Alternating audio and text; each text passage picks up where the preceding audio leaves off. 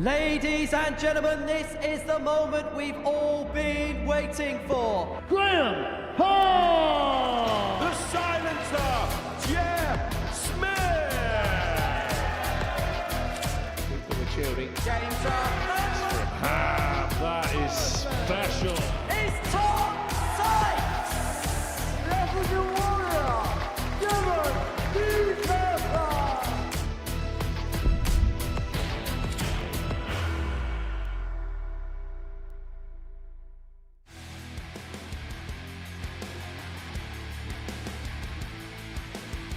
This would be for his second ton plus out of the match. Oh, it's superb. Fifth flag. The academic, because we've just seen another. Two tops, another one of those for a 1-3-1 and a leg on the board. 1-3-1. A double 16 to become the tour champion. And he's taken it out. Wow. Looking for two doubles and finds them.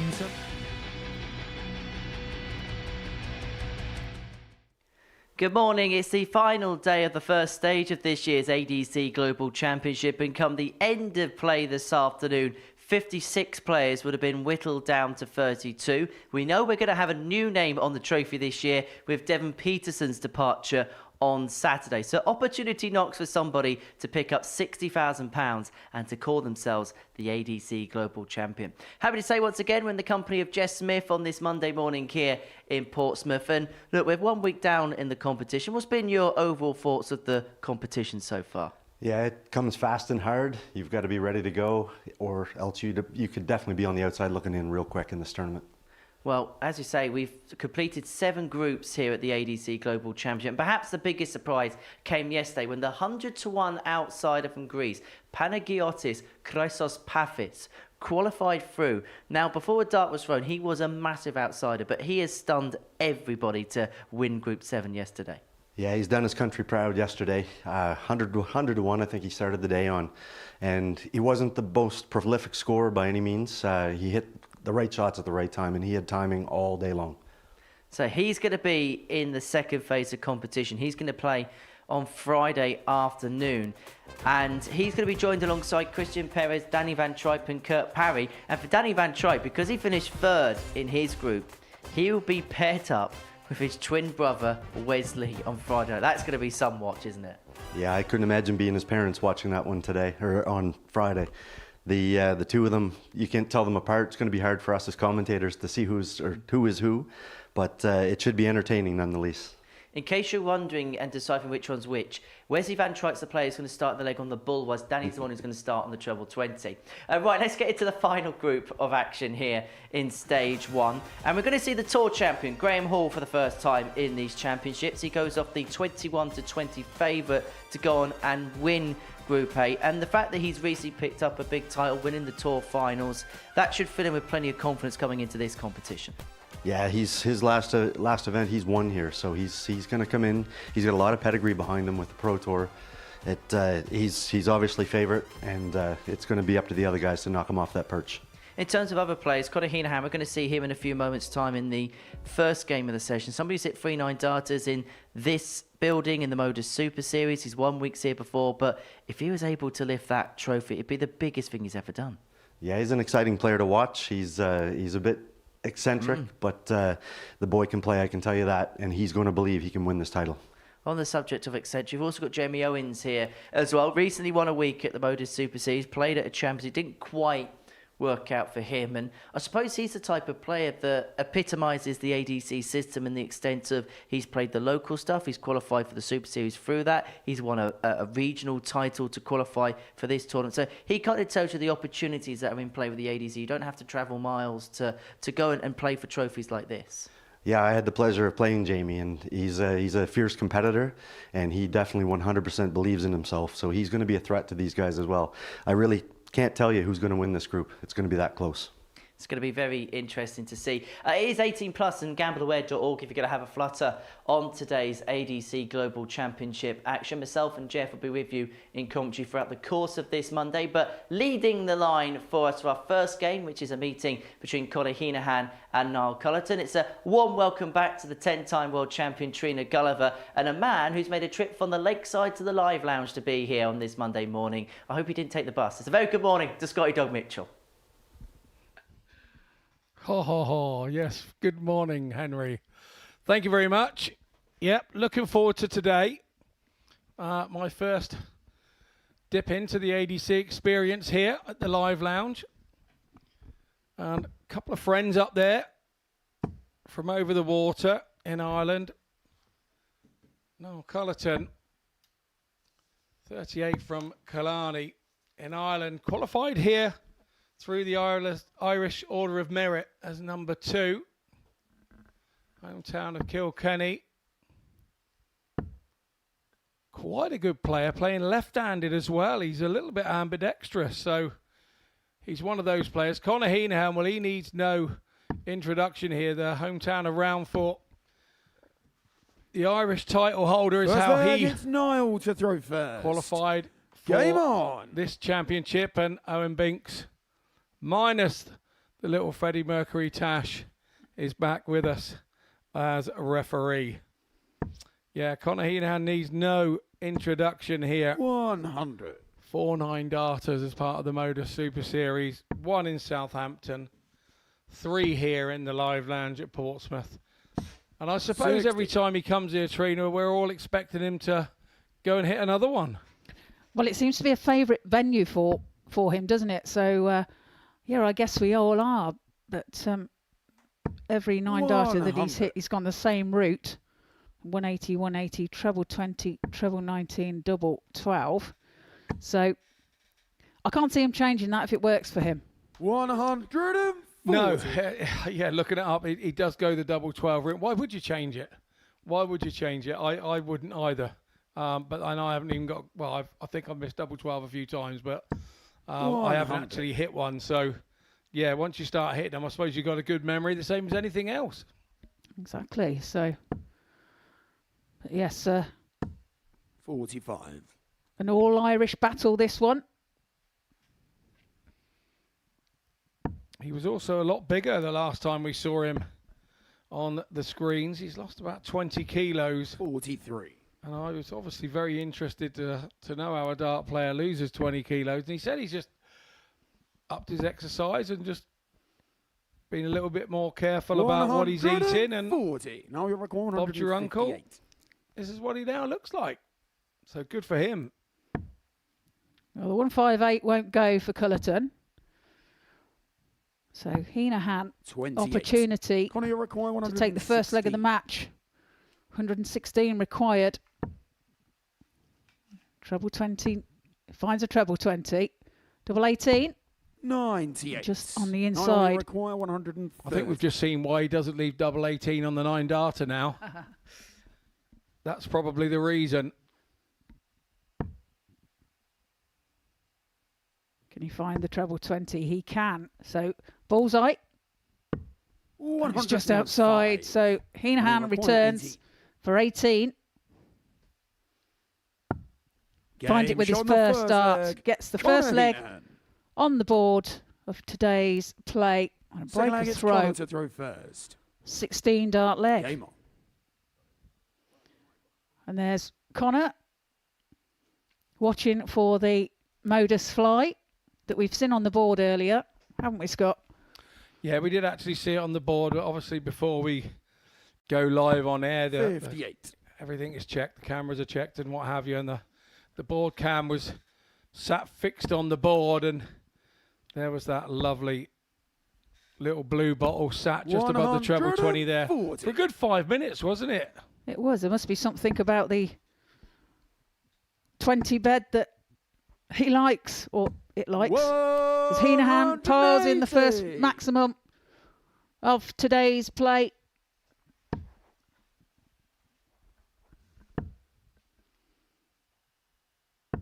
$45. A little bit of a snatch with the last dart there from Cullton.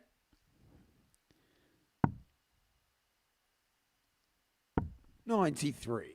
A nice treble 18 picked off there for Heahan. Leaves himself the big fish.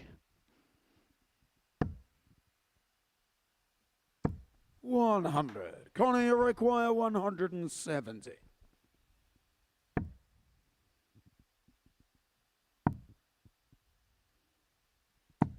$81. Good pick up with the last dart.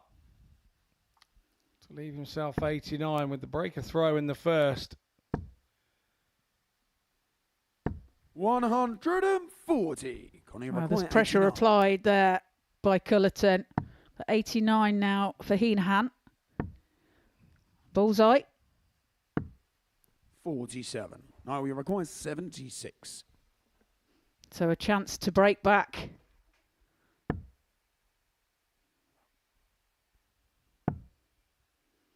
Couldn't find the treble 17. 36. Connie, require 42.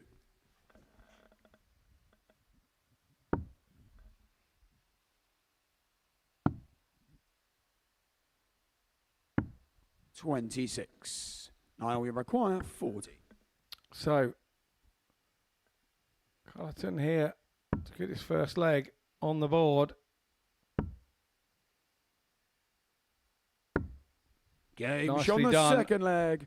Niall Cullton. That's the point at a player when you're stood behind. You think he's missed with the first Third leg, two. it's Niall to I'm throw coming first. back here. I'm coming back. And then that last one goes in. And then you think, oh. Yeah, breaks back as well. And we're now on throw again. 60.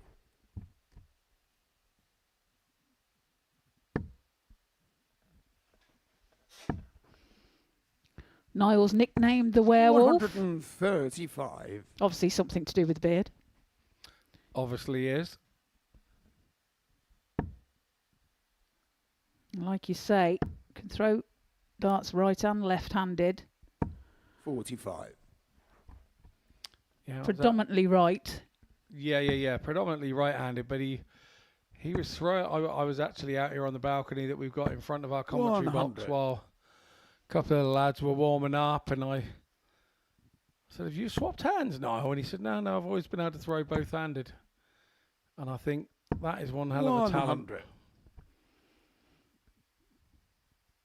It is indeed. And yeah, another player that is ambidextrous is Graeme Usher, of course. 45. I have to say, when I first started playing darts around 16, 17, I did used to practice both-handed, we used to play little games for like 60. 20p and 50p, like leave it and halve it and all the rest of it.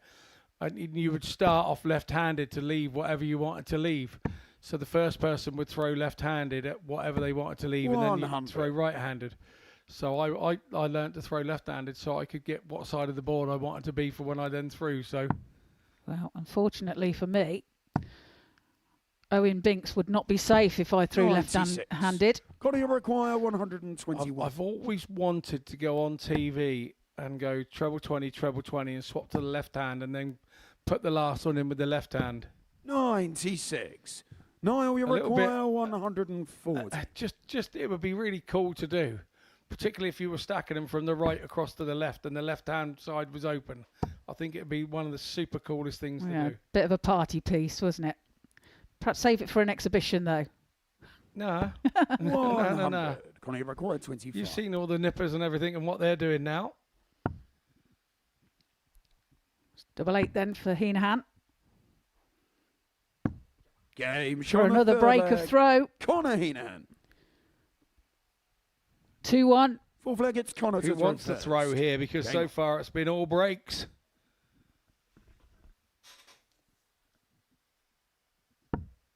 I suppose we are early on a Monday morning for dart players. 78. Any time you'd be playing at this time in the morning, maybe a competition at a weekend, but it wouldn't be on a Monday morning. 100. A few weary eyes and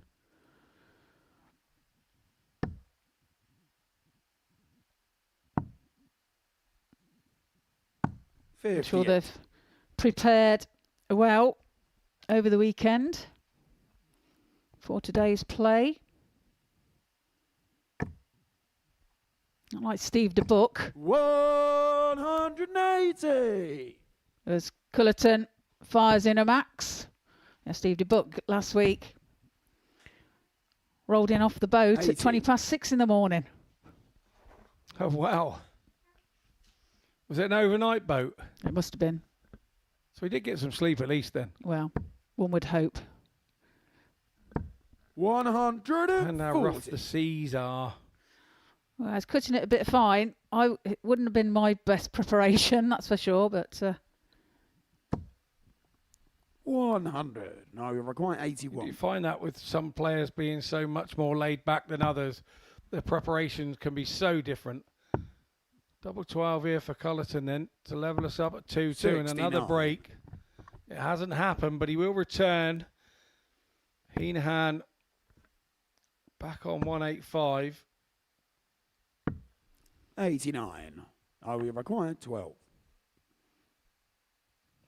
double 6 then. Not some distance away. Can he correct that? He does Gage on the perfectly. fourth Finds leg, it with his Niall second dart. Cullton. And like you say, Scott, another break of throw there. The flag is 2-2. Niall to throw first. 14 darter for Cullton.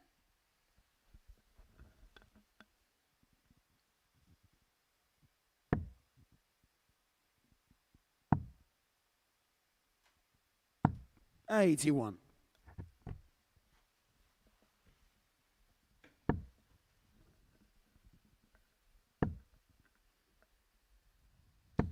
$140.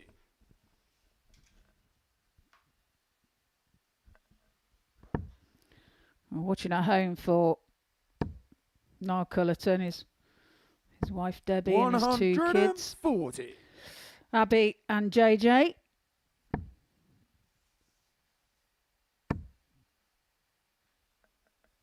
$180. That was just asking to be hit, wasn't it? Yeah, 2 great darts, wasn't it? Followed by the third for the max. 60.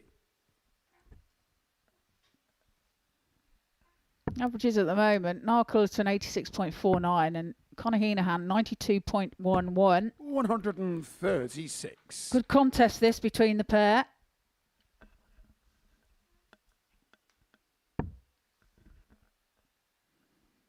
And this today looking like it could be another break of throw. 100. Connie As required Heahan 45. Sat on 45. Well, hits a 13. Can he find the 32? The 13 was only 13. just. No, we require Tend to miss the 120. double after you only just hit the big number, more often than not. It's a good straight one over the top.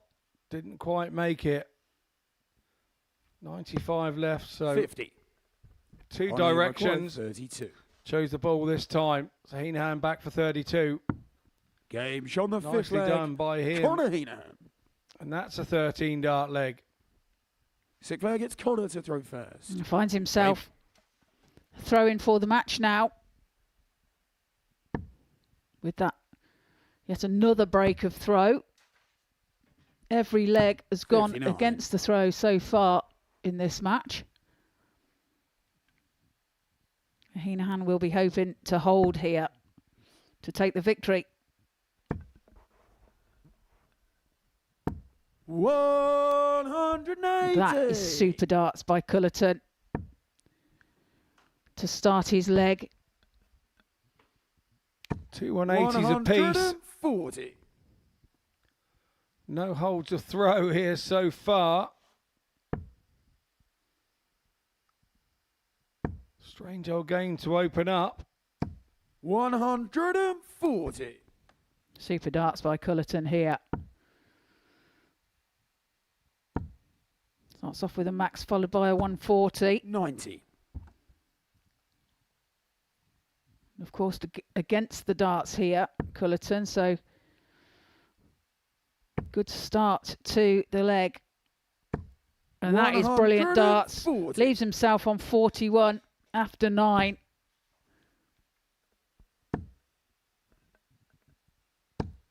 95. Now we require 41. So to take us to a deciding leg. Tops.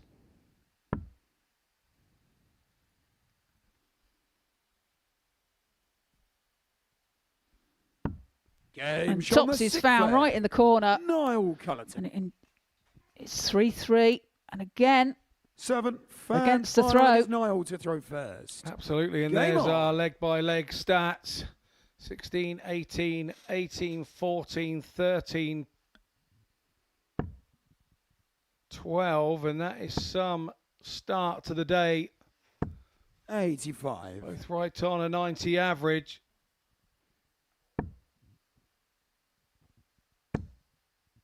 There's no stats here that could split them. They've got a couple of 100. 180s apiece as well. It really is one of those games that it's a shame we have to have a winner. But we have to, otherwise there's no point in playing in the first place. 140. yeah, super game to start the day. Is that everything, hasn't it? Apart from a ton plus finish, are we going to have one 42. here? It'd be interesting to see.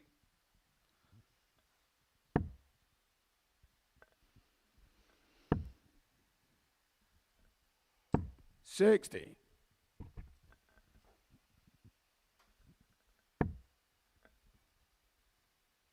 Usually at this point we'd be saying that Heahan has to break his throw 125. to win the match, but he's already done that 3 times and it hasn't come to fruition just yet because he can't hold his own throw. Yeah, it really has been a 6. swings and roundabouts game. And this last leg is proven to be a little bit edgy for both players. Saying that, here comes Heahan with a max, and that is perfect 180. timing. No, we require 150. Leaves himself 54. Should Cullton not be able to take out the 156? And he won't. So Heahan will be back for 54 for the match. 38. So what was looking like a commanding position for Cullton has now turned on its head. And it's tops for Heahan. It's a 14 dart breaker throw. Heahan. What a game between the two Irish lads to open us up. Both having a little wry smile to one another. But it goes down as a 4-3 win to Conor Heahan. 92 average for him, not too shabby. 4 from 12 on the doubles. He'll be happy with that. We take a short break and we'll be back with Arnie Speed taking on Sean Holly.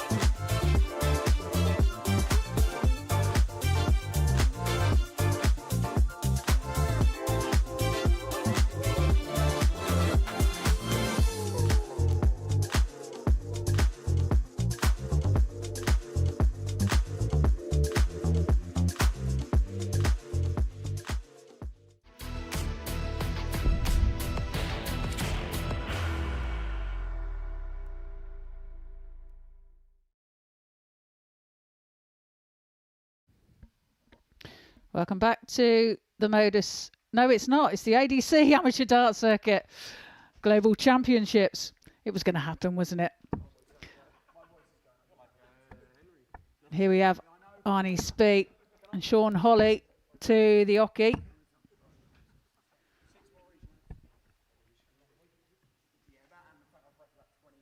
Owen chatting to them to make sure they know the rules. I'm sure they do. There's Arnie Spee, age 25 from Hoos, and Sean Holly, age 41 from Bicester. Oxfordshire, plays county darts for Oxfordshire.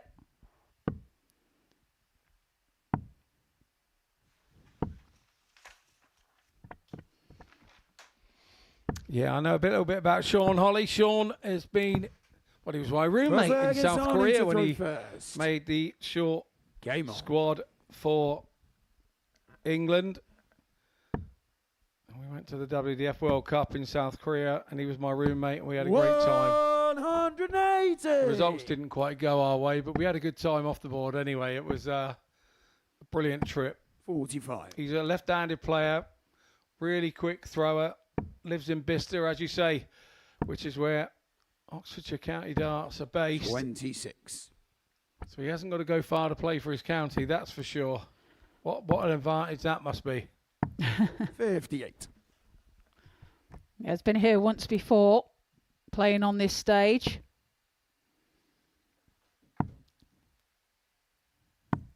Left-hander as well, throws at 23 gram dart.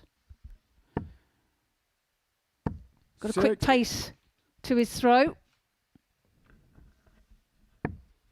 Yeah, I played pairs with him at the World Cup, and I swear he was trying to speed me up. 59. Nobody can speed you up. Exactly, I'm not built for speed. You've got your very own pace. 121. Have you, Scott? Only require 130. I do have, and it's slow. And slower. Yeah. 62. Well, Spee in command of this first leg. Leaves himself 76. 139. Well, that's some pressure applied there by Sean Holly. But tops now for the first leg. 56. Just underneath. So 78. Holly a chance now to put the 78 away. Finds the treble 18. 66. Can't find the double 6. 20. Game. 2 10s is found Arnie Spee. by Arnie Spee. And he takes the first leg of this match. Second leg, it's Sean to throw first. Yeah, it just goes with the throw, which has already been a rarity this morning with our first game. 140. Going all 7 legs against the darts. Yeah, what a game to open up with, though. If the quality is going to be like that all day, then it's going to be a quick day. However, saying that, it did go all the legs, didn't it? So 60. we shall see as the day progresses. 40.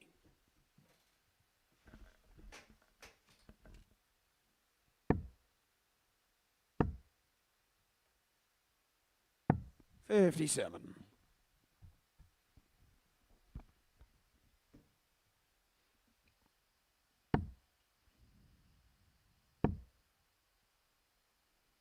45.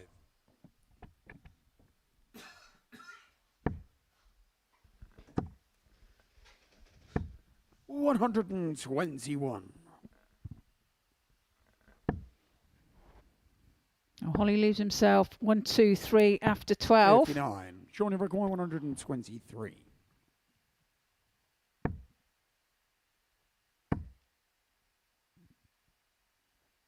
83 left. 57. Leaves himself 66 when he returns. 100. Sean requires 66.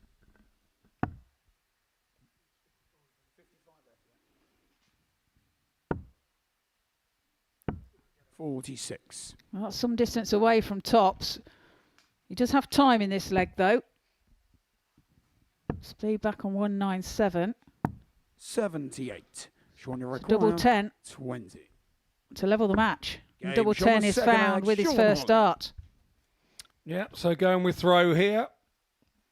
Thus far. Third leg, it's Arnie to throw first. Game on. Both 19 dart legs as well.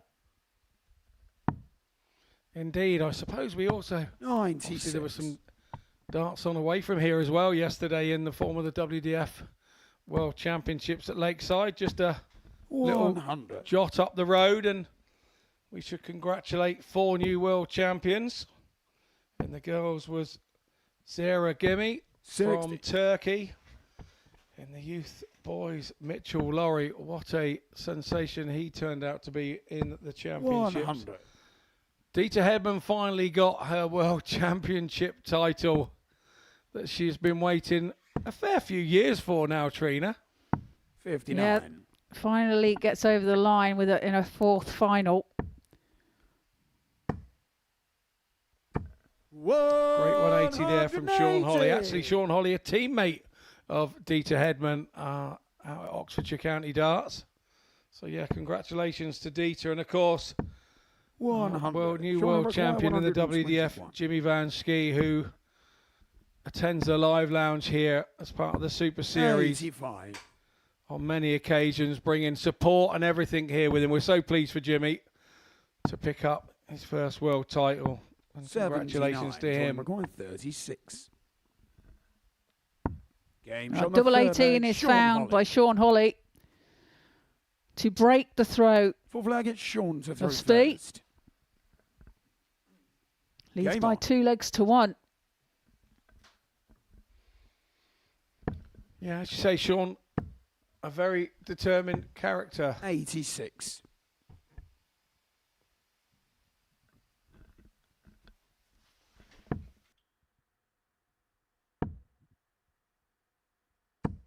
$135.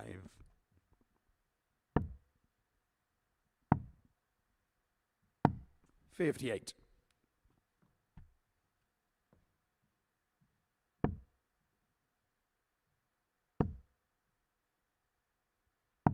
$137.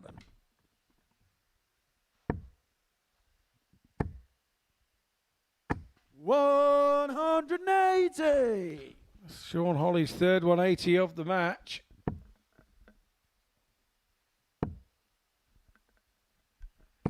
$140.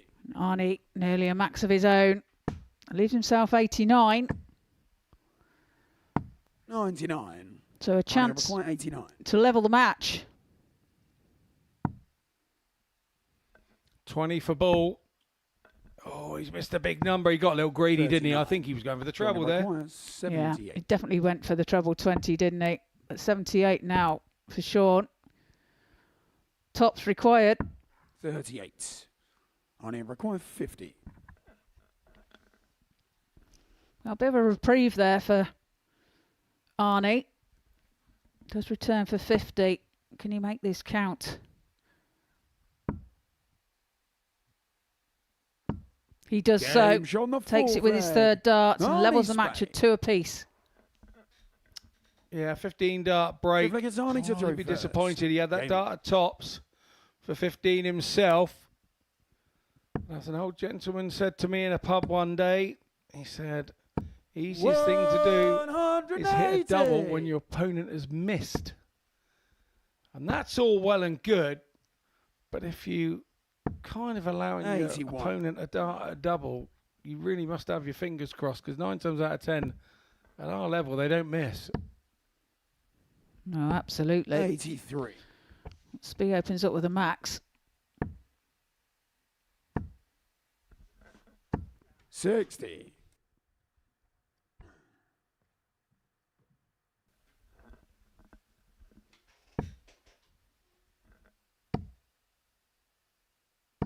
$100.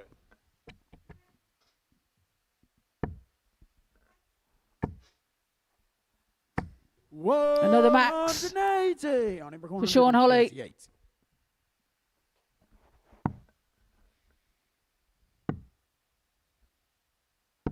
98. Yeah, nicely tidied from speed there. Holly be looking for a 140. Doesn't go. 60. On aim require 40. So for a holder throw, Game. he Shot on finds the fifth tops with leg, his first on dart. spade. Leads by 3 legs to 2. 13 dart leg as well for speed. 46. It must feel a little bit different with these groups being larger. We talk 59. about like a standard Modus Super Series week where Group B is only 5 players. It's 4 games a night, and the group can absolutely pass you by 123. before you know it. And you can't afford to lose 2 games on the trot. Otherwise, the chances of you getting through the group are pretty slim.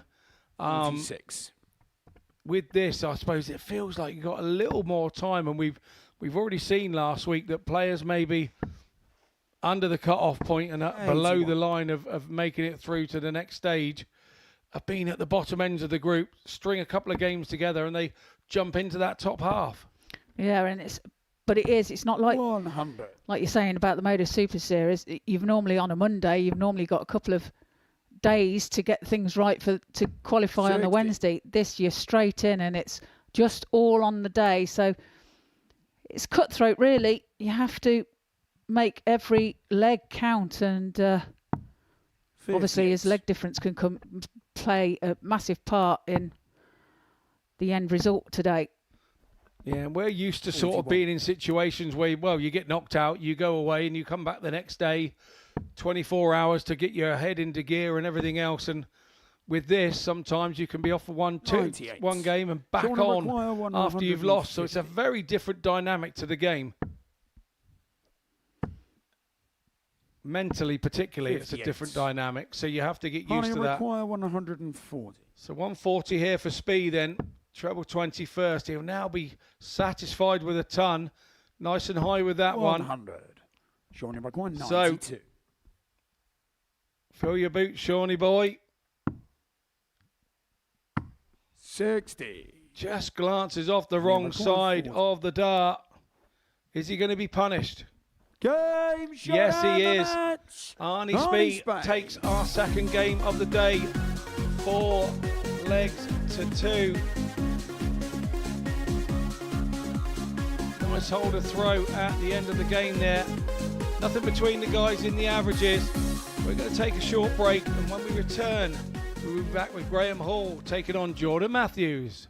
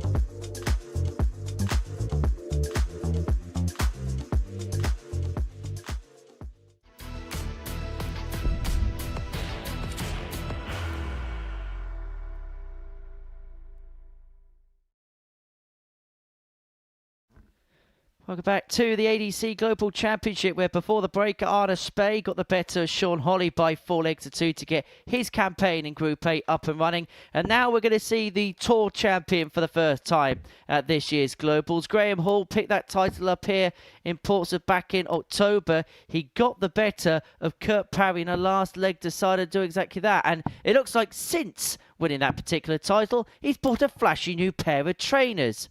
He takes on Jordan Matthews for Hall, the championship tour, when he also won the Midlands regional title as well. So he's had a very successful year on the ADC circuit. The 36-year-old up against Jordan Matthews, the southpaw, 31 years of age, qualified for his positioning on the UK Order of Merit. A big opportunity for him, but Jess Smith alongside me in commentary, Andrew Culling taking charge of proceedings on stage. For Graeme Hall, because of what he's won and what he's done this year, because of his reputation, of course, a former tour card holder, here's somebody who's going to have genuine ambition of going really deep in this competition. Yes, absolutely. He's got a lot of pedigree behind him. He's got a lot of experience behind him. And that may First leg, Graham tip to the throw match just first. slightly in his Game favor on. over Jordan Matthews. Jordan, the lefty, obviously can throw darts. He's here. And we're going to see how this game gets on. 100. Graeme in with an ideal start on that triple 20. Gets his first one to fall. He's going to feel great. 40. The bookmaker's favourite was 21-20 with the Oz compilers before we got underway today. However, the bookies don't always get it right. Panagiotis Chrysos Paphis was 100-1 yesterday to 121. go and win Group 7. But Graeme Hall is a different entity altogether, as I mentioned, former tour card holder. But Jordan Matthews serving it up to the tour champion and a Brendan Dolan-esque helicopter 180 celebration.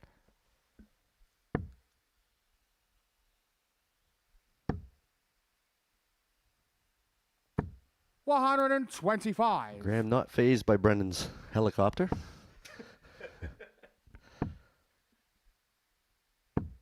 But this is good from 140. Jordan to pull this Graham, back. you require 155. Gets him down to a 1-4-1 finish. But he's going to rely on what Graeme does here.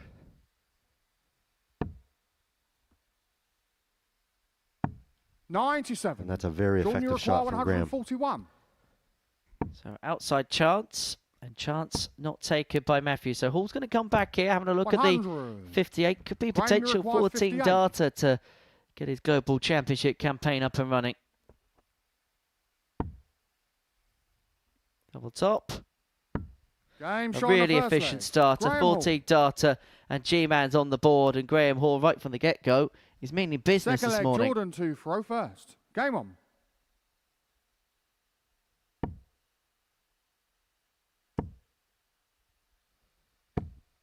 But straight back on Jordan's throw. Comes straight in with a max. He looks like he's ready to play.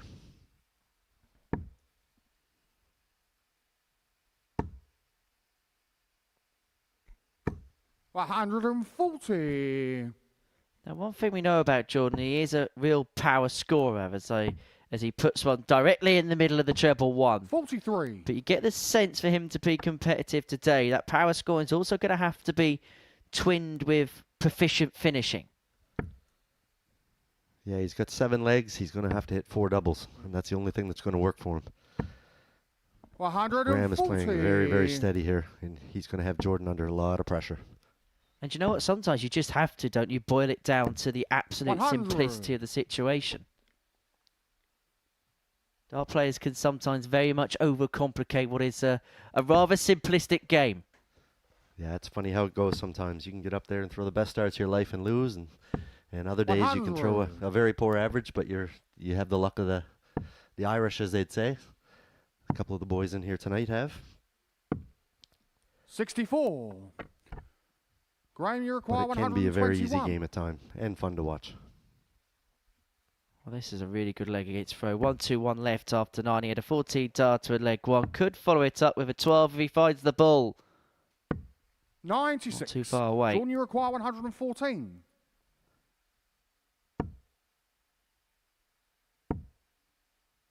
And on throw, 92. being sat on 114 after Graeme, you 12, Jordan require would be happy in most 25. cases. But Hall's put in one heck of a leg here.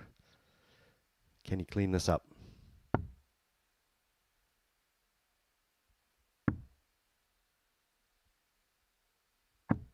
Nine. And that's an advantage back for Jordan now. 22. He needs to take these opportunities. Game And shot he on the does. second leg. Jordan Matthews. That's a great settler. And gave it a bit of zip as well. Third leg. As we level Graeme up at to one throw apiece. first. Graeme missing a Game on. couple of opportunities to break back, and so 1-1 it is. 14 darter of Graeme, counted out by a 16 darter of Jordan's own. 96. Now, one thing Jordan also has an issue is the darts sticking in the board. Now, he played here at the Modus 85. Super Series back in the autumn, and it's fair to say he had a fair few bounce outs. I don't know whether he's changed equipment since then, but it was a plaguing issue in his previous appearance when playing here in Portsmouth. 119. Well, there's free advertisement for his manufacturer. Other 60. manufacturers are available, guys.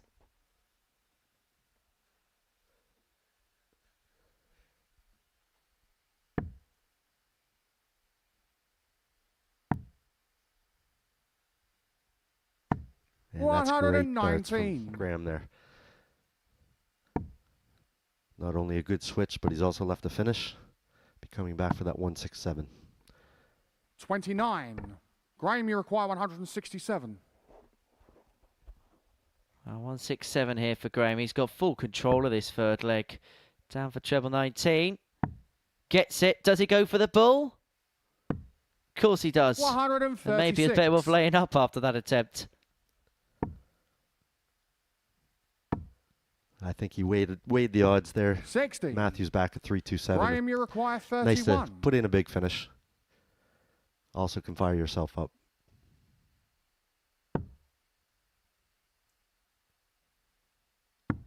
Game No shot on the drama in third that leg. leg. Graeme Hall. On throw, Graeme Hall has piled in back-to-back Fourth leg, 14s, Jordan and at to some throw point, first. Jordan Matthews is on. going to have to break. And judging by this evidence, if he's going to break, he's going to have to try and find a full-visit leg, it seems. 100.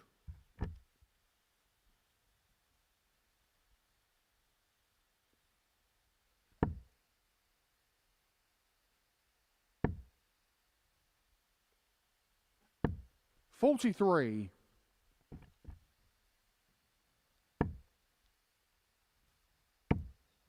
And Jordan's certainly not playing poorly here. 180. He has to be very good on his throw, but he has to be great on Graham's throw, and I think that's his only formula that's going to get him through this leg, or through this match. 134. Well, there's a dartboard, and then it looks like there's a sticker on it as well. I couldn't quite make out what the character 125. was. Darts Road 1 is on the back of it. I don't know whether that's some kind of Star Wars reference. 40. Jordan, you require 96.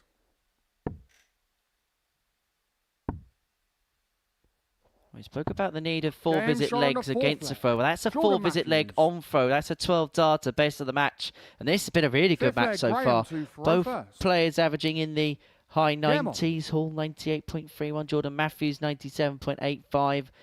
14-16, 14-12's the legs won so far. And we're all square at 2 apiece. 139.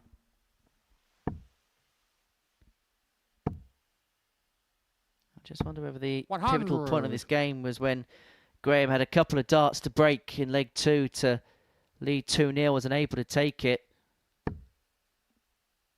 Could have made life so much easier for himself. 48. I wonder if this game is going to be decided by a mistake or by performance. Because both of them right now have the performance factor. And neither one of them has made the real mistake 83. that's going to cost them in the end.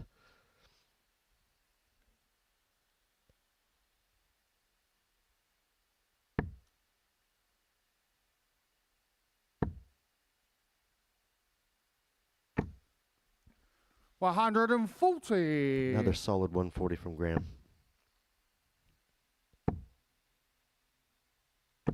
60. And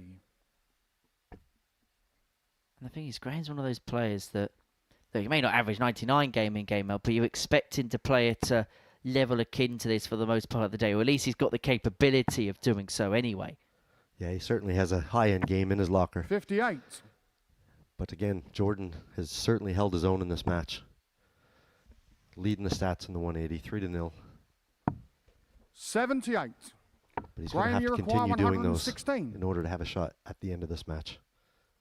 And it looks like he may have to win 2 on the spin to win this contest, because Graham's got 6 and 116. Jordan's still smiling in the background, still enjoying the experience, but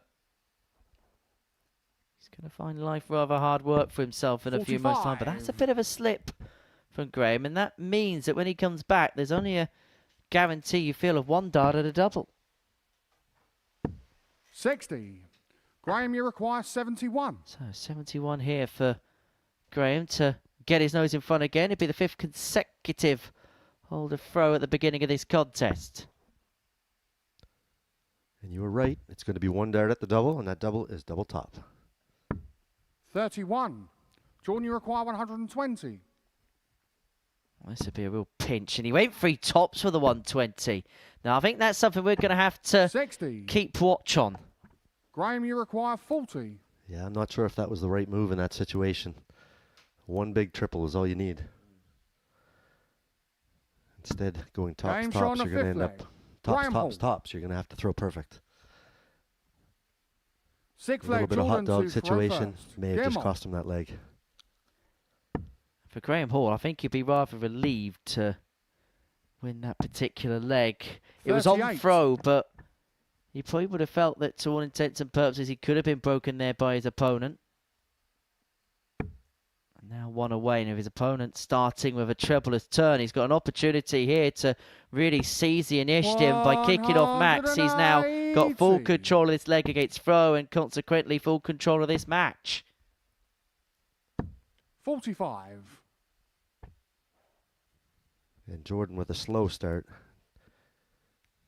Graeme with a fast start.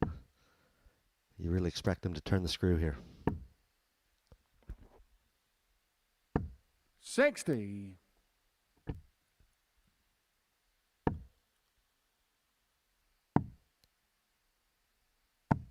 96.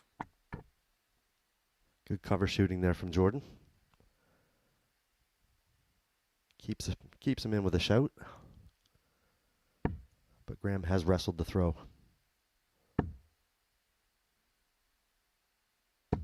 100. And a solid ton. He's going to be first to a finish. And now Matthews has to come with the good stuff. And this is good. 180. Very good. Perfect stuff. Graeme, you require Graeme Hall leads 161. 161 to win the match. Been a really good display this from Graeme. Really tidy. But is it going to finish with a flourish? The bullseye for 161. 136. Just underneath. Jordan, you require 142.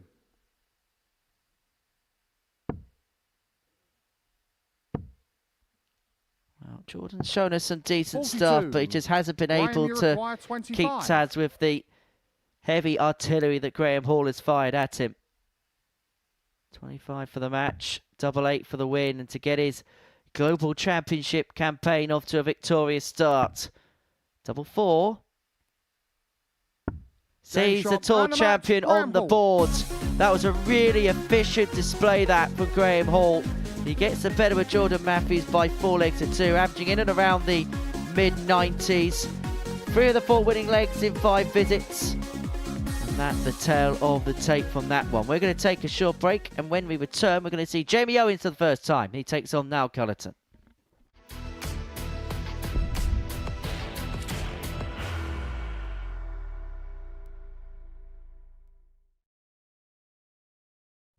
He will be disappointed with that. He wanted to have Graeme 1 dart. requires 20. Graeme Usher wins the first game of Champions Night, and it was an absolute ripper. He hit one of them, on tops. He missed one on double 12. Which one is it? It's the hit! Outside opportunity for Andy Hamilton. Van der Velde should be getting a match start again here. He's already had one.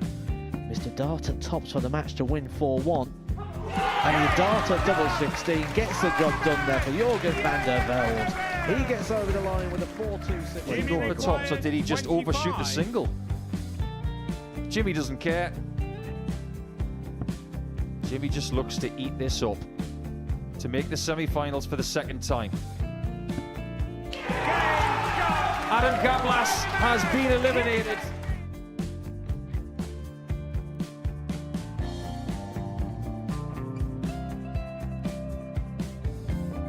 Keep us guessing. This time he's trying to leave double 18. He knows best, and he takes the lead. He's 2 darts away from a Super Series final. He's 1 dart away. He doesn't need any more darts. Jeff Smith makes the Series 11 final.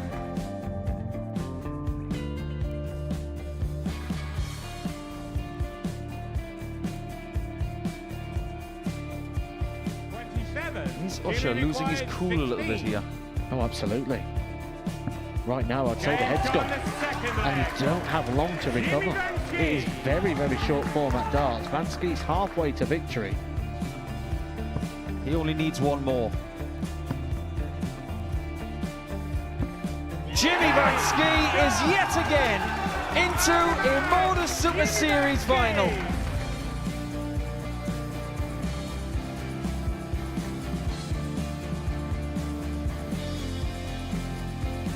Flashback vibes. Can Jimmy Vansky do the same? Just needs the 1 treble here on the 19s. Finds it.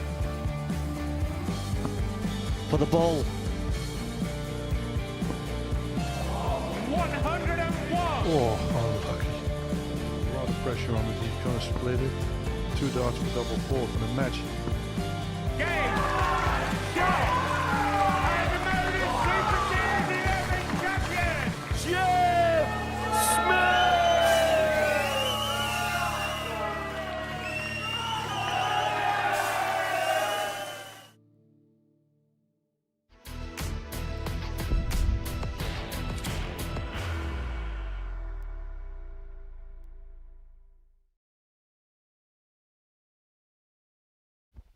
It's game 4 of our morning here at the Global Championship, and we're going to introduce Jamie Owens to proceedings for the very first time. He takes on Niall Cullton. He's already played today, lost out in a last leg, decided to Conor Heahan. Before the break, we saw a really steady display from Graeme Hall, a 4-2 victor over Jordan Matthews, averaging in and around the 95 mark. For Jamie, he won the North East title to qualify for this competition. The 36-year-old from Stockton-on-Tees is hoping to go 1 step better than his good pal Gary Hayes did yesterday. For Cullton, the 38-year-old from Kilkenny in the Republic of Ireland, finished 2nd on the Irish Championship Tour de Merit. That was behind John O'Shea, who won that rather convincingly.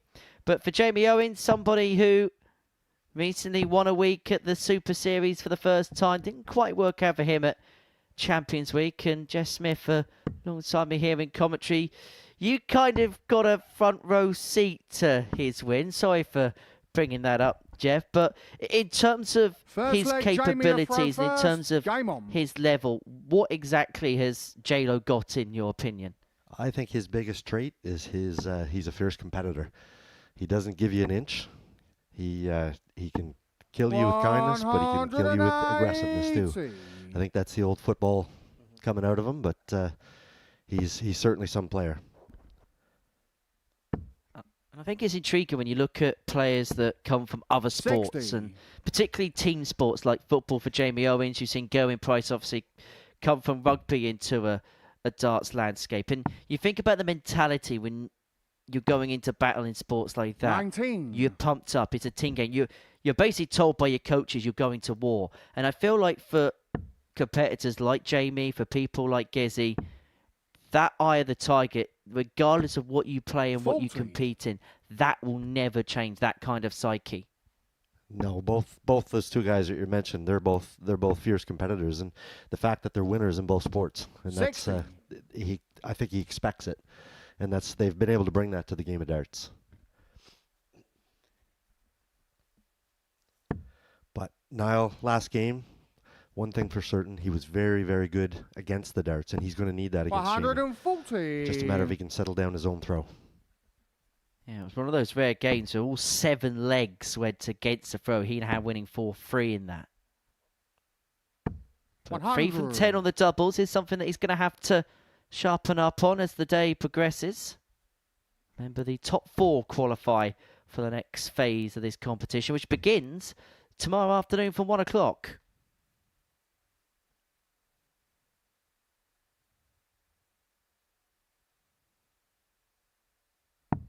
$122. Jamie, you require 142.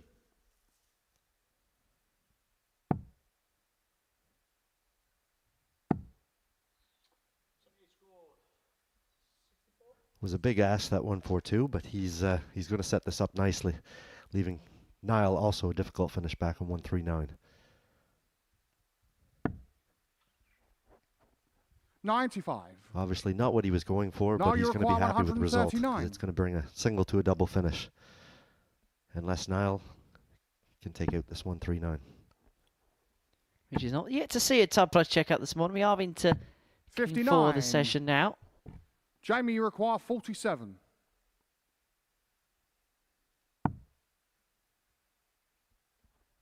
Tops the target for Owens and tops the target that's found. Jamie Owens. And J-Lo finds himself 1 up. Second leg, Niall 2 for row first. Game on.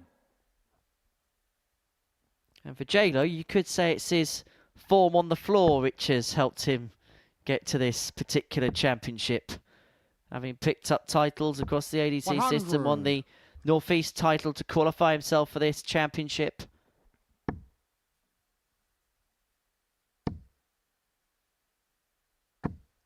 $80.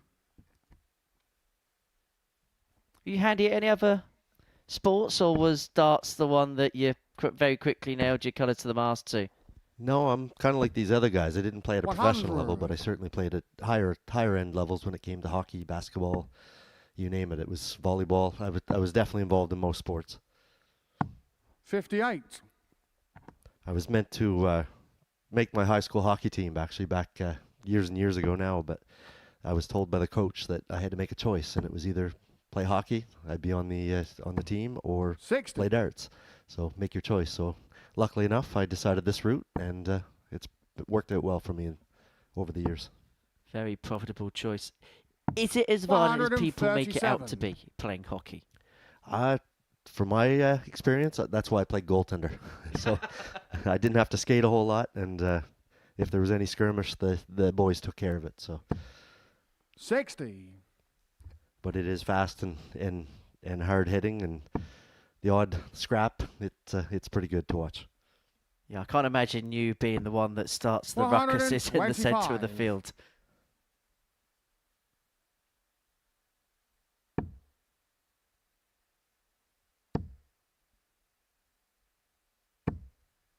$100. Jamie's had a good leg Jamie here. require Good opportunity to 101. get a first ton topper of the day.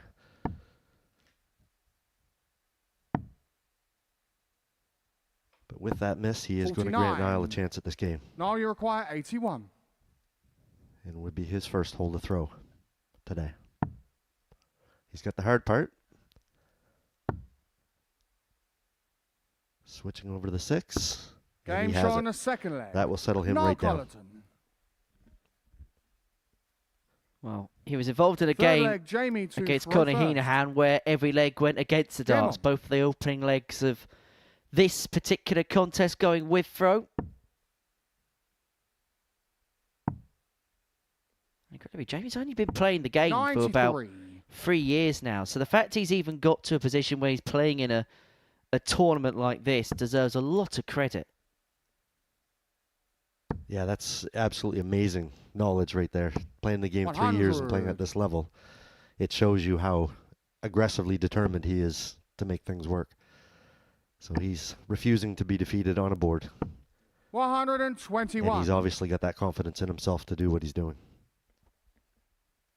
And you know what? Sometimes in life, there's circumstance which leads to things happening. And for 100. Jamie, in his footballing career, he was riddled by 1 or 2 injuries. And it was actually darts that kind of helped with some of the rehabilitation process. And it turns out he's that good at throwing the arrows that football's now pretty much a thing of the past. And this is pretty much his sole focus in a sporting sense. Played for Stockton Town, which is 100. his local team. And in England, we have a competition called the FA Vars, where smaller league teams can play at Wembley if they get to the final. And his team actually qualified for the final of 57. that competition. They played on TV at Wembley Stadium in front of about 30,000 people. That's actually some accomplishment in itself right there. I did not know that. 85.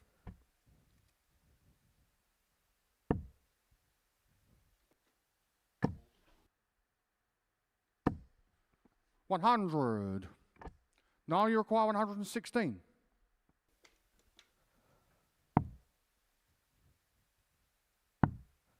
And double top for a 116. 96. Jamie, you require 90. Jamie should go straight at the 20s here to get 1 dart at the bull or double 5. It will be the bullseye. And he has it. Game shot on the 3rd leg. Jamie Owens. Fourth That's leg, a holder Niall throw, to which go I feel a little bit like Game a on. break for Jamie Owens. To all intents and purposes, Noel Cullton had real control of that leg, but Jamie Owens pinning the ball to put himself 2-1 to the good, 3rd consecutive hold at the beginning of this game. 100. Both have very, very similar stats at this point. Averaging high 80s. Both very good on the finishing. 23.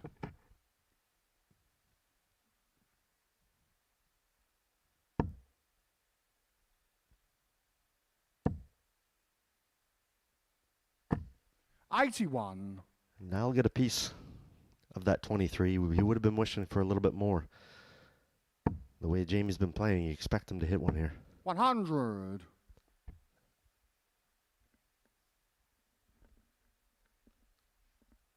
We were speaking early on this week, weren't we, about how certain players, if they can just keep chipping away and chipping away one chip of his, 100. sometimes that could be worth as much weight in gold as somebody who piles in something big and then something mediocre in the next turn.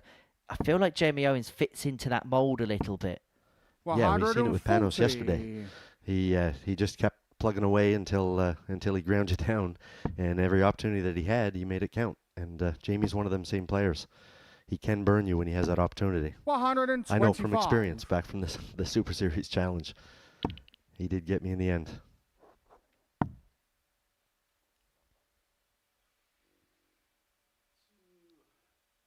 Worst of it was I had to watch on Facebook about 19 days straight of 82. being reminded that he won. Now you require 95.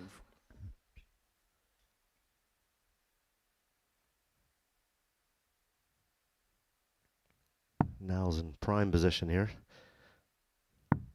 Game Straight shot at on it the and fourth straight leg. in it. Niall Cullton. That's a nice level up for a 2-2 now.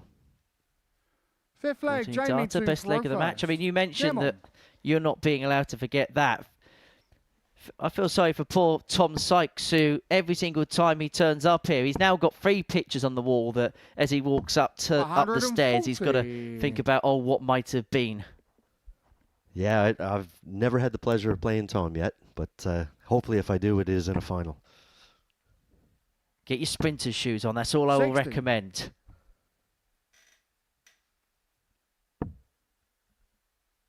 We will see Tom later on this week. He's qualified for 95. stage 2 of this competition, which gets underway tomorrow. Now, just a reminder with the change of schedules, they're played over 2 sessions. The first one will kick off at 1 o'clock sharp here in the UK on Pluto TV. And then the second session 140. gets underway from 7:30. And Tom Sykes is in the night session tomorrow. And it's a really intriguing looking session as well, because he's in alongside Peter Achuri of Kenya, Callum Goffin of Wales, and the Australian Adam Leake as Jamie Owens piles in his second max of the match.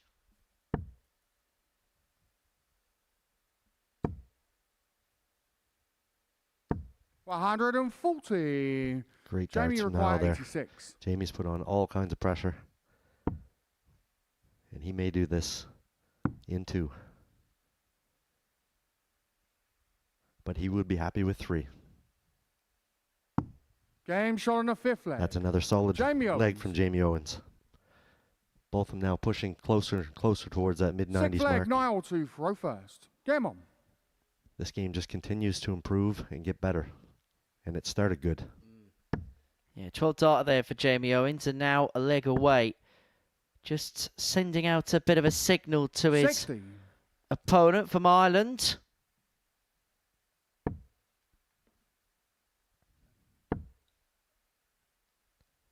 Now, Niall in his last match 45. was in the same exact situation, and he piled in a huge leg. Does he have it in his locker to do this again?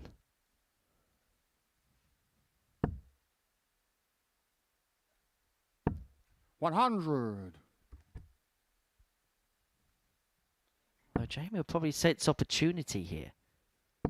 Collins has not had the best start on throw. Couple of trebles, 95. or a couple of big trebles anyway, would have made this leg rather interesting.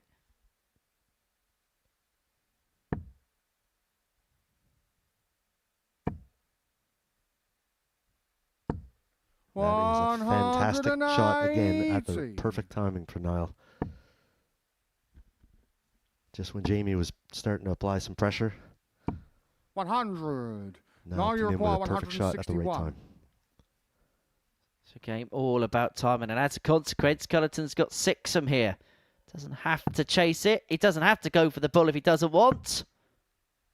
127. Well, that was a little way away, as he says. And he's left himself on the lesser spotted double 17 when he comes back. Yeah, it should be interesting to see. That's not the best double on the board by any means. He may choose to split that, depending on what Jamie does here. 131. Now you require 34. He went straight at it.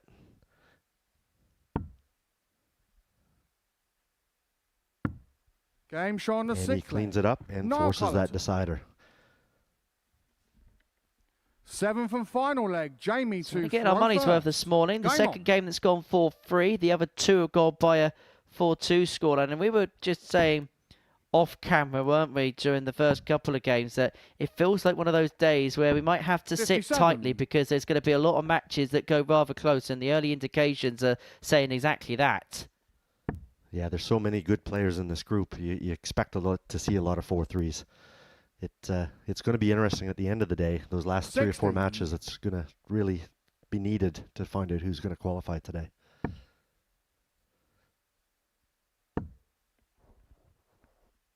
Yeah, it's the last day, really. 43. You've got any kind of safety net in these championships because, as I mentioned, when we go to tomorrow's second knockout phase, only the top placed player will make it through to Championship Sunday on January the 4th, 60. live here on Pluto TV.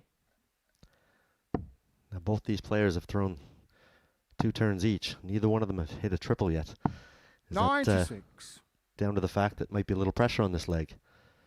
Niall's trying not to go down 2 losses, and Jamie's trying to get on the board.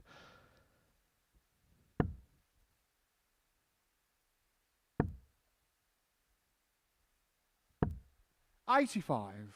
But they're both starting to come around now.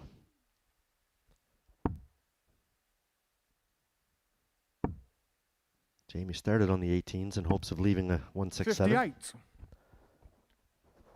But Niall could really use a 140 or a max here.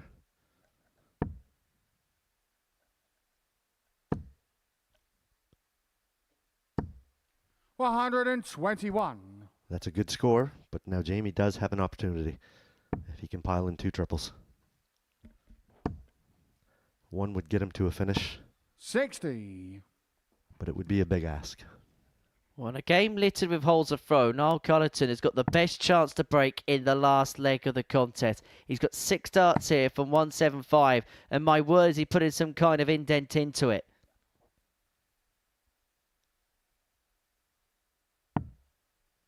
$121. Went for the 777 there to leave tops, but he's going to be sitting nicely to come back and break this leg. 133. Jamie's put on the Now you're quite maximum amount of 54. pressure he could. Now he's just got to cross his fingers and see what Niall does here.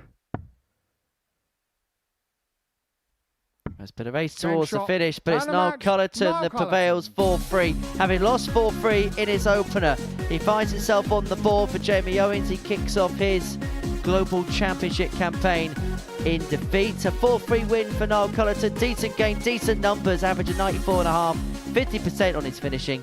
Next up, Jordan Matthews takes on Arna Spey.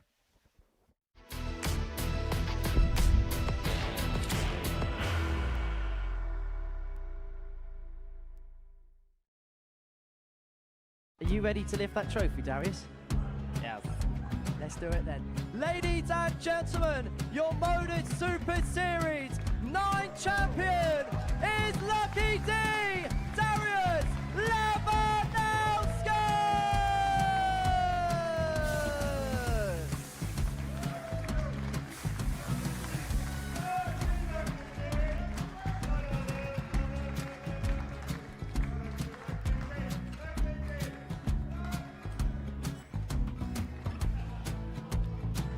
Well, what a wonderful night of darts we have seen, and we are ready. Our champion is ready, and it's trophy time. So we see the trophy. £25,000. The new Modus Super Series champion, the Terminator, Marvin Van Velzen.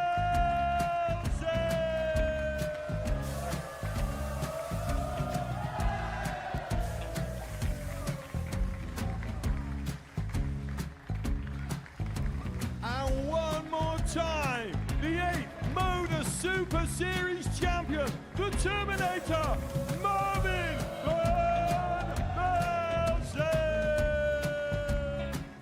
And the new Modus Super Series champion is Andreas Dirty Harrison.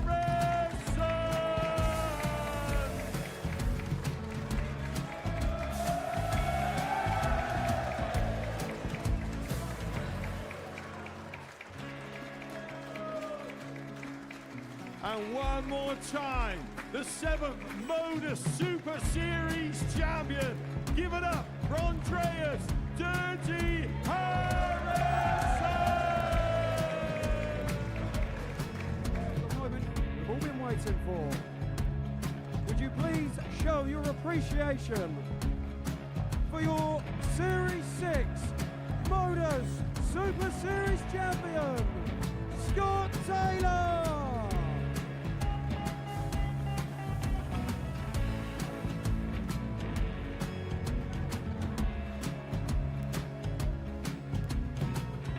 One more time, your new Modus Super Series champion.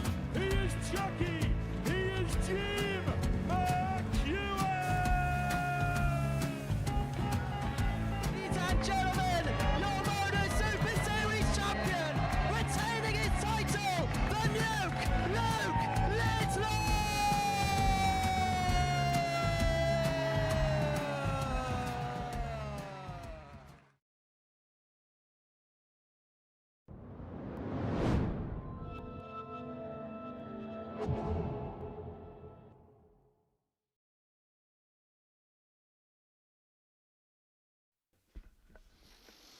Welcome back to the ADC Globals here on Pluto TV. Taken to the hockey now is Arnie Spee.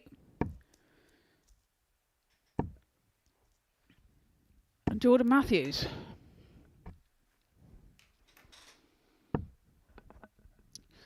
On his first game, 4-2 victory over Sean Holly. First leg Averaging against Jordan to do 84.26. Game on. And Jordan, first game today was a loss against Graeme Hall. 100. So he'll be hoping to get things right there. So it's a short format, really. You need to be on the ball right from the start and to give you chance of 121. any success today. Just remember, it's the top 4 that 85. qualify into the knockout stages, which starts tomorrow. 66. Jordan does have a bit of history in the game. Back in 2017, we was playing in the PDC Development Tour, but 140. had a couple of years off. But he's now back chasing points round the ADC circuit. Seems to have tempted him back into the game, which is a good thing when you're tempting players back into the game, and he's chasing the points in the circuit around 34. the north and finds himself here at the ADC Global Championship. So it's worked out for him. 17. Arnie requires 76. I can't find the double 17 there. So 76 now for Spee. Tops 56. just underneath. Requires So 17. reprieve for Matthews as he comes back for 17.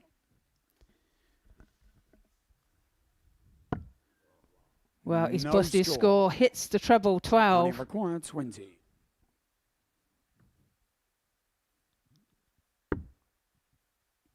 Double 5 for Spee. Game Double shot 5 the he first finds leg. with his second Arnie dart. Spee.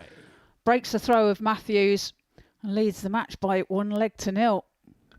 Second leg, it's Arnie to throw. He does first. indeed. A few misdemeanors at the end of the leg there for Matthews. Could have been a very different story. 87.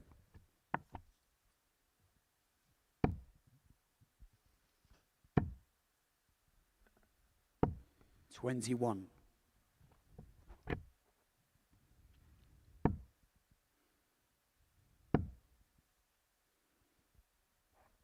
$82.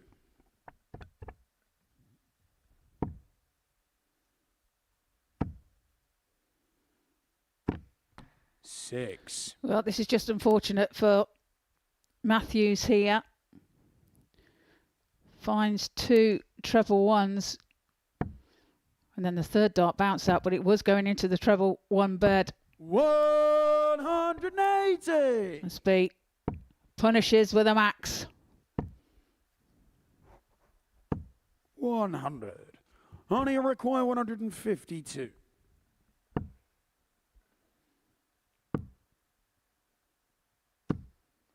$70.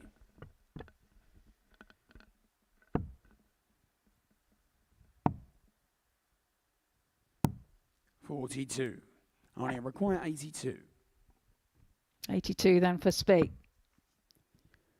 17 for Tops. 62.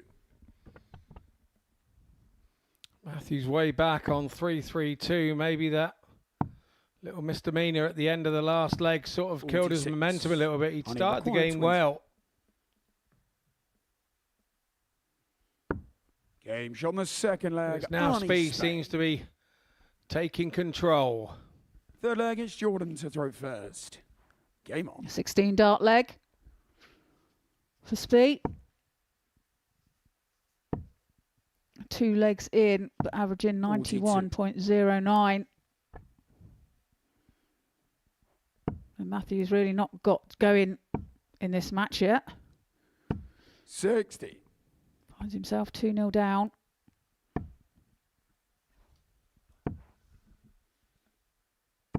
$125.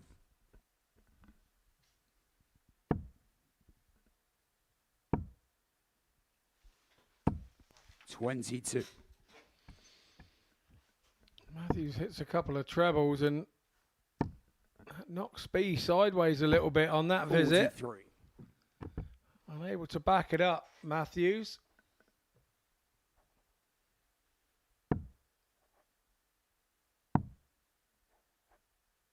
$96. Well, Spee has appeared here twice before on this stage. $96. And his daddy's here this week to give him some support. 100. Dad's name's Heahan. very important, the support network you have as an individual player 64. behind the scenes. It's crucial at times when things aren't going well to 43. get you back on the straight and narrow, get your confidence back. It's just somebody to sound off against, isn't it? And get their opinion as well on things, because they can 93. see when they're watching you, they can see things that maybe you can't, that you don't realise that you're doing. And so it's always good to have that backing, like you say, Scott. 38. Yeah, definitely. Matthews finding himself at the James bottom on of the the board third again, leg, but this Jordan time Matthews. with a little bit more success. Taking out the double 19. Well, Wasn't Vigazani so to throw fortunate to first. take out the Game. double 17 in leg 1, but he's sorted that misdemeanor out. Now, I got a question for you, 81. Trina. We talk about coaching and bits and pieces. Let's say I had a lovely latest edition iWatch, 43. and it's connected to my phone in my pocket, and I'm up there on the hockey, Mm-hmm. and I'm not quite doing something correctly. Mm-hmm. Somebody could easily message me 140. during the game and kind of coach me, and I could read it on the watch while I was back not throwing. How would that work 60. as a rule type thing? I don't think it's anything that I've ever seen or come across. It came into my mind 100. yesterday when I was commentating, and I wondered if that has actually happened, or the legalities rule-wise of it happening. Well, I can't imagine it being a very popular kind of way to go about things, but here on this stage anyway, your phones are taken away from you beforehand, so you cannot go up there and have any phone in your pocket, 61. any device, so that's taken away in this particular instance. However, there are other cases where you do play with your phone on you. Obviously, it's off. Game on the fourth He leg. goes 3-1 Ronnie up Spade. with a nice 57 check out. Fifth leg is Jordan to throw first. 15 Game. dart leg, but hey, I was just thinking about it. Like you say, when you're at a normal tournament or a 96. world championship, most people have got pods in their ears, the phone is in their pocket. If you did have an iPhone and something was going wrong with your throw and somebody was in the 41. crowd or watching you, they could easily message you, and you could read on your iPhone, stand still, or you're not following through with your arm, or 83. and they could affect the game from away from the game. I guess so. I personally, I wouldn't consider that fair. I wouldn't consider that sportsmanlike either. 77.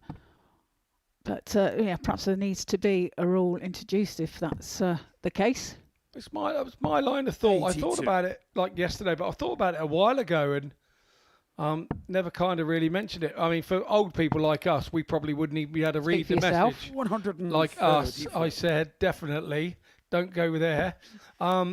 We'd have to have our glasses on or something. We've probably got long distance glasses on to be able to see the board, and writing on a little phone, 47. on a little watch, probably we wouldn't be able to read. But I'm just thinking of the younger generation. I think it could, it's an advantage. There's no two ways about 60. it. Yeah, but you know, I don't think it's very sportsmanlike. You know, darts is 50. known, isn't it, as being a very individual sport kind of thing, and it is a lonely place up there when things go wrong. But then your mentality has to be able to deal with them sort of situations and 97. you know, to have somebody 135. whisper in your ear or text you on a phone is not the thing for me. I don't think it's the thing for me either. And would you want to be hearing what you're doing wrong part of the way through the game? It's the other 83. scenario, and on the other side of it. 192. But I think it's a valid point, and I don't think people have thought about it. And this is for the match. 60. Crowd takes a massive deflection off the Jordan, you require darts 52. near the 32. So opportunity now for Matthews to take this double 18 out. 16. Not found. Honey, you require 32. No, not found at all. Went that way because obviously it's his particular double that he likes. Game But it's shot out Arnie the Spee match. who takes the match Arnie 4-1. Spee. inflicts Jordan Matthews to his second defeat of the day already early doors. Here's the scores on the doors. A nice mid 85 solid for Arnie Spee. We head into a short break, and when we return, we will have Sean Holly taking on Conor Heahan.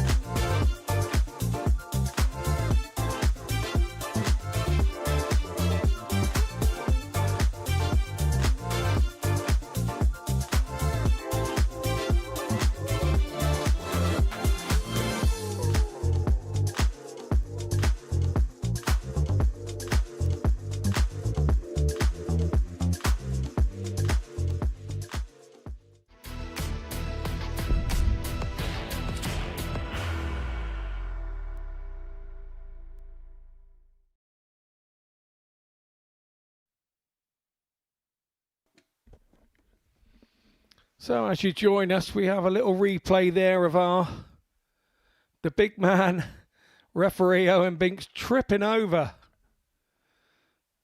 He's just going to tell Conor there, I'm going to trip you over as well in a minute. If you keep it up, come down on you like a ton of feathers with a big man. Owen Binks, our referee, one of the most brilliant referees in the country at this minute in time.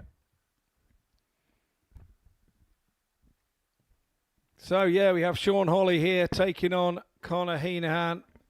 Conor Heahan needs no introduction to majority of our viewers. The four-time 9-dart hitter at the Modus Super Series, once in Southampton. And that was against Thibaut Tricol, who now has a tour card. And in Portsmouth, it's been against Adam Smith, Neil, Alan Norris, and Jason Heaver, the latest this year in April 2025. Our referee Owen Binks. I don't recognise him without that little Freddie Mercury tash that he's been 100. sporting through Movember. Yeah, he has, and I seen him the other day, and he says he couldn't wait to get it off. It really annoyed him, so fair play to him for doing that. As Heahan fires in a 180 to start his leg off 96. in this match.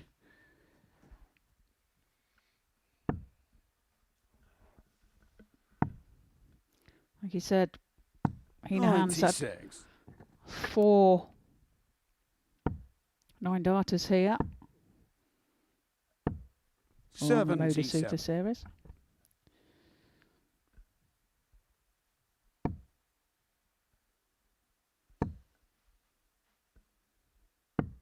$56.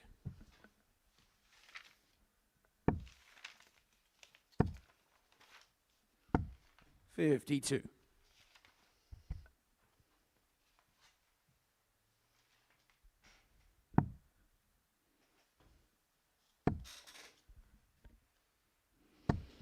Connor got us off to the starts today with a 4-3 victory over Niall Cullton. 92.77. 3 maximums for him in that game as well.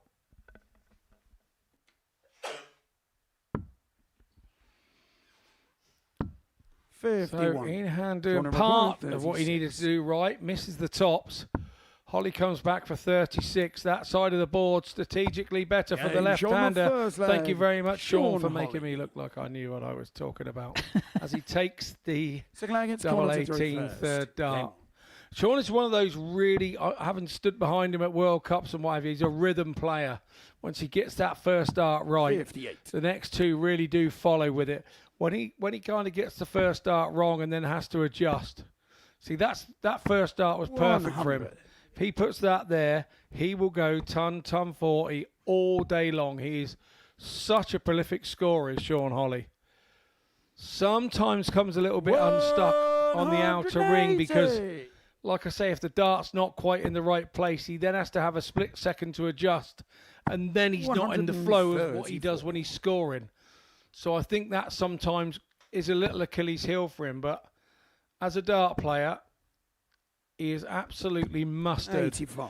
And I just wish that we could see him have more opportunities at a higher level because he is that good. 23. And the difficult thing for him, he has a young family and everything. So I can say I've been there, and you do tend to want to wait for your 50. Your family to grow up a bit. And Sean's still young enough, you know, he can come to it probably 5 or 6 years' time and still be of an age that it's okay. And there we go, what I'm telling you about his finishing. Once he can keep that rhythm going, a super 144, our first turn topper of the day. And it goes to Sean Holly. Yes, super darts there. 12 dart leg 100. as well from the Oxfordshire man. We have wife at home, Amy. 100. If you're watching, he's got 2 kids as well, Ethan and Ethan 10 and Louis is 7. So that's the young family that you're on about there, Scott. It's you know, you have to prioritise these things as well, don't you? And it's hard to get that balance. Yeah, I've given him away from South Korea while we were rooming together. 57.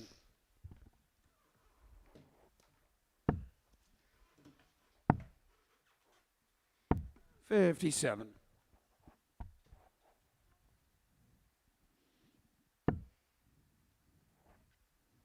Well, of course they should be at school, but who knows? 43. Well, he's probably still got a video recorder, Sean. If I know him, he's probably recording it on VHS. They still do them. Oh, arc at it. You're still on Betamax, I think. The smaller tape to be able to store things a lot more compact. Now we're showing our age. Anyway, back to the darts. Yes. Holly here on 175, just making a decision. Leaves himself on 59. Yeah, he was going for a treble 15 to leave himself on double 8. didn't go, but 19 for tops. He's definitely into the ascendancy here. 19. And that is unlucky. Connor, you require Right on the wire. 160. So opportunity now for Heahan to get his first leg on the board. It's not going to go this time, though. Had to stay straight. It's a 76. cardinal sin on that 116. If you decide you're going tops route, the top route, you've got to go. Game shot on the and third stay leg. straight. Sean Holly punishes him for the mistake. Although Holly did get a couple Full of flag, darts it's Connor earlier. to throw He takes a first. 3-0 lead in pretty quick time. They're averaging 90.18 at the moment, Sean, and 86.33 125. for Connor. And like you say, that comfortable 100. 3-0 lead at the moment. And we also have 3 legs that our referee, Owen Binks, hasn't tripped anybody up. So there's another bonus. 55. There's still time. Don't jinx it. Oh, yeah, there is still time. Yeah, shh. 45. He's just doing his hair. He looks so cute there, doesn't he, on the referee? 96. Bless him. He's got very good acting skills, has Owen Binks. 134. I won't comment on that. I've seen the footage from some of the breaks that we have here. Some of you at home won't have seen it, where he does his acting skills on how to behave on a 58. Saturday night 28, finals 145. night here, and what will happen to you if you do not behave with the security. And 25. basically, if you haven't seen Join it, my number best bit is where, like, 164. security throw him out the door and he's rolling across the street on film. That's quite amusing, that one. 104. Connor, Well, 20. this has to go for Connor Heahan to get his first leg on the board. That's some distance away. Can he find it this time? He Game shot on the does. Makes fourth no leg. mistake and pins Connor it with his Heahan. third dart. 3-1 to Holly. Fifth leg is Sean to throw first. Now Game on. Sean throwing for the match here.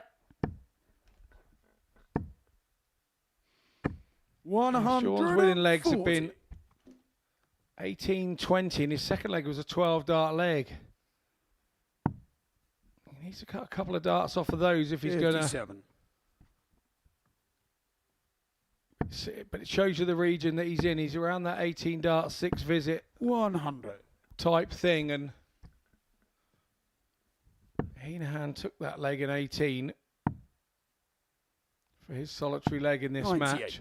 And the other thing with the group stage, you don't want to be getting beat too heavy, do you? Because it really could come back on countback, particularly this group. When we look at the 80. clientele we have in this group, it is a really strong group, this Group 8.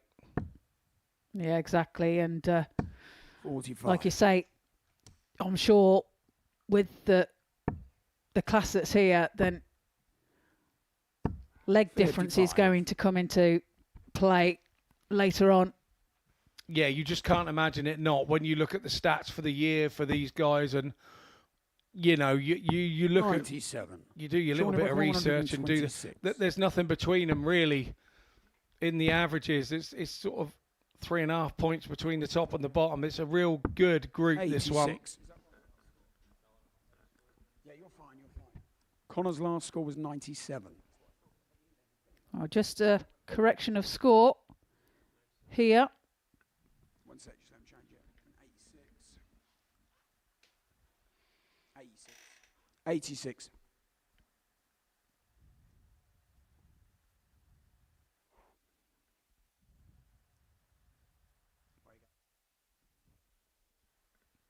And now we're all set.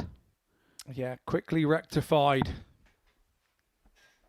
by our superb team 29. Sean number 40. down in the production dungeon.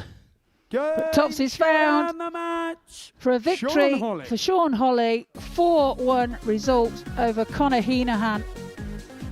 Averages there for Sean 90.56 and 81.62 for Connor. Super darts there. Coming up after the break, we have Graeme Hall and Cullton.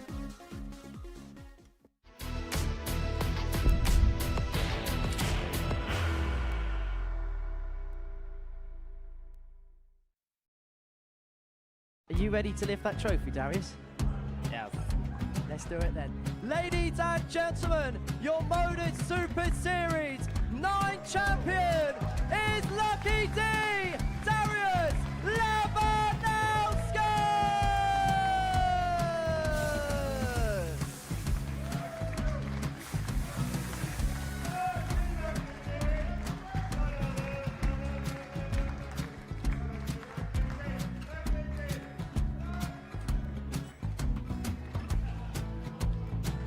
Well, what a wonderful night of darts we have seen, and we are ready.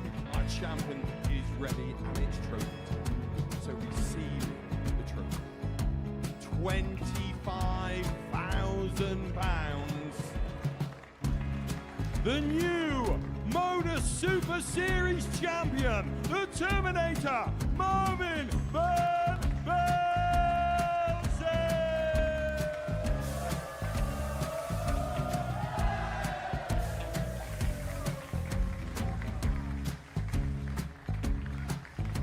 And one more time, the 8th Modus Super Series champion, the Terminator, Marvin Van Velzen.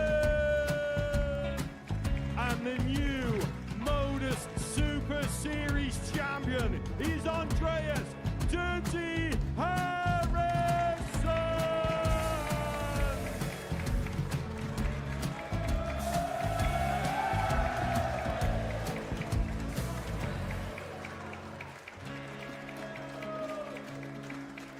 And one more time, the 7th Modus Super Series champion.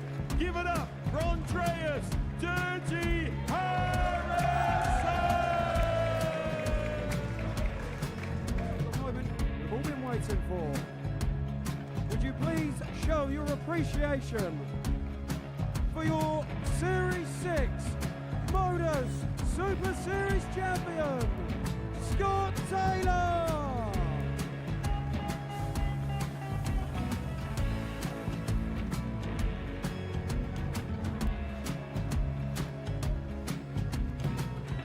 One more time, your new Modus Super Series champion. He is Chucky. He is Jim McEwen. Ladies and gentlemen, your Modus Super Series champion, retaining his title, the Luke Littler!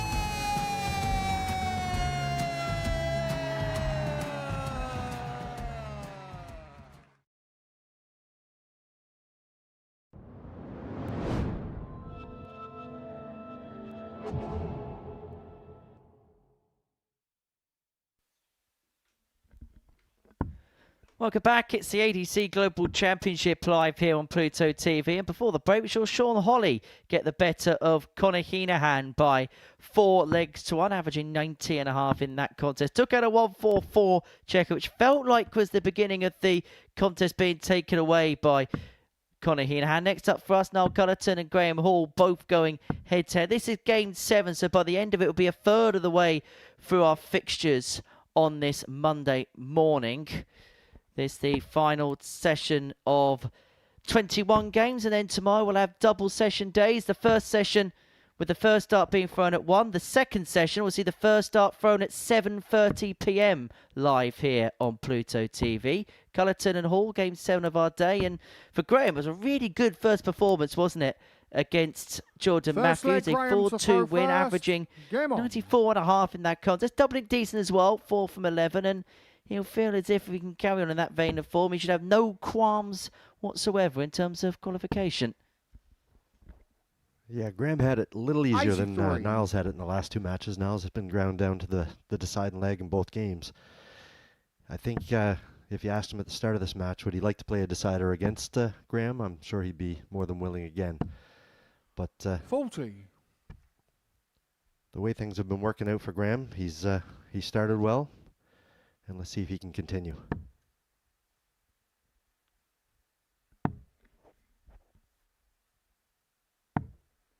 $98. So Graeme, he'll probably look to emulate the footsteps of the likes of Bradley Brooks, Darryl Pilgrim, Adam Lipscomb. They all had deep runs in this particular competition. Then they'd go on and get their 95. PDC tour cards thereafter, and that is the ultimate ambition for Graeme, is to get back at the tour first time of asking.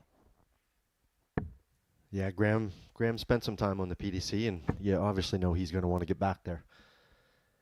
And with darts like these, he certainly can do it. It's just a matter of, it can be an unforgiving thing that Q School can, but if he plays the way he can, he certainly can get back into those 128 in the world.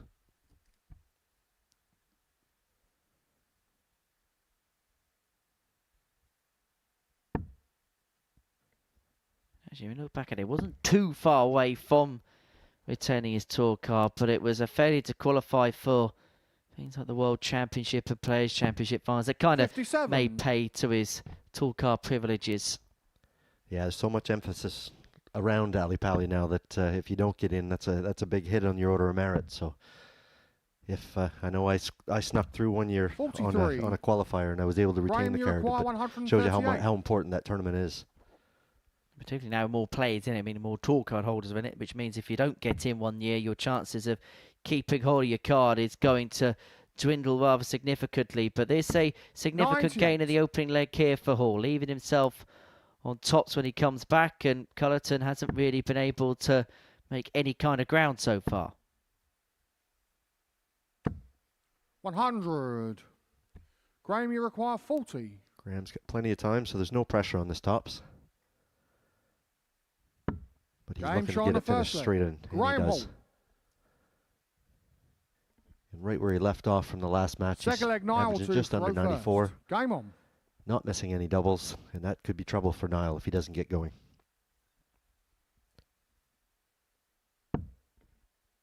Because Graham's the ruthless type that will see an opponent struggle and will take full advantage of it. 60. And also, let's not forget about the role that potentially legs difference could have in these preliminary group stages. If you do get the wins, then it becomes an irrelevance. But as you've 59. probably found out the wrong way, Jeff, 6 points in legs difference in a negative sense could well be the undoing for a player.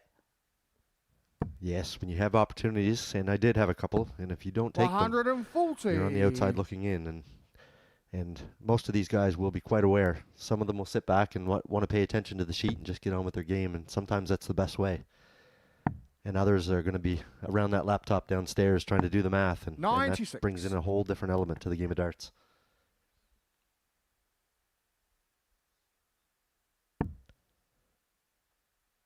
I'd like to say hello back home to my East Coast people that are just awake, probably tuning in to Pluto TV. Free download on your favorite device.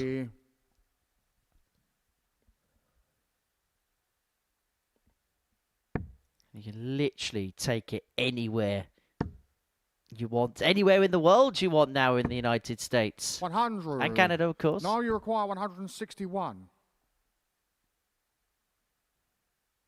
Yeah, it's great for us back home. We don't get much opportunity to watch darts on TV, so the fact that Pluto's now 60. in North America for us, it's an amazing thing for us and our players that get to play in front of the cameras here. I'll tell you what, the Group B timings are going to be perfect for you guys back home as well, because that's going to be about dinner time, isn't it? About 5, 6 o'clock in some parts of 96. the US and Canada. Now you require 101. Yeah, that's my biggest struggles since I've been playing over here is that morning start, because it's the preparation for me. It's like getting up at 2 o'clock in the morning to go play darts. And like I said, that Group B with that 10 p.m. start, it's perfect. I look around, half the boys are yawning, and I'm just sitting there rubbing my hands, can't wait to get to the board. Hoping the jet lag doesn't wane. 150 for Graeme isn't going to be got, and so Cullton, who was a bit of a passenger in the opening leg, has got a 100. couple of opportunities now here to square up at one apiece.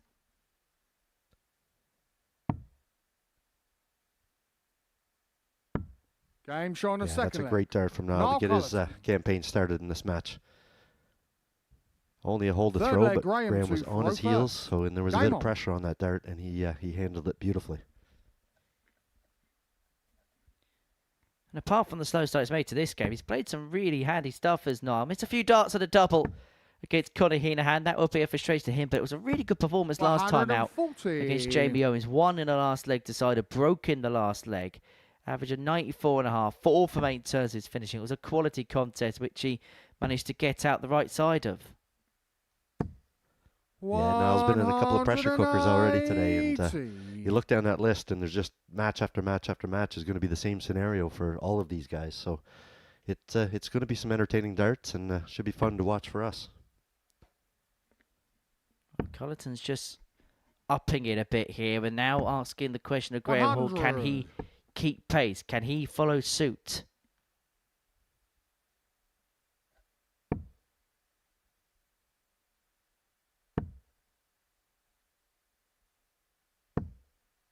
$55. And that 180 he started with now gives Graeme a chance to get back in control of this leg.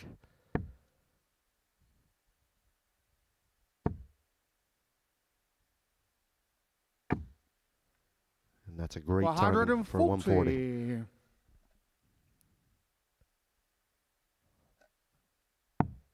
Niall really needs 2 triples in this visit. Be coming back up for your 20s. 91. And that's going to leave him a bogey. Graeme, you require 121. Graham's got all the time in the world. 121.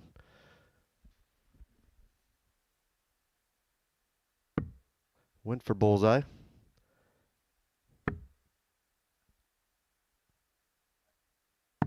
Wanted to get the odd dart out of the way first. And that way it allows him to throw it a double should he hit that triple above.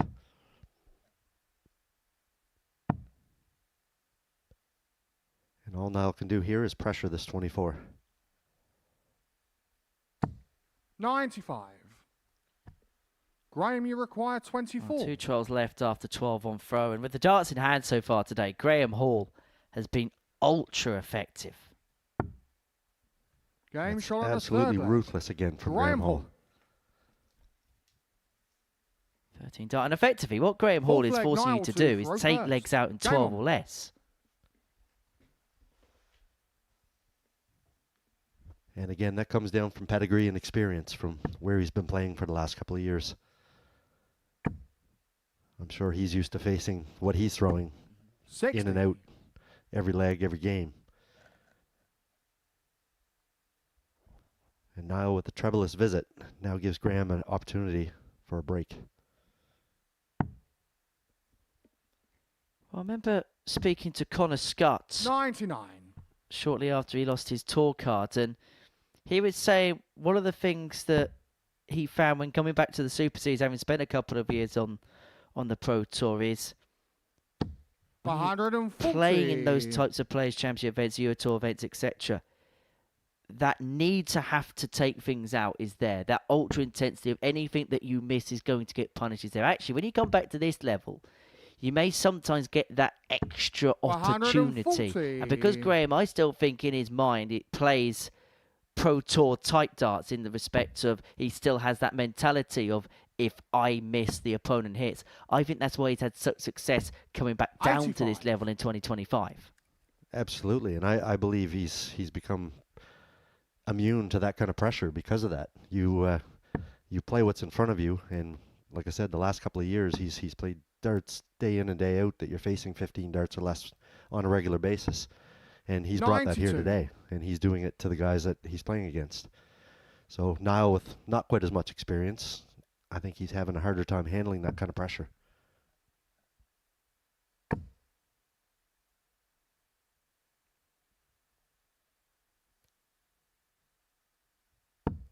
$43. There's exactly the situation right Graeme, there. you He require needed 170. just a straight dart into that 20 would have set a finish. Would have been a big one. But now he's granted Graeme, a guy that's playing as well as he is, 6 darts at a 170. You expect it to go. 58.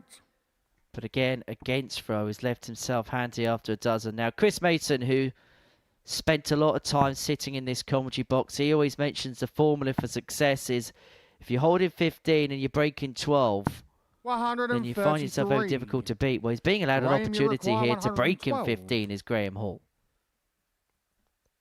He did, but Niall did come through in that last shot, leaving tops, and he's sitting on a nice little 16 darter himself. Graeme does have a dart at this 112. 96. Now you require 40. And for Niall, this is a great opportunity to get to level 2-2. A 3-1 is a Game huge showing a difference. 4 flag. Now Cullton. He's given himself an opportunity here. 5th he'll be leg, looking Graeme to, to throw first. Game on. To get himself going. He needs to get fired up here. That feels like a real big passage of play as far as this game is concerned.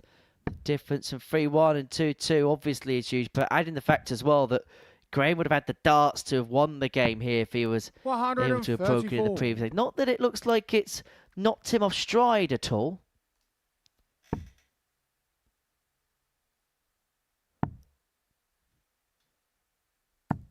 $134. Niall's not shy to back him up, that's for sure.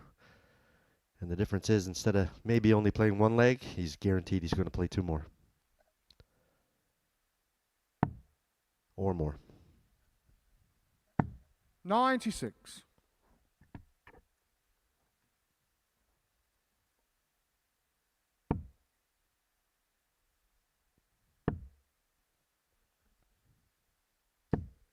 $81. Now, the permutations in this game are that irrespective of the result, someone is going to move on to 4 points. Now, Niall has played the extra game.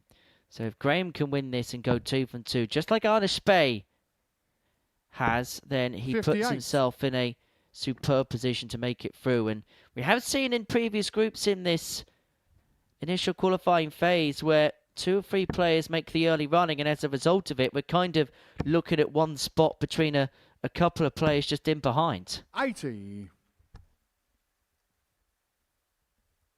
Yeah, and it's a lot easier qualifying once you've had a 2-game head start on everybody else. So you don't want to get behind the 8 ball too early because you can run out of games fairly quickly.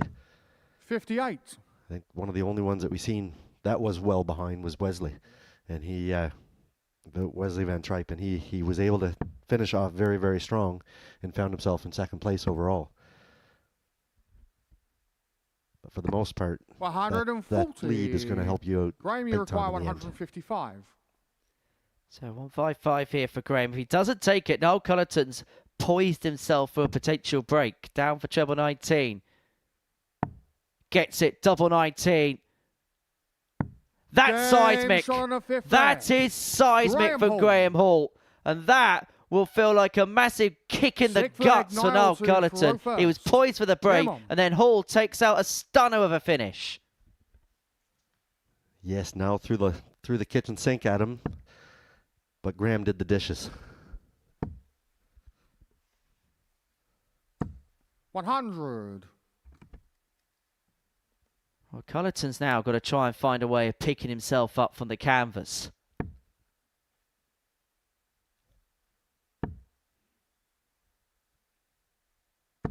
$100. And again, Cullton finds himself in another pressure cooker match.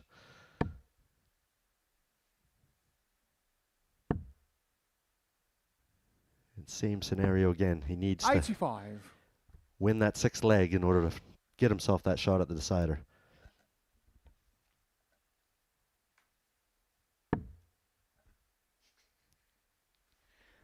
Well, Graeme Hall here averaging just a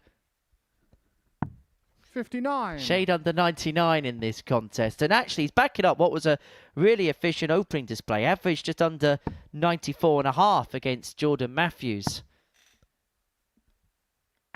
We highlighted 84. him at the start. We highlighted him for good reason because we know he can do things like this. And it also feels as if, Jeff, he's playing at a very high level, but looking rather comfortable playing at that high level. Yeah, he's not been under stress yet. He's playing that well that he's given himself a couple extra darts in situations 60. that the other players haven't been able to find yet. So, like I said, Niall's not quite playing at the same level, but he's playing still very, very steady darts. But because of how well Graeme's playing, he's granted himself an extra couple of shots here and there, which is showing up on that scoreboard. 36.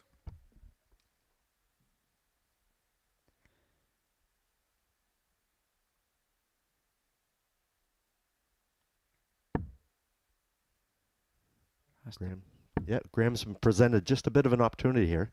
He's 100 points behind, but now they're both on a level score, which is going to keep Niall under a severe amount of pressure here. You feel he's got 6 darts to take out this 196. And he may only need 4. That is an absolute awesome shot at the right time. Again, from Niall Cullton in the 6th leg.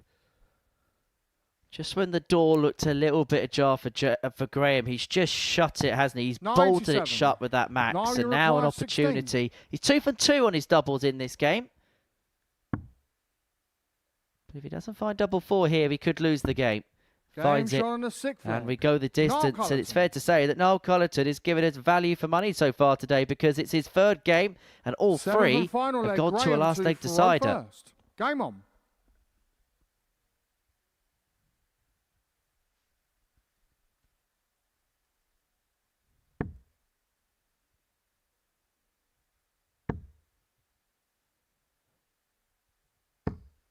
And as we've seen in the first match, Niall has the ability to break a throw. Having all the legs he won went against the throw. This is so weird, the patterns of Niall's games today. All 7 against Heahan went against the throw. In his 2nd game, all but one, the one that he won in the last leg, went with throw. And the same patterns happened here, where every leg's gone with throw, and he's hoping to repeat that trend of 59. Breaking right at the very last.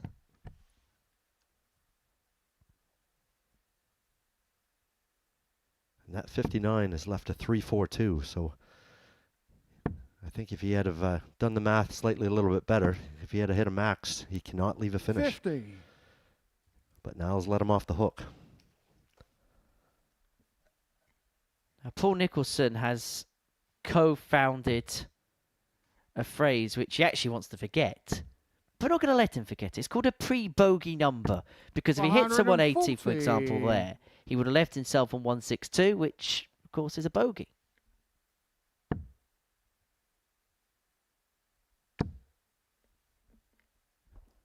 Don't know if it's going to catch on, 100. But it's a very true statement. It's at this level, there's a lot more truth to that than most people would realize. Your local leagues back home in the pub, maybe not so much. It doesn't. Most players not worried about leaving a bogey, but here you're trying to set up from 350 down. 81. It's all about maximizing opportunity, isn't it? Yeah, that one dart is going to win or lose you a game at some point in time.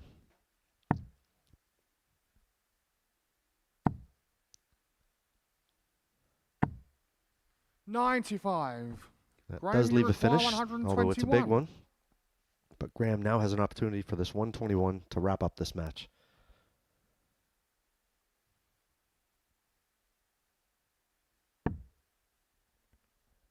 Treble 17. They say is 1. 57. Now you require 160. There's only one way he's going to be looking at this. And he's going to need another of those.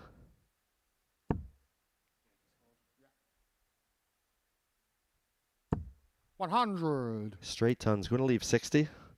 Graeme, you require 64. Now Graeme for 64 for the match. This to double up his points tally. And it'd be back-to-back decent performances out of the gate. But that means it's only going to be one dart to get the job done. 7 score mean that he's got 57 left. It's 1 dart and 1 dart only at tops.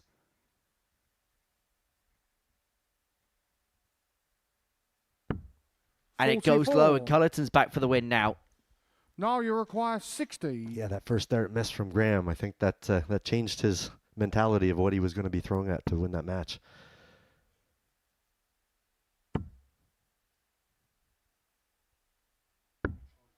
He was expecting to come back for a double 16, but he's got away with one here if he can pop this double 10. Graeme, you require 20.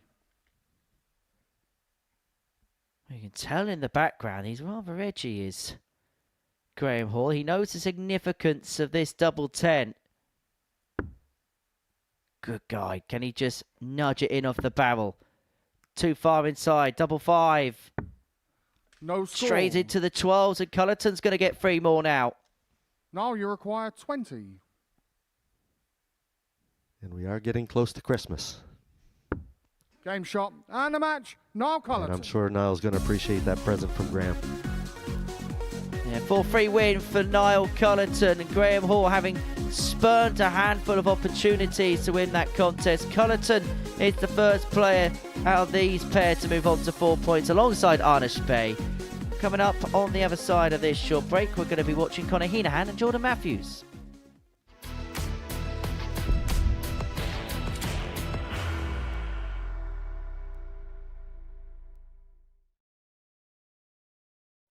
He will be disappointed with that. He wanted to have Graeme one dart. requires 20.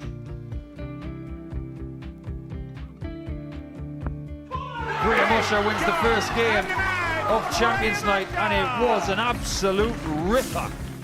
He hit one of them on tops. He missed one on double 12. Which one is it? It's the hit.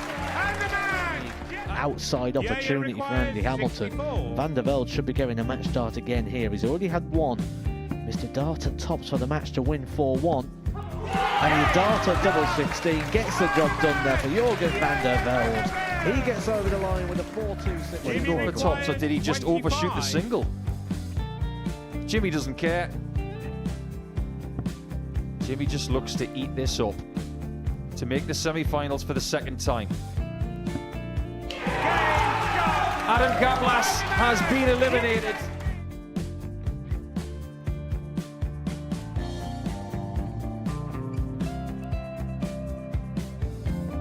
Keep us guessing. This time he's trying to leave double 18. He knows best, and he takes the lead. He's 2 darts away from a Super Series final. He's 1 dart away. He doesn't need any more darts. Jeff Smith makes the Series 11 final.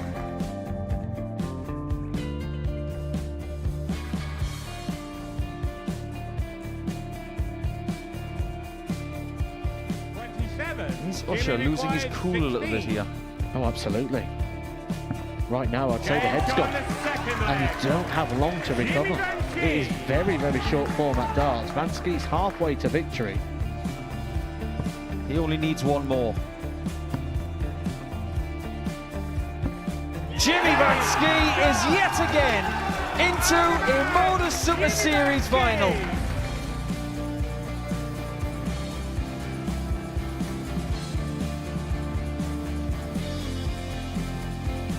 Flashback vibes. Can Jimmy Vansky do the same? Just needs the 1 treble here on the 19s. Finds it.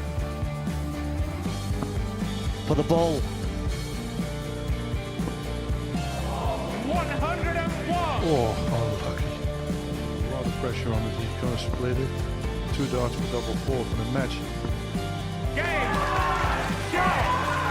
And the Modus Super Series 11 champion, Jeff Smith.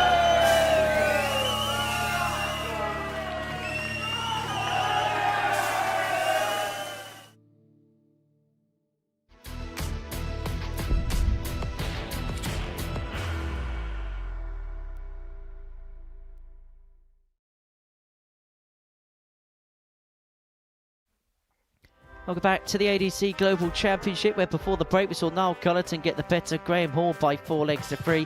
He moves on to 4 points at the expense of Graeme in the league table, but it's also been a really good start for the Dutchman, Arne Spee, who's won 2 from 2. He's got a perfect record so far. We can confirm how the early table in this 8th and final group of first phase qualification looks. Arne Spee and Niall Cullton both on 4 points, Graeme Hall and Sean Holley on 2, just above Heahan, who's also got a win to his name. Jamie Owens and Jordan Matthews both looking to pick up their opening wins. And for Owens and Holley, they've got an opportunity to do exactly that here. Game number 8 of our session here at the Live Lounge in Portsmouth. Holley sporting the Oxford Ox. I don't know if he's an Oxford United fan, but that is the logo and club emblem of the Championship club, up against a man who played at Wembley in an FA Vars final. Jamie Owens from Stockton on tees. The second tee-sider in 2 days to have played at these championships, looking for better success than that of his good mate Gary Hayes. First leg, And Jamie to throw first. Game a on. meeting between Sean, who got a win against Heahan last time out. He's looking to move on to 4, whilst Jamie Owens, who played okay actually against Niall Cullton in his opener, but 55. looking to get off the mark in this meeting between two lefties. Don't often see that, Jeff. No, definitely not. 60. Sean, he's fresh off a good performance on his last match, averaging 91. 4 for 9 on doubles with a 144 finish. So he's probably feeling pretty good about himself right now. And Jamie was on one of those Niall Cullton deciding leg factors and was unlucky not to win his game, but he's going to be needing to get out of the gates here soon. This game, all southpaw on the south coast. 100.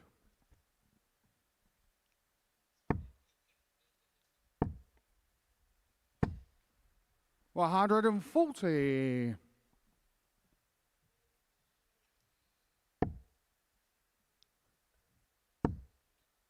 Sean's found his first 59. decent score of the game. Jamie come back with a troubleless visit. 140. Sean's found his second score of this game. Back-to-back 140s. He's in prime position to break the Jamie Owen throw. 100. Sean, you require 74. So 74 is on the menu for Sean Holly. Tops just drops low. May just be a dart at the ball here for Jamie Owens, but this is to 90. cling on to his throw. That's going to give him 2 darts at double 15. Bit of a blocker. 60. Unlucky bounce out on that third dart. Sean, you require 20. Width of a wire from winning the leg, but now Sean's going to come in for double 10 to clean this up. Game, Sean, the first leg. Sean Holly. 16 darter, up and running. Second and leg, for Sean to Jamie Owens, tied to lace up. Game on.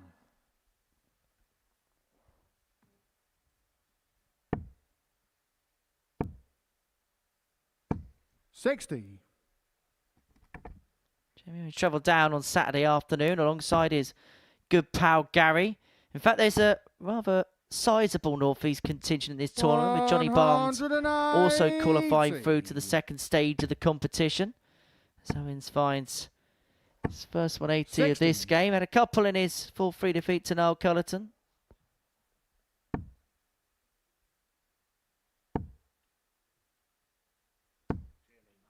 $45. After a great 180, he comes back with a very, very moderate 45. 60. Sean does not take advantage. Jamie, that's his 26 180 of the day so far. They're quietly adding up. That's another bounce out. Last one was off the double 15 to win the opening leg. 120. But a good recovery to end up with a 120 score there. It's kind of been a sneaky 26 maxes. We were talking in the advert break that there's been a lot of 180s, but because there's a lot of players that perhaps are a little bit understated, you don't really see the noise, but you'll hear the noise as this double 18 goes, because Jamie Owens has found a 156, and that may well be the lightning of the fuse for the man from Stockton. Third leg, Jamie to throw first. Game on. Jamie definitely likes to play the game with a little adrenaline, and that'll definitely fire him up. Maybe too much. 65. But he does pick that last dart. Yeah, he's certainly a player that needs to find a spark, and that may well be 82. the blue touch paper lit for the man from the northeast.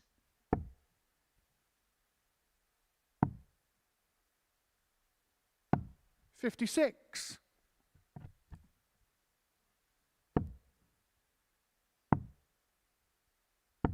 $93.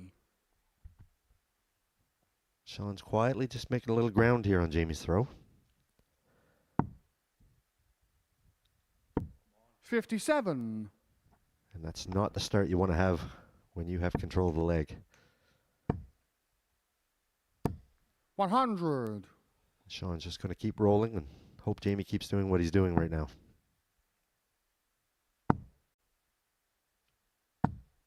133. Much better. Notice he opted out on the 20 that time. He went down for the 19s to try to change his luck. 83.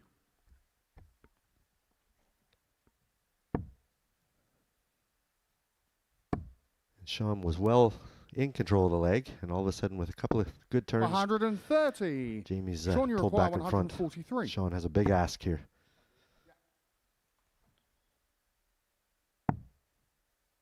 Well, he's not going to hit Jamie Owens in a similar way that he did to him in the previous leg. And 19. This for 2-1 lead. Look at it, Jamie 60. requires 60.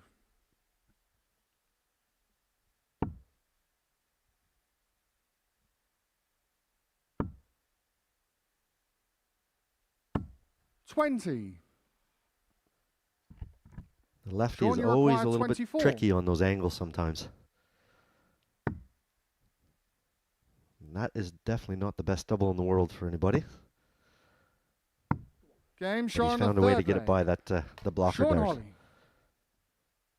2-1, and that is a break of throw for Sean. And now Full he has a flag, great Sean opportunity to to get throw full first. control of this match. Game on. Jamie's shaking his head because he knows that's a big opportunity that's come to pass. And what's probably annoyed him even more, it's the way that Holly's taken out the 24 by going 96. wide with the first line to the double 5 and then finding the double 7. Back home in Canada, we call that the double-double from Tim Hortons. 45.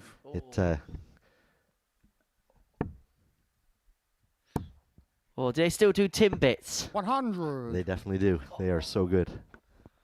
Oh, I remember going to Canada about a decade ago, and there was a Tim Hortons opposite our hotel, and that was every single morning. 60.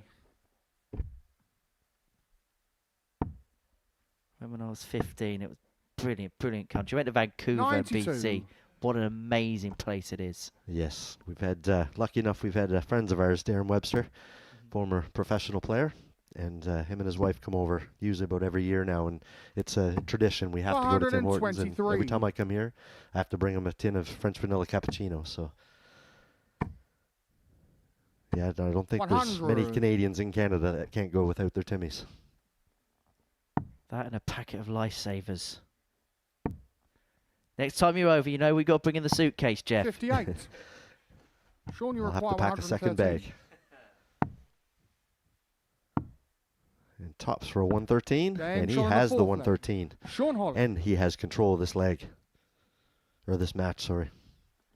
Fifth leg, Jamie to throw first. This is where sometimes, when you look at numbers, they could be a little bit deceptive. Both players are averaging in the mid-80s here. But this contest has been much better than what that says on paper. Couple of big finishes. 43.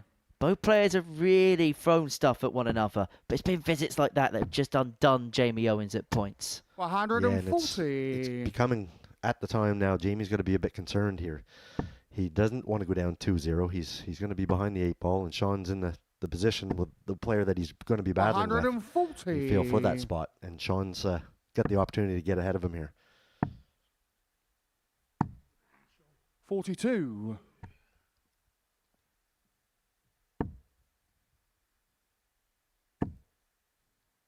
This is much better from Jamie. 180. I think this will be the frustration for him in this game. When it's clicked, it really has clicked, but it's 100. felt Jamie requires rather all or 138. nothing so far. He's had a ton plus finish. He may have a second. Double 12 for 138 to join the 156. James on the fifth leg. When it clicks, it really Jamie does Owens. click for Jamie Owens. It's a second ton plus checkout. It's a second 12 Sixth leg, Sean data. to He's throw back first. into this game at Game 3-2, but he has to break Sean Holly here. 99.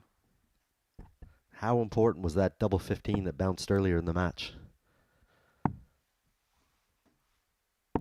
57.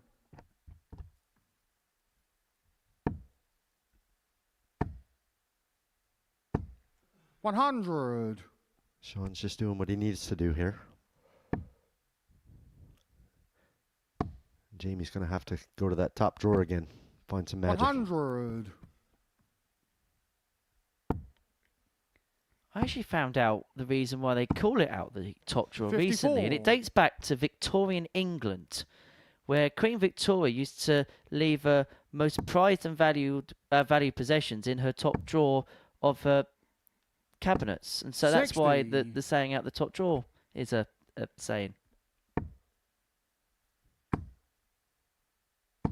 180. That's a huge timed 180 from Sean Hawley.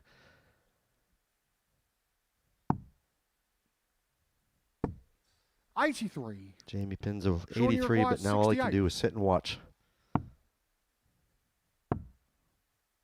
He's going to have a dart at 28. tops. He's going to get more at that particular target, but a match-winning chance has come to pass.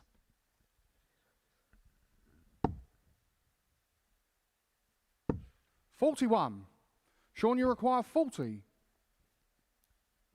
So Holly comes back again to win the game, and he shot, does man of by match, 4-2 Sean Holly. scoreline. That, a decent performance that from Sean Holly. Kept Jamie Owens at bay despite throwing some big haymakers at him. And that means that for Jamie Owens, 2 games played, 2 defeats. Sean Holly, a 4-2 winner in that contest. Game 8 of our session.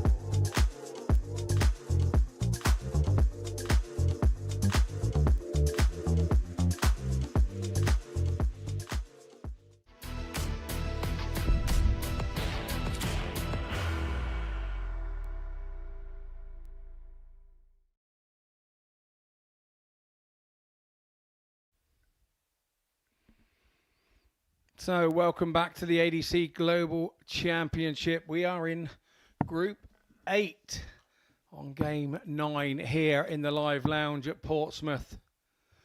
And if you just joined us, you just missed a cracker of a game between Sean Holly and Jamie Owens, with 3 ton-plus finishes in that match. A 155 and a 138 for Jamie Owens and a 113 from Sean Holly. What a match that was. First but now we bring you row first. Game on. Connor Heahan taking on Jordan Matthews. 46. Connor Heahan, 27-year-old, qualified here, being a regional title holder in Ireland. 84. And Jordan Matthews from Skelton.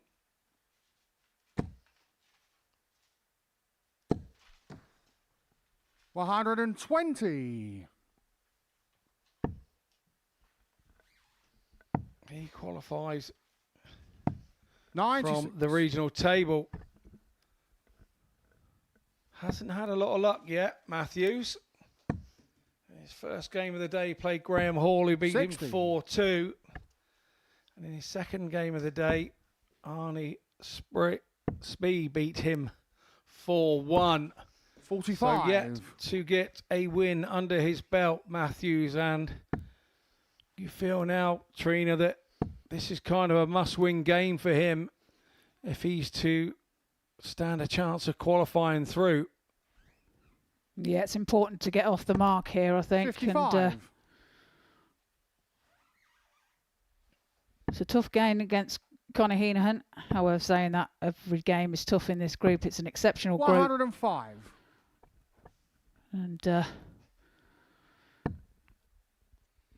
Heahan's 2 matches. He beat Niall Cullton first game of the day 100. against the Darts 4-3, but went down 4-1 against the Darts also to Sean Holly. So 58. the way that Connor, the you system require works 120. and the way that the draw works is that he'll now have a couple of games probably with the Darts, and he's going to have to make hay while the 60. sun shines with those. Jordan, you require 113.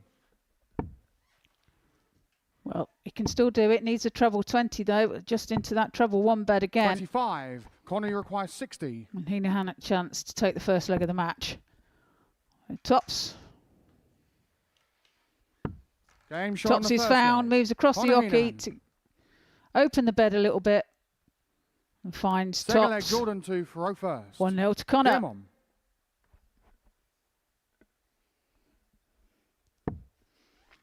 You'll notice on Jordan Matthews around his neck, 57. he has a necklace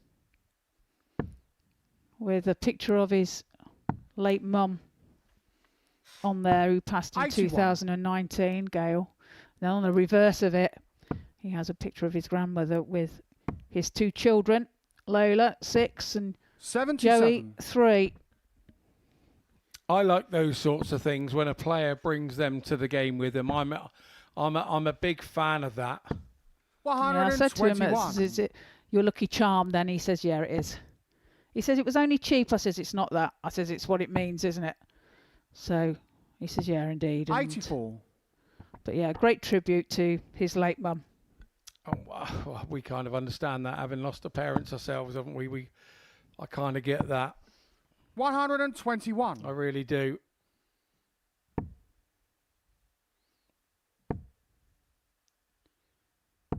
$60.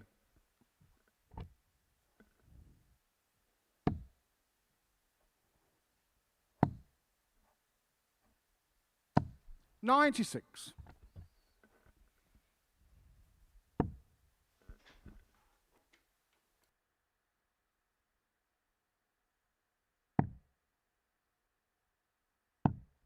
$48.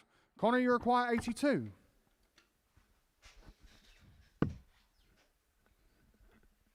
Double 16 for Heahan.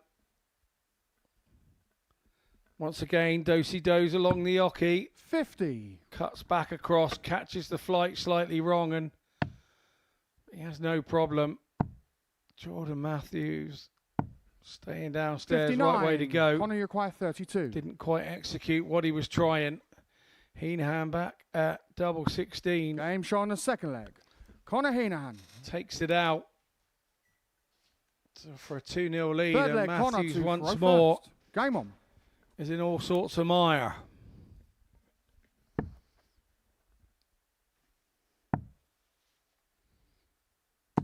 .58. He needs to get going here.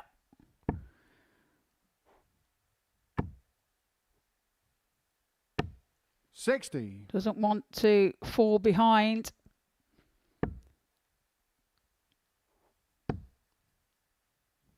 Too far in this match. 85. Needs to break here, of course, to take the leg.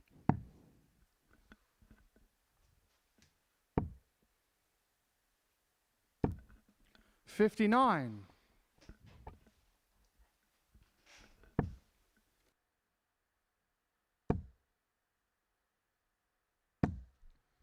.100.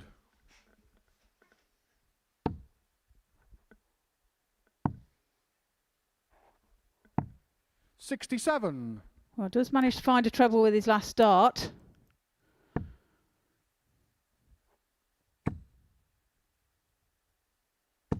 .140. Ton 40 from Heahan there. Puts him in charge again in this leg. 35. Conor, you require 118. Struggling here, Matthews.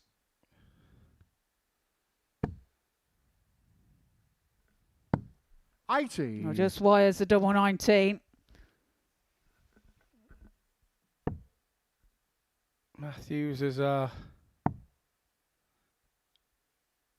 nothing more frustrating 80. coming out into Conor, the you require stage and 38. struggling a little bit, and you've over-practiced in the back room, and you've kind of hit everything out there and 22. can't bring it to the stage. It's happened to all of us. It's just the most frustrating thing ever. It's so frustrating. He's just thinking about it here. He's staying there, 43. but deflects into Conor, the you treble require one. He's done 16. that on a couple of occasions. Does leave himself a finish, but that was in and out. No score. Well, Matthews does get a shot at this 157. Jordan, you require 157. Looks like he's going to go 57 first. We can go that way.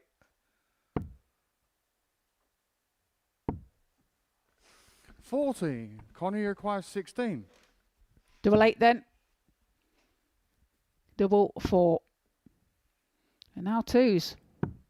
14. Wires all on Jordan, the you require inside. 117.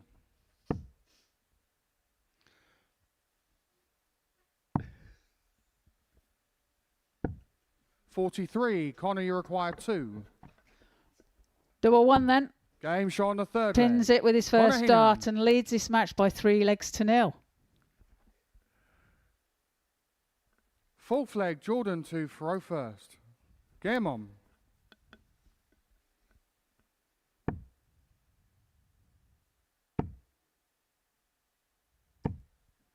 .100.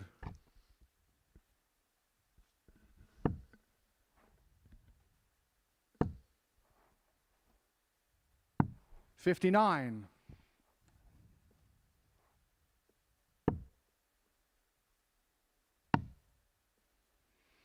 Just can't seem to get 84. anything going. There's a nice treble 19 there for him, and you do feel for him. Nothing more frustrating. 125. Back in our day, it'd be qualifying for Lakeside or something, wouldn't it? And you have a whole year of qualifying. And you go to the tournament, the World Championships. 42. All the eyes are on you. You have one bad game, and you're already on your way home.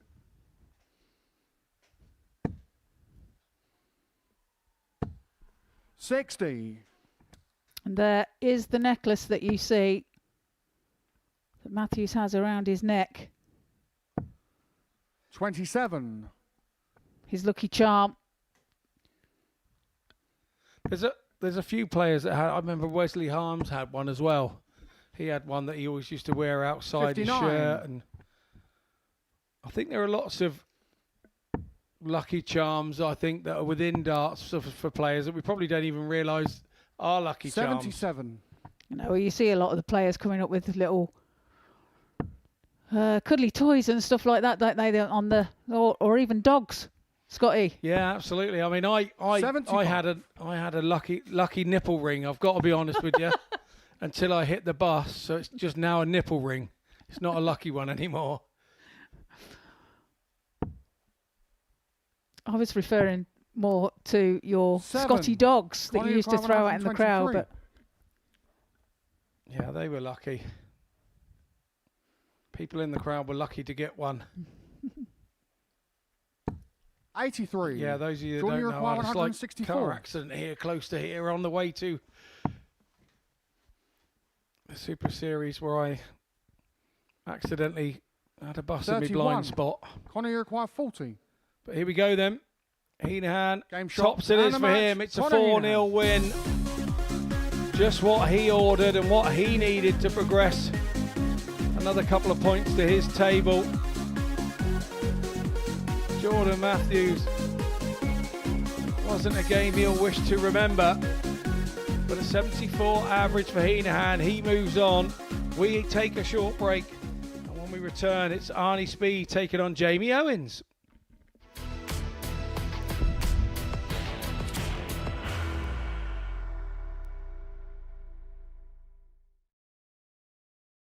Are you ready to lift that trophy, Darius? Yes. Let's do it then. Ladies and gentlemen, your Modus Super Series 9 champion is Lucky D, Darius Lewandowski!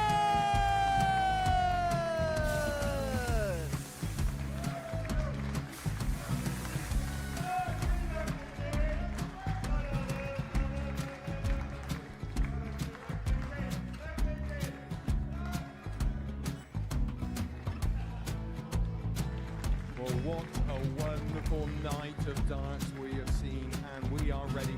Our champion is ready, and it's trophy time. So receiving the trophy, £25,000. The new Modus Super Series champion, the Terminator, Marvin Van Velzen.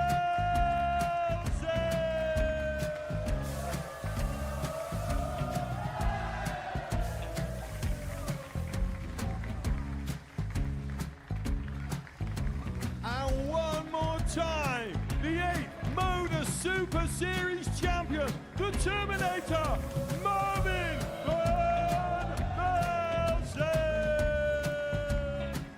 And the new Modus Super Series champion is Andreas Dirty Harrison.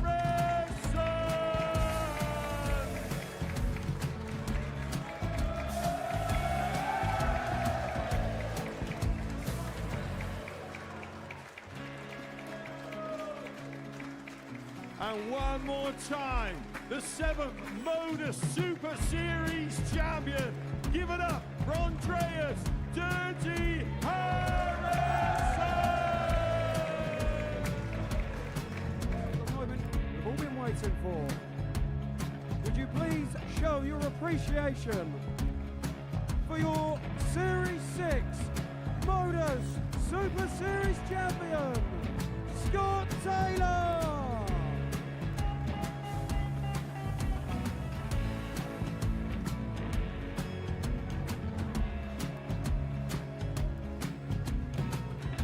One more time, your new Modus Super Series champion. He is Chucky. He is Jim McEwen.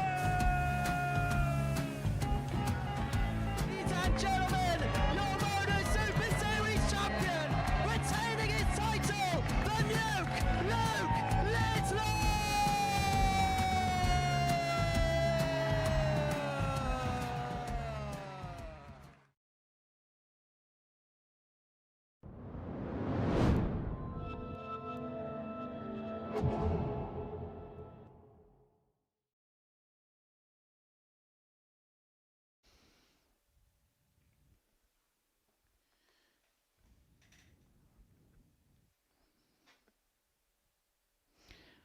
Welcome to the ADC Globals here at the Live Lounge in Portsmouth. Live on Pluto TV. Taken to the hockey now is Arnie Spee and Jamie Owens. Jamie in his previous game, although a loser to Sean Holly 4-2, a 156 and a 138 checkout. And Sean Holly of his own 113 checkout. So 59. This should make good viewing here.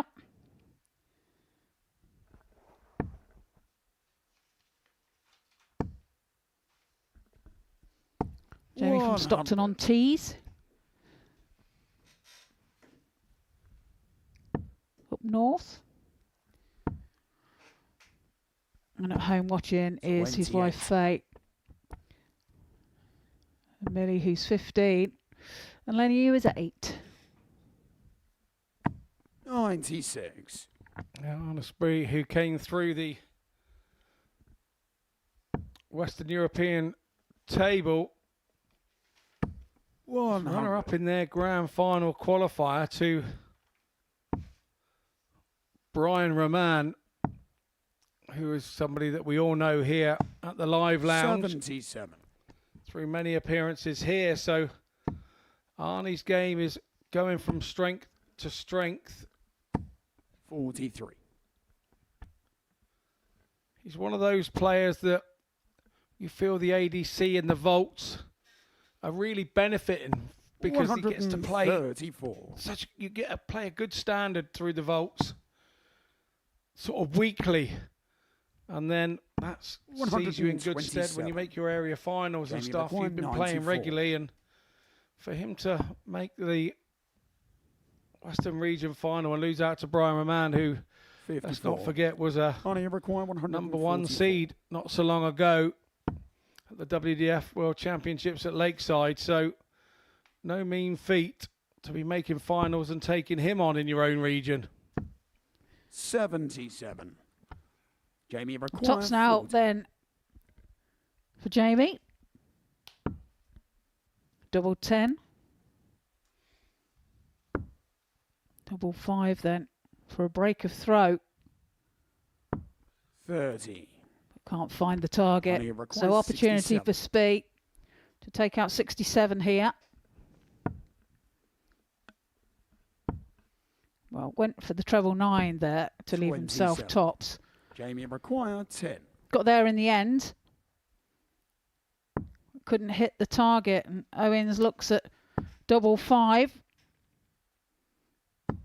No score. He can't find the target either. So reprieve for Spee as he looks at tops to hold his throat. I think we can see from Owens how impressed he was with those darts at double 5.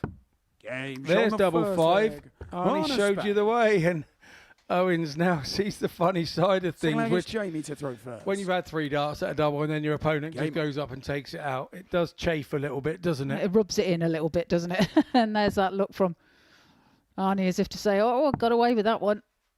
Took his chance, though. 96. And does get the first leg of this game on the board. Absolutely. 125. ADC Europe does seem to be gathering pace out there. You know, ADC in the UK is starting to move. I know I'm down in the southwest region, and we're getting more venues down there for the vaults, and that means you're getting more qualifiers for the area finals each series. It's in Europe, John Locken, 60. The director of the ADC out there, battling hard every week, trying to get movement and new venues so that people out there in the region, Holland, Germany, Belgium, Luxembourg, can start to enjoy the benefits of coming here, really. Well, like you say, it gives you the players the opportunity to Game shot on the second leg. play Honor locally, Spade. doesn't it? As Speed takes that Well, it is out honour to and leads the first. match by Game 2-0. It gives you the opportunity to play locally and then progress from there into these sort of tournaments. 99. And, you know, this ADC Global Championship prize fund of £150,000, and the top player, the winner, taking £60,000 back home with them. And the ADC is a massive development. When you look back in our day, I say like we're really vintage and old, but you know, 15, 18 years ago, yeah, I am. 15, 18 years ago, there was only one route to TV darts, and that was kind of qualifying for Lakeside or the World Masters or the World Dart Trophy, and you had to trudge round all year to try and qualify. And it was, you know, it was so difficult to do, so time consuming, and then you'd get your one appearance or two appearances. With the way that the ADC works and qualifying for here, you can come here and be part of the Super Series for a week on some weeks, and like you say, get 25 games in a week if you're in Group A. And it just took us years to get that TV experience. So for somebody like Anna as well, who probably hasn't got the funding to travel all the time, to be able to do it locally and then getting self-promoted maybe to the Globals once a year, what a revelation it is for him. We're finding players that would just not have the opportunity to do it. And it's so good. It's so good for the sport. Game shot on the And there, third leg. Owens finds the double 16. Full flag is Jamie to throw first. Game on. And it also finds players like Jamie Owens, who came to darts from another sport, a semi-professional footballer. 150 to the end of his career and was looking for something else to continue competing. And have that sport when you're in any other sport, has that sporting edge to come to darts and go one-on-one and take somebody on. It gives you every bit of the competitive edge you had in whichever sport you were in the first place. We've had other players and other people come from various. Florian Hempel's another one. He was a professional handball player out in Germany, and his retirement took up darts, and he had a tour card. 100. Yeah, once a competitor, I think, you know, always a competitor. You're always looking to do something along them lines, I think, as a sports person. 140. Jamie Rick, 150. 150 now for Owens, but it won't go this time. 56. So Speed 130. has a look at the 130. Need to treble 20 for the bullseye. Bullseye. 105. He's just outside. Jamie Rick, 194. So Jamie now for 94.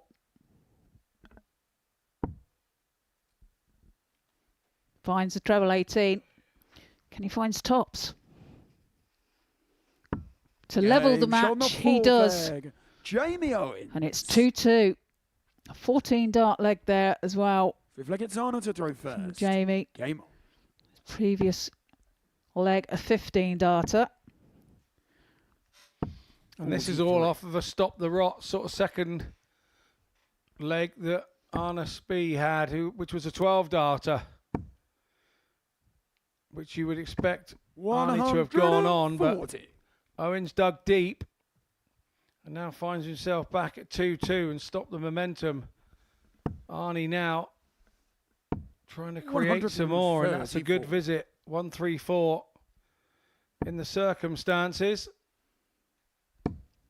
Well, averages at the moment, Arnie Spee 90.61 and Jamie Owens 86.82 as it stands.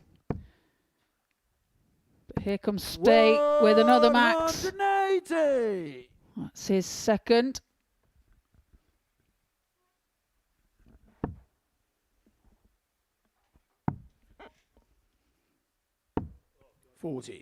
Only require 144. Treble 18 is the target. Well, he decides to go 18s. 94. Of course, another 2 treble 18s would have left him tops. 100. Owens is out, left himself a shot, but it's a mammoth one. 44. Is he going to go 12 for 32, 4 for tops? 11. Kind of made a bit of a mess of that from dart 1 to dart 3, didn't he? It didn't quite go his way, but now Owens on 161. Treble 17. Is he going to make him... Is he going to punish the mistake? The answer is no. Only requires 39. Not this time round. So, got to use a dart to now double 16. Game shot on the 5th leg. And that's a tidy finish, considering he'd kind of made a right pig's ear of Jamie to throw the first. visit before. Game on. It's very easy to carry that over and still be angry with yourself in your head. He didn't do that. Yeah, he's looking composed there at the back of the stage. Head down, 57. concentrating on what's ahead. This leg is a must-take leg for Owens for him to stay in this match. 60. Yeah, indeed. And one thing that I do have Owens down as, he's very 140. mentally strong.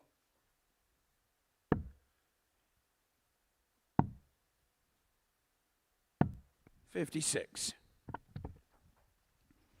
Obviously, your mindset in this game is a massive part of the game, and 99. you've got to be able to throw a dart, of course, but your mental attitude towards the game is essential. 45. And it takes some managing at times. Yeah, it does indeed. 130. Now, Owens on 75 when he returns. 75. Yeah, Jamie after records 12 75. darts, so not too shabby at all. Single 18 for tops then, to level us up at 3-3. Just checking what he's got left with our referee. 35. Yeah, your mind can play strange games with you up there. The simplest of mathematical 95. outshots can Jamie required blind 40. you at times. You just have a little mind blank on the odd occasion. That's what the referee's there for. So you Shot on the are. 6th flag. Owens Jamie takes Owens. that one out. So 7. 3-3 and we are. Final against Arna to Speed throw first. with Game throw. Should be favourite.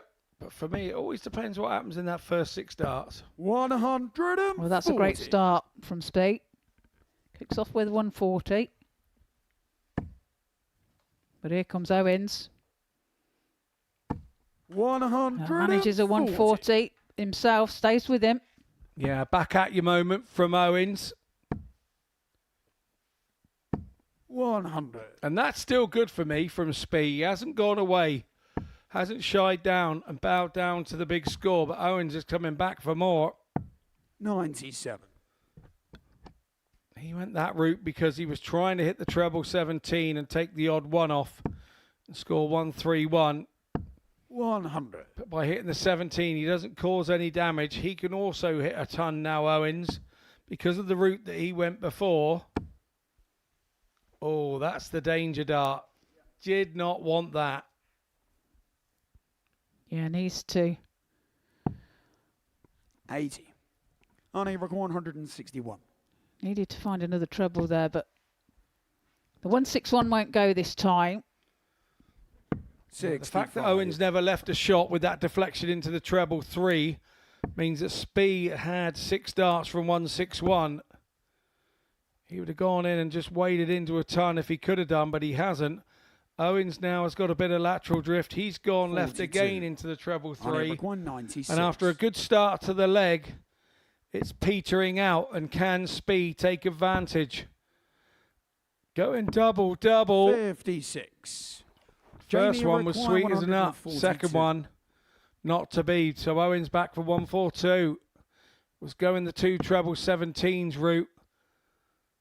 Looking to tidy it up around the Only ball, require but hasn't done, so it's speed then for tops to win the game. Double 10. 30. And on the inside, so Jamie require 92. real chance here for Owen to nick this. Finds a treble 20. Can he find the double 16 to take this match 4-3? One dart in hand. 60. And when that second dart left his hand there Only for the double require 16, 10. he felt that was in. When it left his hand, it was close enough to be in. Speed comes back. Can he take advantage of the miss? Got to go lower. Frown of the 5. eyebrows, but he goes lower.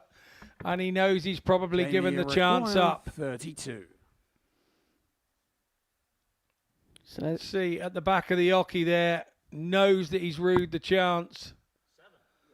Owens has now made a mistake, so there's a half. He's still got half a chance.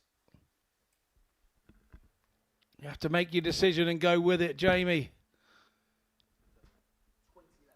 Decided to go 5 for double 10.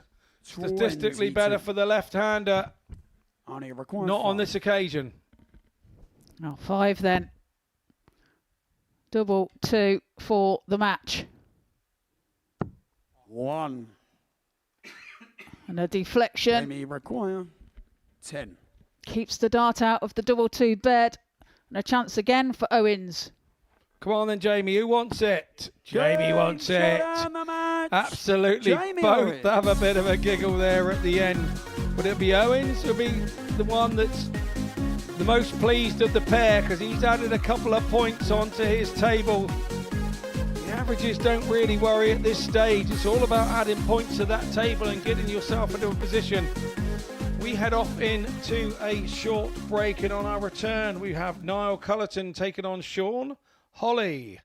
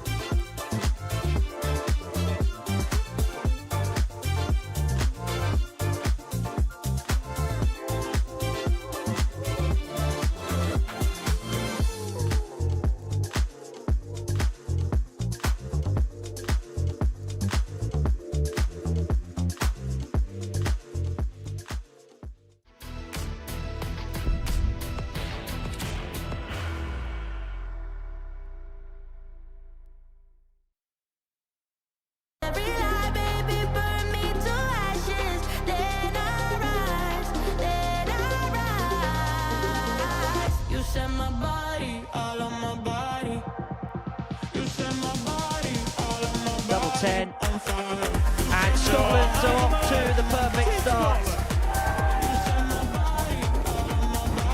Look at the head there for Jimmy Van Schie. Burnett steps up, and Richie Burnett does find double 10, and it is a 4-3 victory. 60 to complete a 4-1 success. Third time in the chart, and the Netherlands are into the semi-finals. History is in the making, because for the first time ever, there will be a pairs 9-dart shootout. Well, this is the loudest I think I've ever heard a live now. Steve West is in race again. Well, that might well be the biggest cheer we see tonight. And kicks off for maximum. And I suppose the one advantage of... Well, that is absolutely incredible. Scott Campbell in a 9-dart shootout has found 2 180s. So Scotland and Belgium are into the semi-finals. The Republic of Ireland head for home. The Netherlands are into the final. Much to the delight of this packed out pool. And he only needed one more. It is Wales that is through to the final.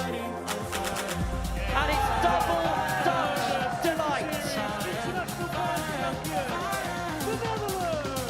The Netherlands are the inaugural international pairs champions. Only one winner. It's the Netherlands!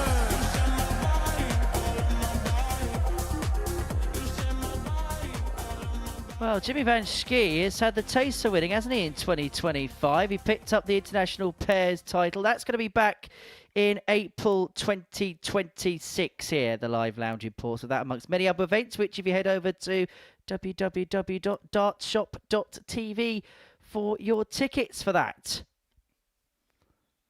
Of course, Jimmy Van Schie, the new Lakeside champion. Many congratulations to him. Game number 11 here at the ADC Global Championship is a meeting between Sean Holly and Niall Cullton. As far as their days are concerned, we're heading towards the midway point now of the session. This is game 11 of 21 that we're going to be broadcasting to you here on Pluto TV. For Niall, he's played 3. He's won 2 of his matches. He finds himself on 4 points in the group. As far as Sean Holly's day is concerned, well, he's also on 4 points. So the winner will move on to 6. And because of that defeat before the break by Anna Spey to Jamie Owens, it'd actually mean the winner of this contest would go top of the group at the halfway point in the day. Jess Smith with me here in commentary for this one. And a big opportunity for whoever wins this to really stretch clear of the chasing pack. Yeah, they both, the last match, I think Arnie kind of threw Jamie a lifeline there, and Jamie's more than willing to have that. So that's going to keep him in the race, but it also tightens the top of the table up. Final spaces through to the second stage of this tournament on offer over the course of the next few hours or so. We'll get back underway tomorrow for 1 o'clock. 1 p.m. and 7:30 are the transmission times that you need to know for the remainder of this week following the conclusion of today's play. 60. And I feel like this is the point of the tournament where things get rather serious. We've seen a lot of players in this first stage, but I get the sense that from tomorrow onwards, it'll feel as if the action's going to come rather thick and fast. Yeah, we're in the halfway mark, and like I said, most players have got their warm-ups in. They should be on firing on all cylinders, and if they're planning on making it through to the second stage, then this is the time they need to turn up. Well, Niall off to the faster start of the pair, and on throw is looking to 100 hit the ground running. Now, he's been involved in some intriguing games. Every single one's gone 4-3. He's had one where every leg went against the darts. He's had one where every leg has gone with throw as well. It's been a really intriguing day as far as he is concerned. And he's having a look here at 62 to put himself one up 42. just underneath.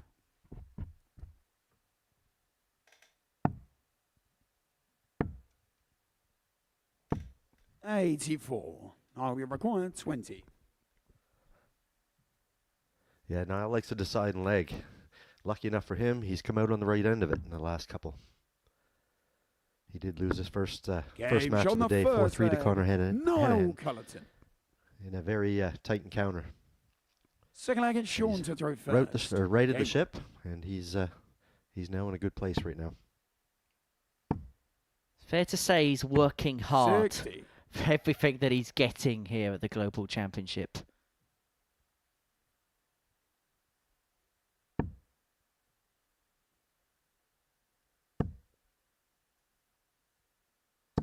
$100. Yeah, he certainly hasn't done it easy today, but he would like to have an easy one here if Sean is willing to cooperate.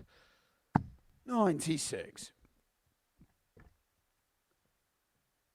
But Sean himself is having a decent day. Had some good finishing. But they're playing a bit of cat and mouse here at the moment. Just cancelling each other out. In boxing terms, they're just feeling each other out, aren't they? Just 96. a couple of little jabs, but no real big, heavy punches landed so far. Yeah, both are sitting similar stats, and they're both sitting in a similar situation. So I think the other one's waiting to see what the other guy's going to do and try to answer it. Instead, they should have head down and put the floor to the mat and see if they can't spread a little gap here. 59. And do you think both players as well perhaps know the magnitude of what a win here would do in terms of their campaigns? And this, for both of them, is a huge opportunity.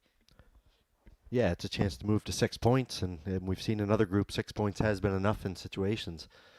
May obviously bring leg difference into play, but 125. you'd rather be at the halfway point on six or halfway mark at 6 points. It definitely takes the pressure off towards the end of the match. In the end of the day. 150 set up there for Holly to leave himself on tops to square the game up at 1 apiece.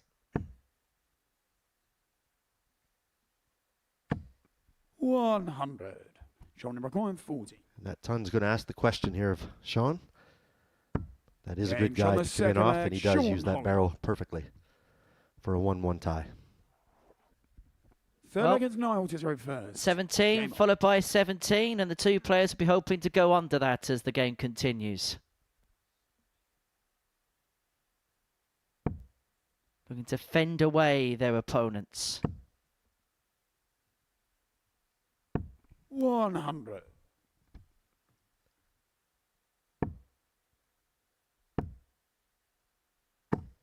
In terms of Sean Holly's day so far, there's been some really good stuff in there, has to be said. Missed a few darts at double against Arnish Spey. That was his undoing in his opening game. Then he recovered with that really handy performance against Conor Heahan to win by 4 legs. When average just under 91, he had that 144 checkout in there. And then he had that one game break, and then he got the better of Jamie Owens 4-2. Now, that was a better game than perhaps some of the numbers tend to suggest. He's played some real efficient stuff, and you can see why he's had the England shirt on over the course of the last 12 months or so. 95. Yeah, he represented England in Korea. I was over there with him, and he definitely has earned his spot on that team. 57. Niall's having a decent day here as well. He's had a pair of 88 finishes, or an 88 averages, as well as a 94.5. So he's in pretty good form himself. 81. That 81 will leave the fish, the biggest fish of them all. Can he reel it in? Monday morning fishing here on the south coast. 140. And he may need to take that out after that Niall, you 140 from require Sean. 170. And as we know, fish and chips is a very popular delicacy around here, but we're not going to get any fish on the menu here. But Holly, having chipped away at Cullton, is looking at this 104. 96. Sean require 104. That leaves tops. 84. Doesn't Niall, take you it, require and that's going to allow 74. Niall back at the 74.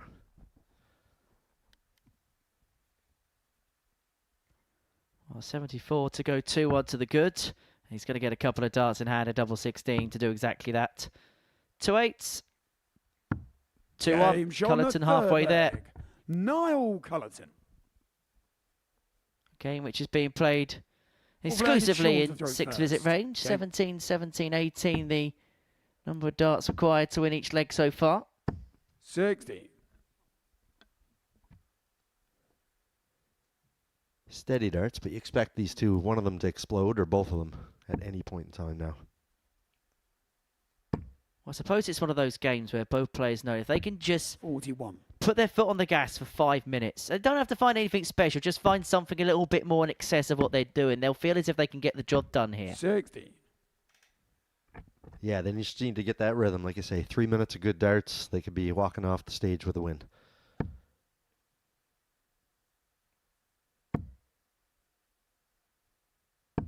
$95.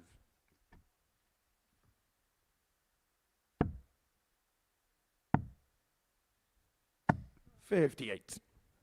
I like to call this out of sequence. You're leaving, like I said, you'd rather be sat on the 350 mark down. Creates that extra shot that you're going to need later on. That's the difference of 15 darters or having to throw 18 darters. 100.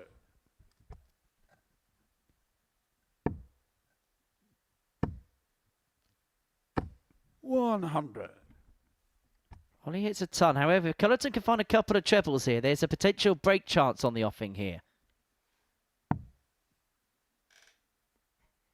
2 trebles effectively halves the score for him.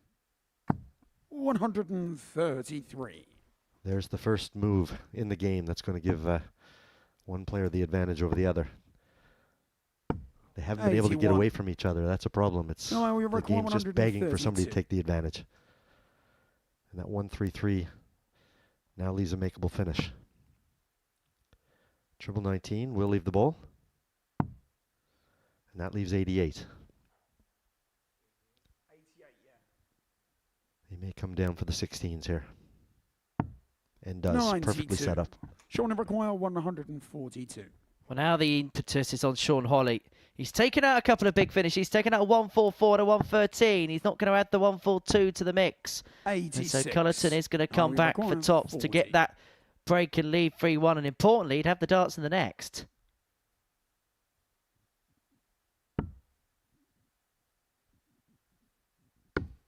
Game Sean the And full there's your flag. 3-1 lead for now. Niall Cullton. And he will now have the throw Fifth flag is Niall to throw first. for a Game. 4-1 match. And if he does that, that's obviously good number of legs towards the good, because there's a lot of 4-3 games here.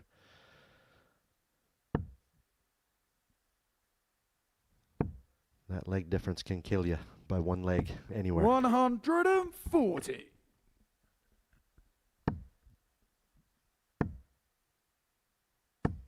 $125. Good reply from Sean there.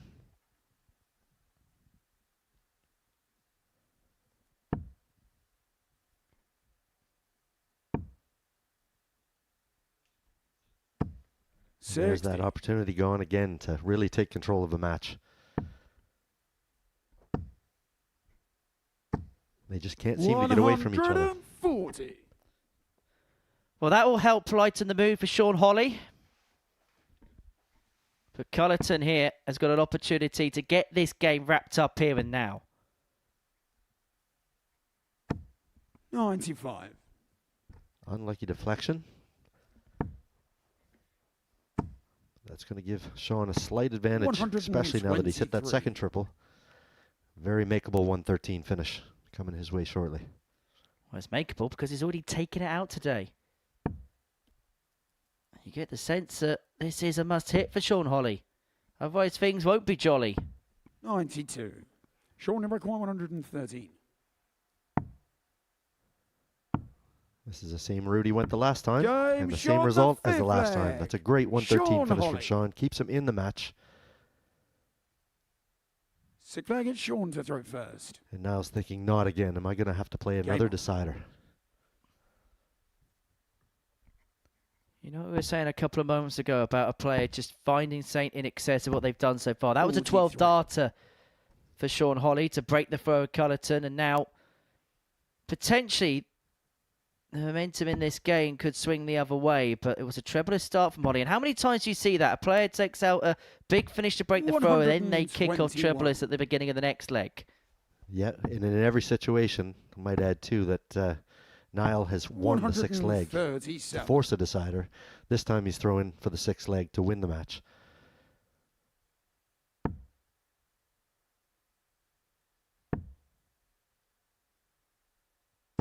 And he is off to a good start. Solid.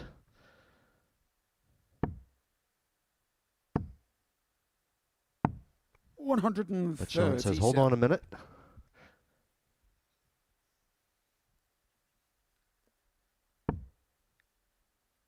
Sean Holly says, hold the back page. 100. But only a ton for Cullton. And so 6 darts from here to win leg 6 once again. 98. And that 98 gives Sean an amazing opportunity here to tie this match up.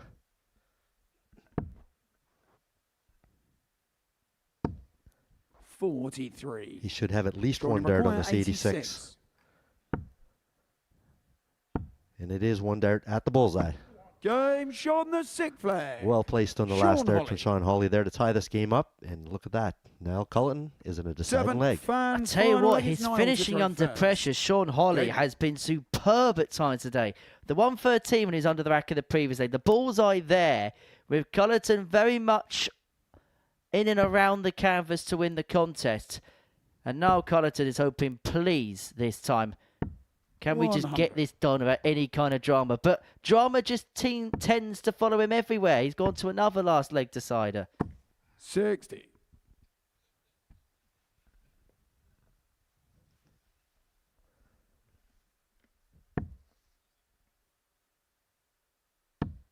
Cullton with the darts. Can he use them to his advantage? And that's a huge bounce out.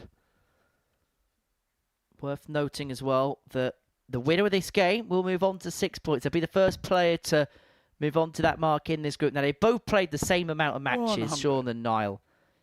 So this would be a big jump over one another and a big step in the right direction, particularly when you've got the likes of Graeme Hall and Jamie Owens still with games to play in, I suppose you'd call it, this cycle of matches. 140. And we're kind of working out as we get to the close of these group stages that if you're on 6 points, positive legs difference, that's probably good enough. And in the case of Sean Hawley, he's on 4 points plus 3 legs difference. Niall, 4 points plus 1. So they can win this one and just maintain a positive legs difference. That could well be enough to send them through to the next stage. 85. Niall, you require 161.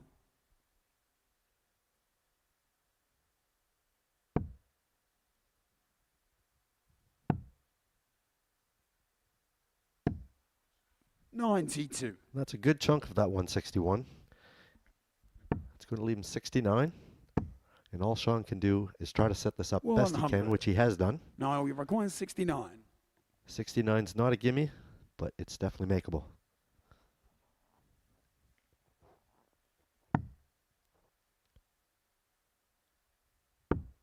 And that's tops for the match. 49. But this time he drags it low. Sean, you require 96. And he'd be watching on hopeful in the background because Sean Hawley around these types of finishes has been deadly today. Is he going to get a dart? No, just straight wide. He knows that was a massive opportunity. And he did not miss by much. 51. Now you require 20. Niall for another deciding leg. And the match on double 10.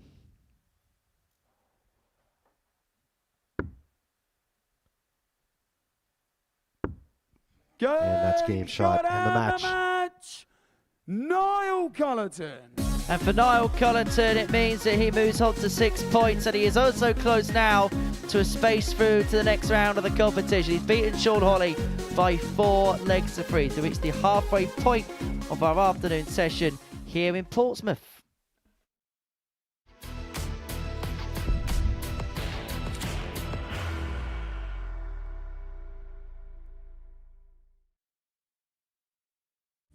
You will be disappointed with that. He wanted to have Graeme one dart. requires 20.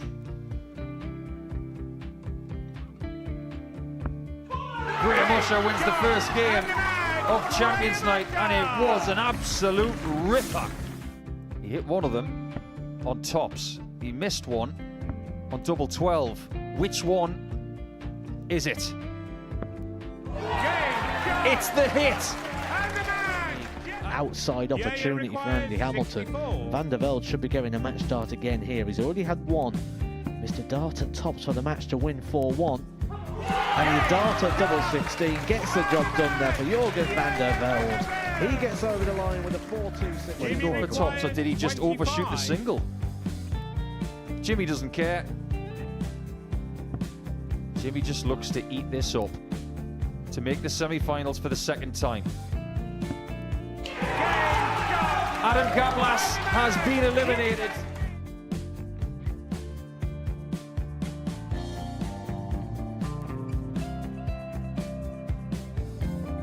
Keep us guessing. This time he's trying to leave double 18. He knows best, and he takes the lead. He's 2 darts away from a Super Series final. He's 1 dart away. He doesn't need any more darts. Jeff Smith makes the Series 11 final.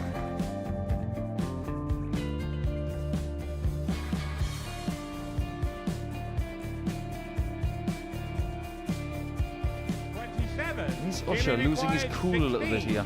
Oh, absolutely. Right now, I'd say the head's gone, and you don't have long to recover. It is very, very short form at darts. Vansky's halfway to victory. He only needs one more.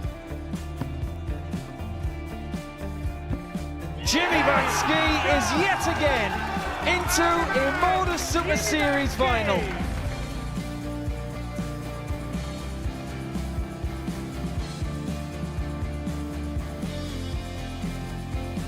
Flashback vibes. Can Jimmy Vansky do the same? Just needs the one treble here on the 19s. Finds it.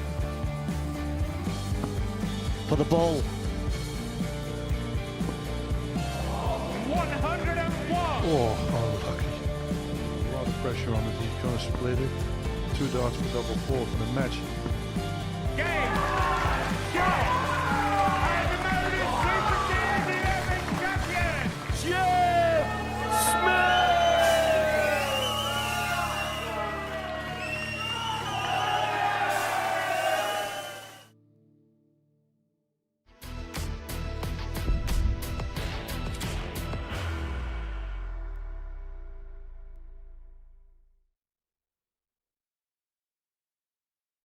Hello, welcome back. It's the ADC Global Championship here on the Pluto TV network of channels in the United Kingdom and around the world. This magnificent trophy is on offer between now and the 4th of January, and the winner of it will join Devon Peterson as a global superstar.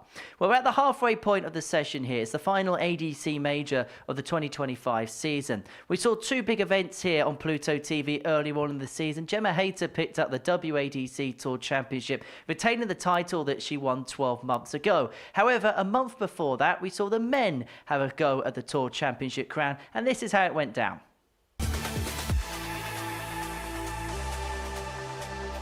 Now down for double 10. Game shot. Finds it. Last start in hand, and he fought. It was first to 4th. This is awkward, but he manages to find the number 1 seed in this competition packing. Bull. Oh, this game has got everything. Mr. Dart tops on the back of the 118 of the previous day, but he ain't going to need any more darts now. Bobby Martin can find double 16. He's free at it. Semi-finals is where Graeme Hall is going. But he's going to get another opportunity. Still perseveres on the double 19. 6 for the match gone. But with match start number 7.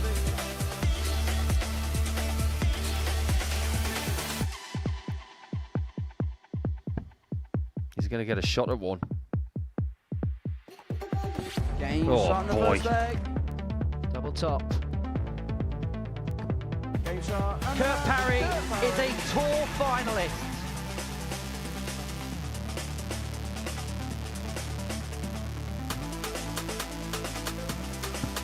G-Man is into the final match. He gets the better of Carl Wilson.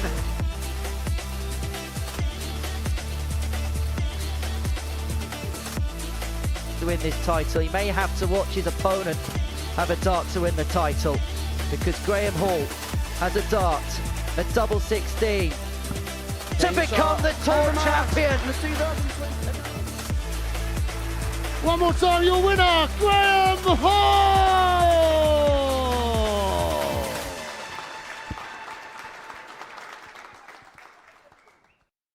It was Graeme Hall's first major success when he picked up the Tour Championship title in October, and he's looking to become the first player to pick up one of the elusive ADC majors, then go on and lift the Global Championship at the end of the year. In fact, there's only a couple of players that could do that in 2025. The other one being a certain Danny van Tripe, who picked up the Benelux Trophy title back in July when he beat the brilliantly named Danny van Klompenberg by 10 legs to 7 in the final.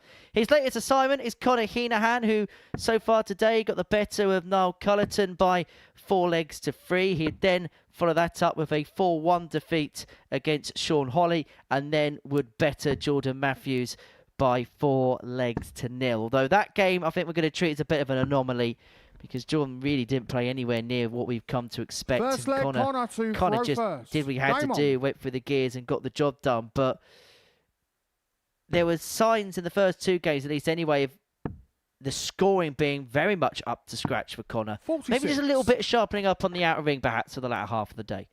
Yeah, he's been heavy on the 180s, but like I said, that outer doubling percentage, he needs to bring that up slightly. He's not having a terrible day by any means. He's in pretty good position here at 2-1. But Graeme now is coming into the tournament where part of the schedule, he's going to play the bulk of his game, so it's a great opportunity for him to get going. But it's also a great opportunity for Conor to really take charge here.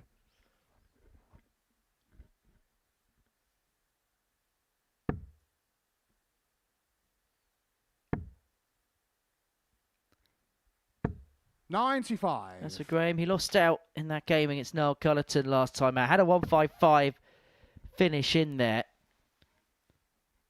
But as far as his day is concerned, you mentioned before we went live that this is the part of the day where he has to make hay while the sun shines, because this is where he's got to play the bulk of his games now.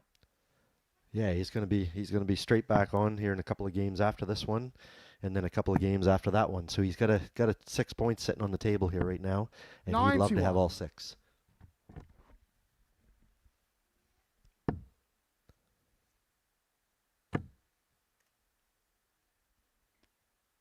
In terms of the table as well, he finds himself just on the outskirts, having picked up 2 points. So you get the sense here, win is imperative. In fact, if he does win this, he would leapfrog Conor Heahan in the table into at least 4th position anyway. Conor there with 2 poor first darts, but he did save it with that 19. It's going to get him to a very makeable 129, but he may not have to take this out depending on what Graeme leaves.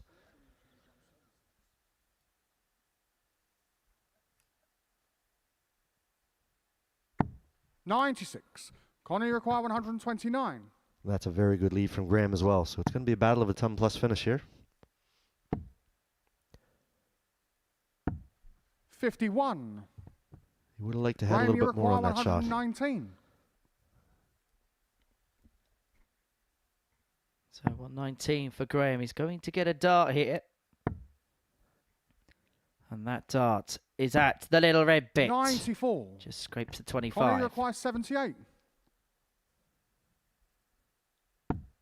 Conor may only get 1 dart here, and it will be 1 dart at double top.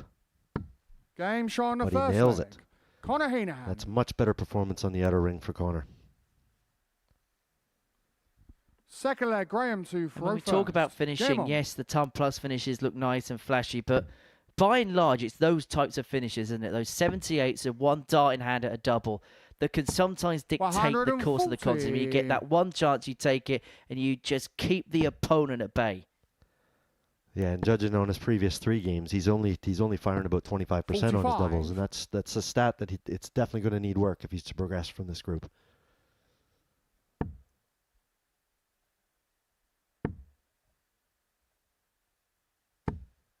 140. Graeme straight back to business here on his throw. A couple of 140s. 100.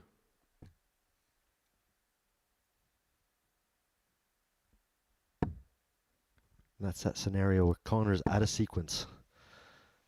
But Graeme is sitting perfectly. 100.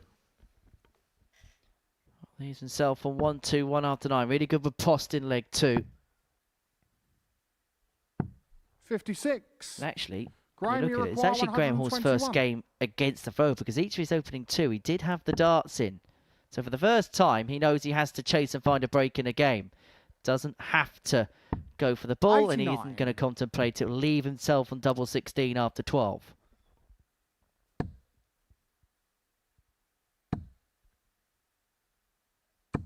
That's a great 140 for Connor. And Graeme, you let's see require if that 32. experience of leaving an 18 paid off. Game Straight showing a in the second middle. leg. Graeme Hall. And we have a level game. In 13 darts, Third leg, Connor to throw first. Game you on. would take that standard all day long.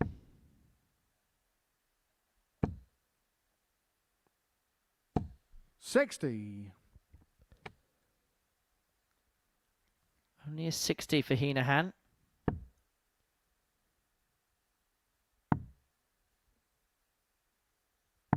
$96. A big pick off there with the last for Graeme.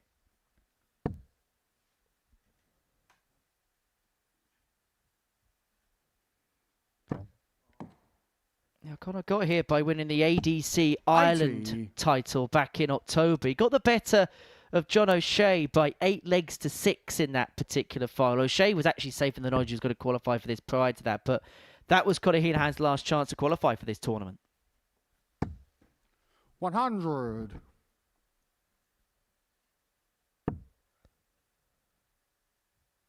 Graeme is so consistent on at least picking one triple every 58. time. 23.5 points difference in the average right now, so Connor being 1-1 has to be thrilled with this right now.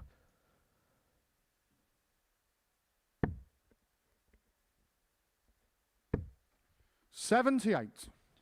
Well, that's a Robin Hood and a half.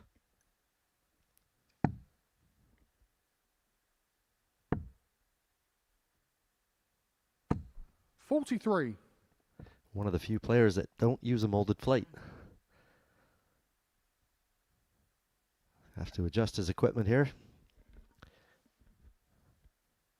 Put a new end on a stem.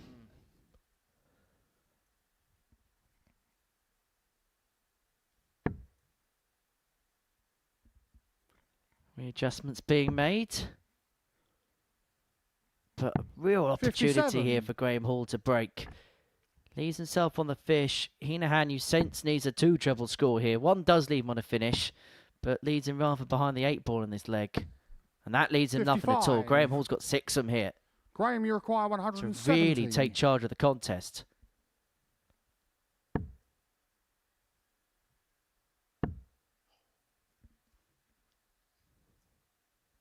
I was hoping he was going to hit that. I wanted to see if he was going to lay up in that 85. situation or not. But everybody likes a big fish. It's like one of those questions you players always get asked. 170 and your opponent's not on a finish. Go for it or 57. lay up. He would have answered that question right Graeme, there you with require Graeme Hall if he'd 85. found the second treble. But opportunity knocks again, though, to get that elusive break.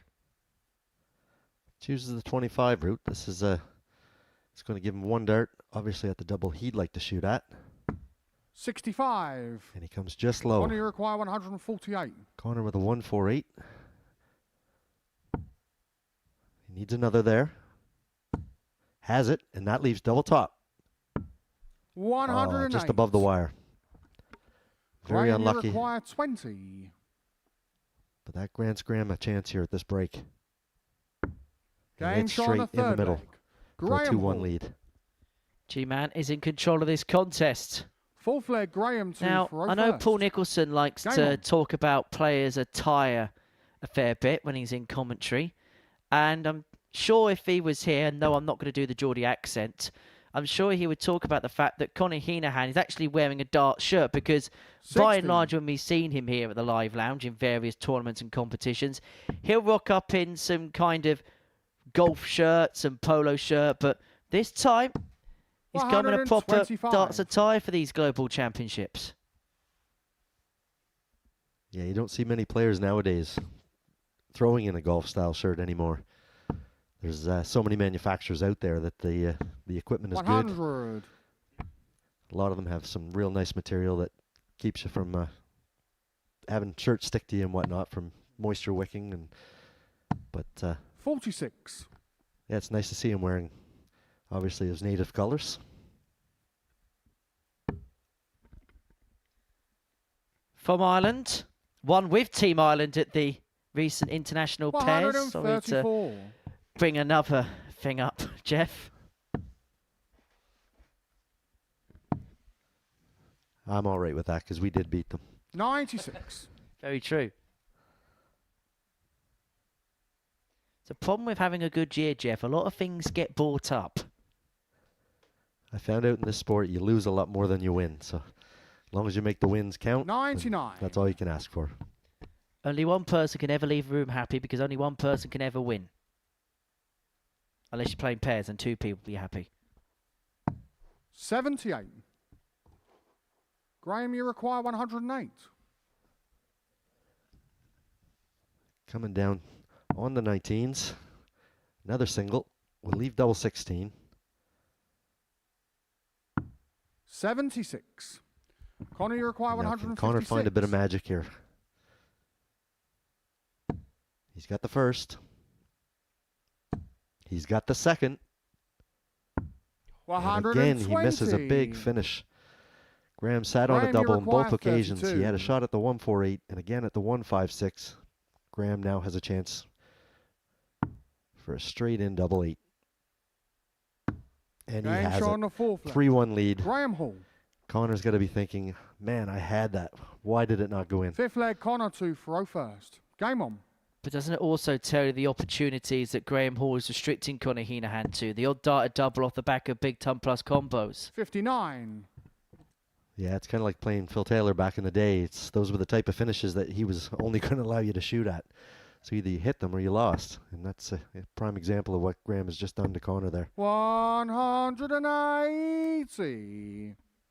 Hall is hitting Heahan with all the heavy artillery now. That's his first max of the match, averaging just a shade under 97. 45.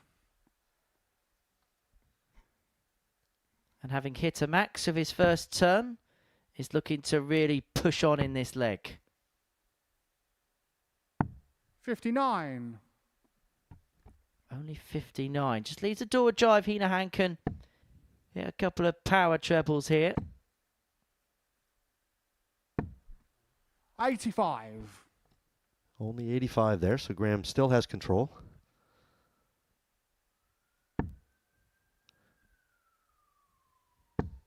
He will be leaving a finish. It's how handy will he leave it.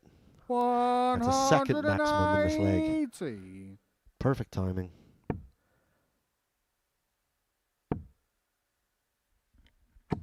$60. And Conor can only Graeme, fire you in a require 60. 82. Let's see if Graeme is still sharp on his finishing. Straight in the bullseye. He likes that Game area. shot and he has won the match 4-1. And he's done so with an 11 darter. And Graeme Hall is just beginning to manoeuvre here at the Global Championship. The Tour champion is just beginning to stretch away from the bottom three in this particular group. Conor Heahan's played 4, 2 wins, 2 defeats. It's going to be an interesting run to the line for him, but that a priceless win for Graeme Hall. Superb performance. Average just under the ton, 50% as well in terms of his finishing. Jordan Matthews takes on Noel Cullton next.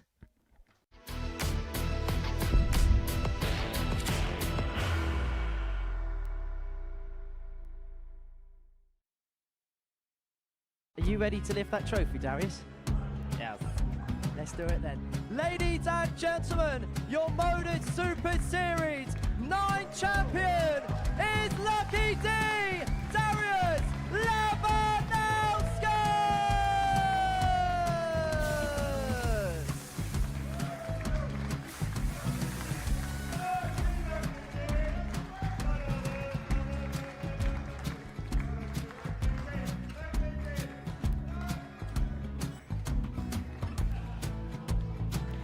Well, what a wonderful night of darts we have seen, and we are ready.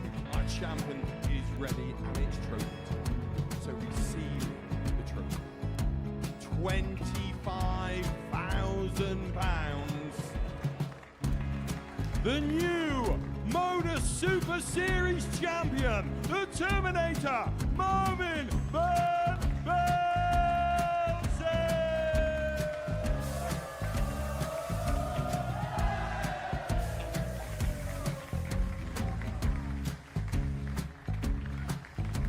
And one more time, the 8th Modus Super Series champion, the Terminator, Marvin Van Velzen. And the new Modus Super Series champion is Andreas Dirty Harrison.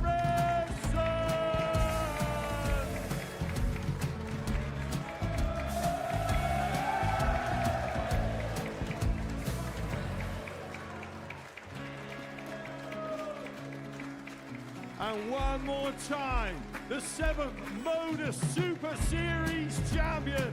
Give it up for Andreas Dirty Harrison. The moment we've all been waiting for. Would you please show your appreciation for your Series 6 Modus Super Series champion, Scott Taylor?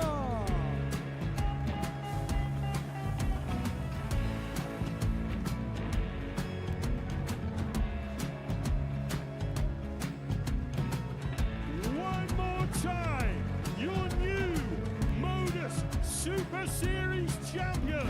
He is Chucky. He is Jim McEwen. Ladies and gentlemen, your Modus Super Series champion, retaining his title, the Nuke, Luke Littler!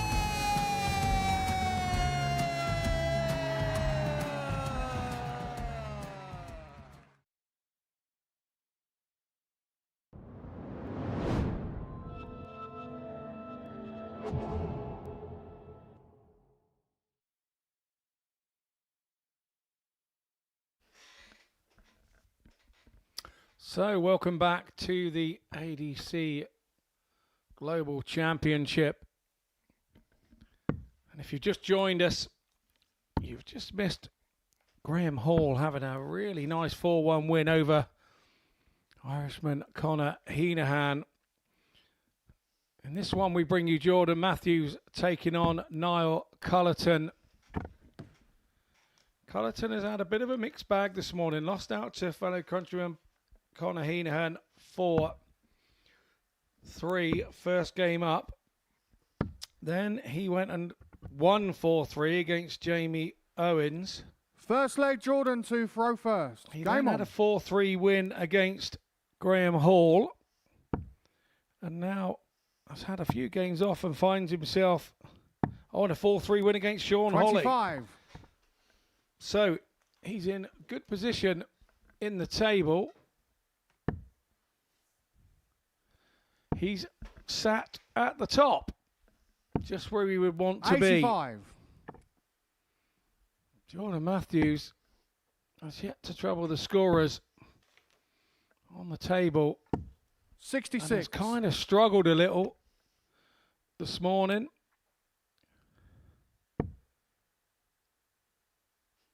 It is a little step up coming to something like the Global 140. Championship from your usual darts. So maybe he's finding the step up a little bit difficult. 100.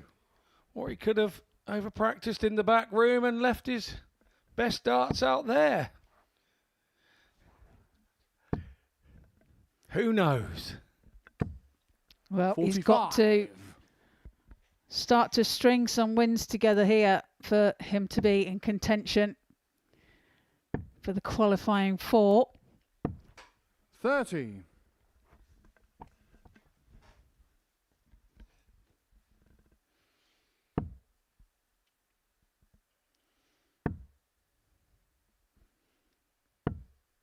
30.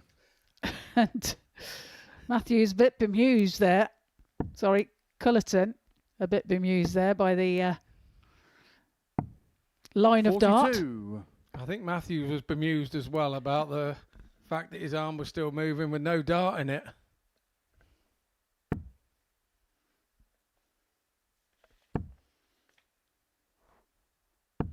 $60.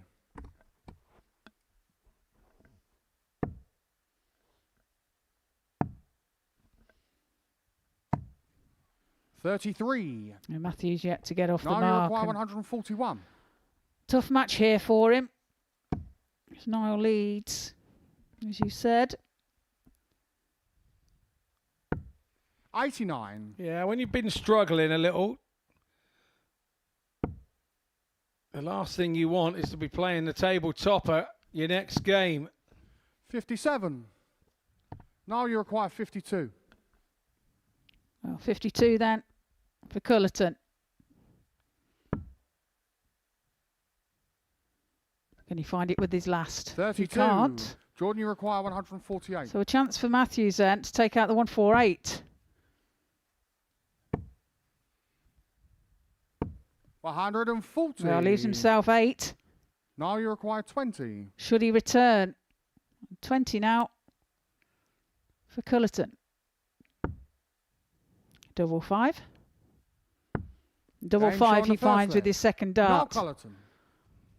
Leads the match by 1 leg to 0.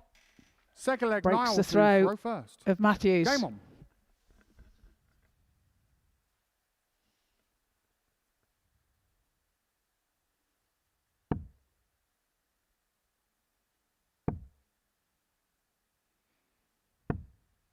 $85.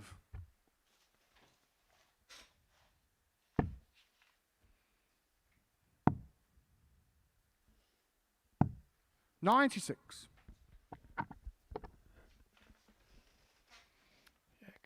Cullton's been a busy boy. Like I say, 4-3 against Conor Heahan. 4-3 81. against Jamie Owens. 4-3 against Graeme Hall. And 4-3 against Sean Holly. So you have to say 140. Cullton is definitely getting his money's worth here on legs for value.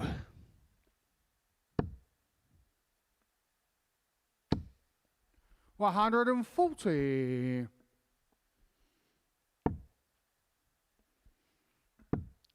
Well, he's been playing on the Challenge Tour as well and 9. achieved a semi-final position in Hildesheim in 2024. So he's clearly got the talent, as we're seeing today. Yeah, I remember it. I was there. 81. He's also played one finals night here on that stage. So 121.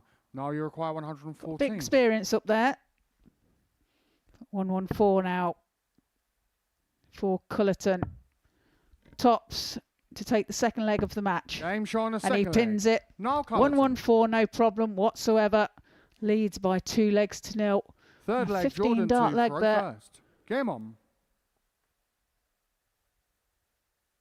from Niall Cullton. But here comes Matthews. 140. Can't quite find the max. But off to a good start in this leg.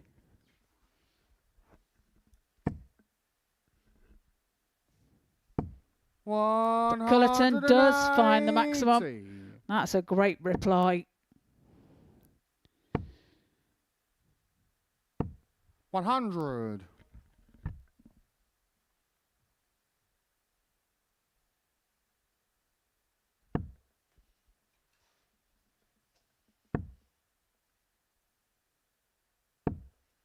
$45. There's quite a few left-handers in this group, isn't there, Scott? Yeah, there are indeed. It's 58. unusual. Obviously, James Wade, one of the best left-handers in the world. Somebody actually asked me the question at the weekend, is there an 140. advantage or a disadvantage to being right or left-handed? And I looked at them a bit strangely, and 100. he obviously, he said, no, I'm being you genuine. require Is there a 136. disadvantage to throwing left-handed? And I said, I wouldn't have thought so.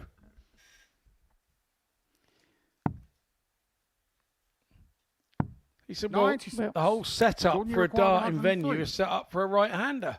Camera position and everything else. I said, surely that doesn't affect a left-hander when they're throwing. 47. Now you require 40. Well, tops them for a 3-0 lead. Game shot on And the he finds third it with leg. his first Niall dart. Cullton.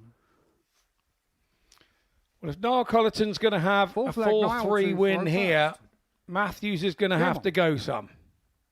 Well, that was a 13 dart leg from Cullton. So, yes, indeed, if he keeps producing the darts like that, then Matthews really has to 81. step up his game and find some kind of form. And loose darts like that 13. is not going to help.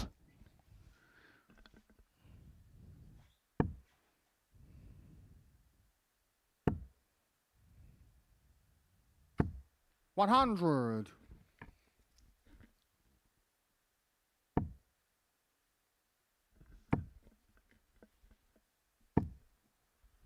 $140. Well, I would have thought we were going to have from the unbelievable to the sublime there from Matthews. A score of 13, and he was looking like hitting a 180 very next throw. 100. He'd been over and had a sip of water in between throws, and maybe a few more sips of water, and he can be scoring like this. I'd be back over to the 123. table on the water.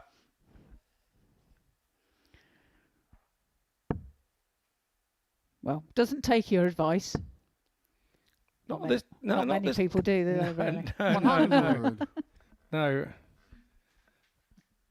You used to be my friend. I love you, really. 100. Now you require 120. Well, 120 now for a 4-0 victory for Cullton. He finds it. Game shot. Oh, what a and shot match, to finish Niall the match Cullton. from Cullton. A 120-ton topper. A wry smile there from Matthews. He felt he was just starting to get into the game. But that 120 sculpted his hopes. 91 average for Cullton. He moves on. We head to a short break. On our return, we have Jamie Owens taking on Graeme Hall.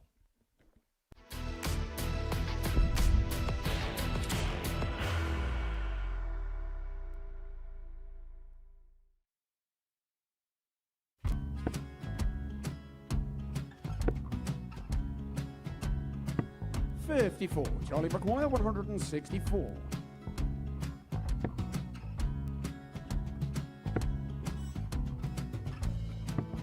$44.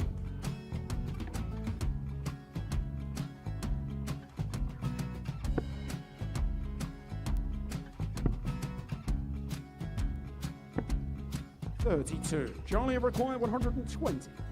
Well, 120. He's got a fair, at least 2 handfuls of this. Just needs to stay 60. there. That's a good shot. Halves his score. Leaves himself on a 2-darter.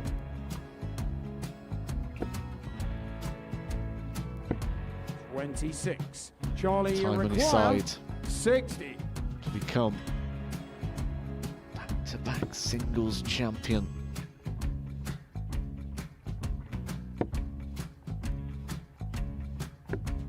$40. Definitely a couple of nerves in those last 2 darts. But he'll be coming back. The moment he's been in before this situation. Standing at the back of the 81. stage, Charlie approaching the required Yoki with a 20. chance to win the title.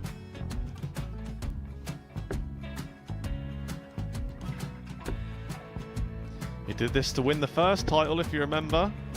11. I think he's gone. Georgia I think require he's gone to 118. bust it, maybe. The first title he won, he wanted 20. He went 6-7-7 to win it. He had a chance to replicate it again.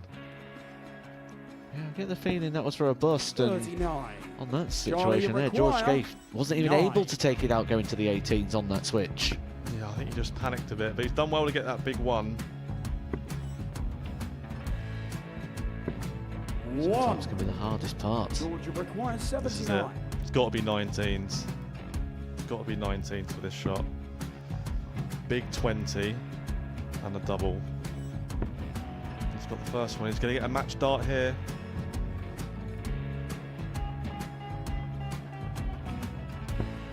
$59. Charlie, Threw you the entire require body into that 8. one. Just didn't want to let go of the dart.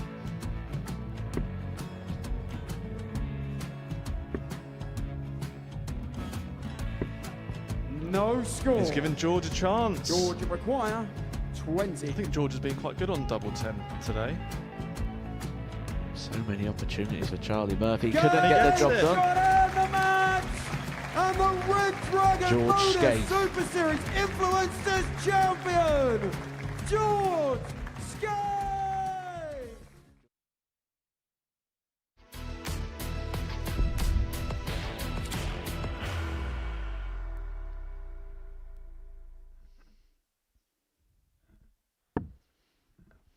Welcome back here to the ADC Global Championships, live on Pluto TV. Before the break, we seen Niall Cullton take a 4-0 victory over Jordan Matthews, averaging a 91.09, 120 checkout.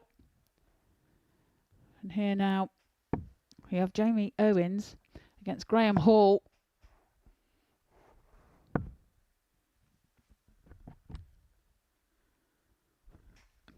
Game number 14 here.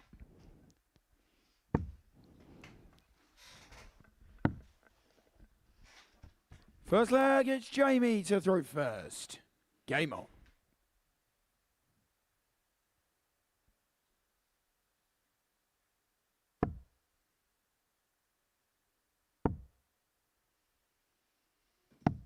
$42. Owens here, a very deliberate type thrower, isn't he? Won't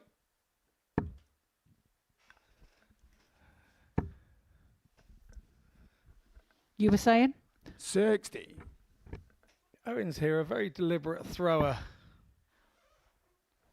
Will not be rushed and moved along. It's like he has his own routine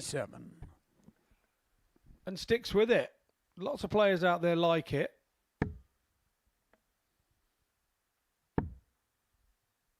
And I think Graeme Hall is a very similar ilk. He does things his way. So this one could be interesting.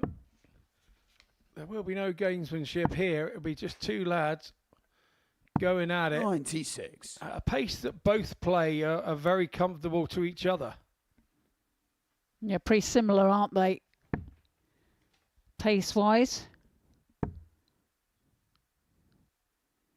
As G-Man, as he's known, fires in a maximum.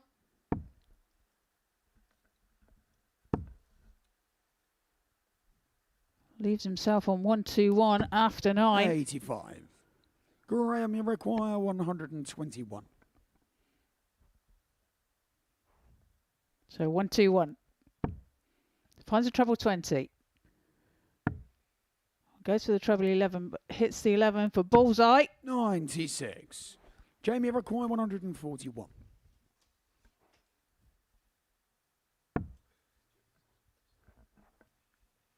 Well, that is some distance away from the target. Finds it there, though. 85. Graeme, you require 25. Generally goes 9 for double 8. Here we go, double 8.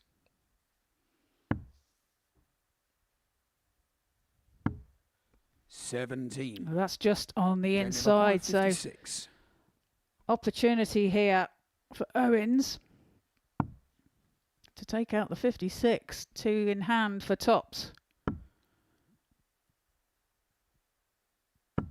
And finds it with his third dart. Jamie Owens holds his throw. Second leg, it's Graeme to throw first. 1-0. Not happy with an 18 dart leg. Did pull a face there like a bulldog chewing a wasp. 96. Well, he was a bit lucky, really, to take that leg, wasn't he? As Hall had darts 100. to take that leg. Couldn't find the target, so I think that's why he was pulling a bit of a face, knowing he was quite lucky to hold his throw there. 45.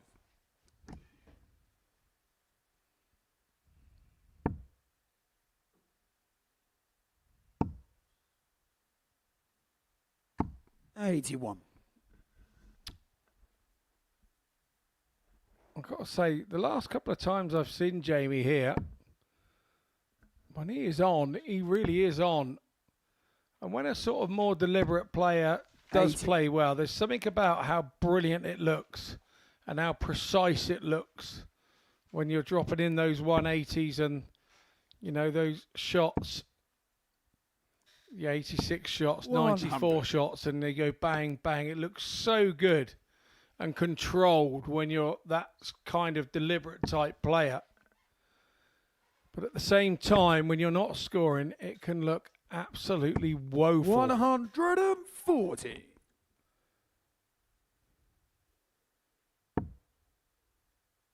Whereas I think a fast player goes and scores 26, it looks unlucky. Whoa! It's kind of strange, isn't it? Graeme, you require 140. Well, he fires in a max there.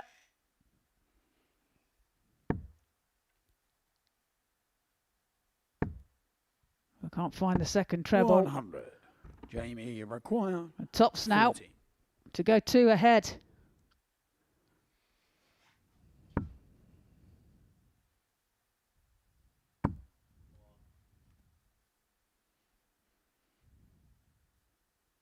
Game shot on the Now second finds it leg. with his third. Jamie Owens. And the man from Stockton on tees takes Third leg is Jamie to throw first. 2-0 lead. It's Game a on. break of throw. 15 darter as well.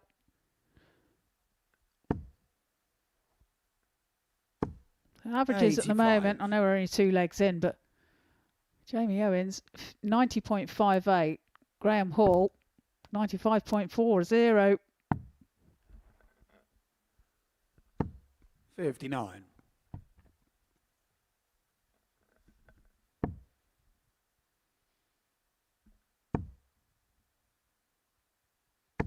$140.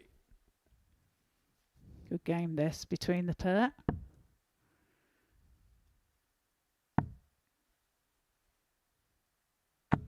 $134.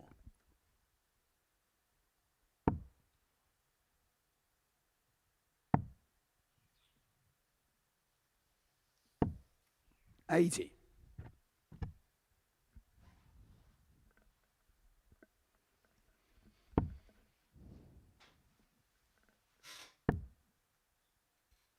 Another one of those will leave him 138.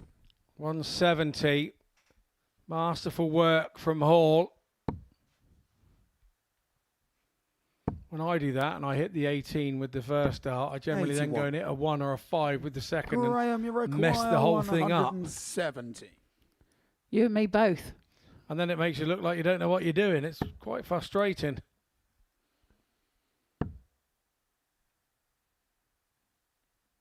We're looking to leave it handy. 60. Should he Jamie got return? 150. But 115 now for Owens. Treble 20 is now the target. Can't be found, so Hall will be back for the 110 to try and get his first leg on the board. 99. Graeme, you require 110.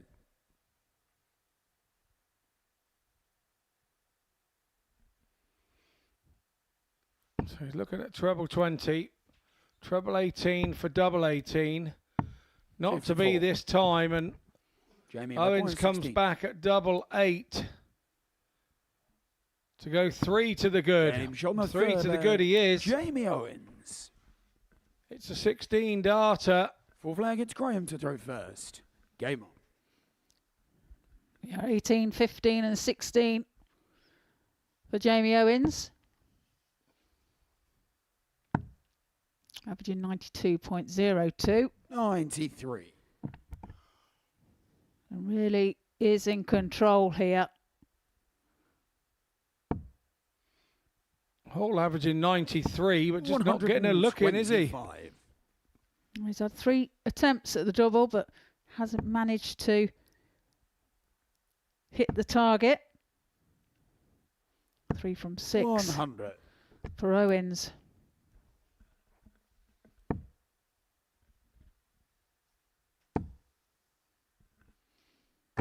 $140.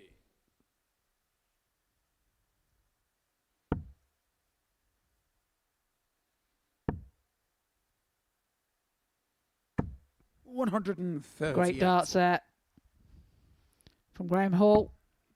Leaves himself the big fish.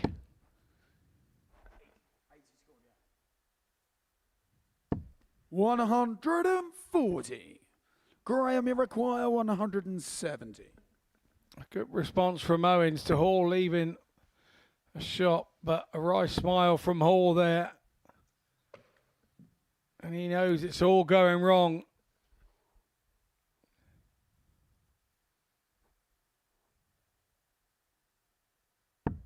26. Jamie required 96. Well, 96 then for the match. We'll stay there. Try and find the treble 20. 56. Graeme, you require 144. Leaves himself top should he return. This 144 has to go for Hall. And that is a good start. And that's superb. Can he find the double 12? 132. Just on the inside. Jamie required 40. We'd already seen the 144 from Sean Holly earlier in the day.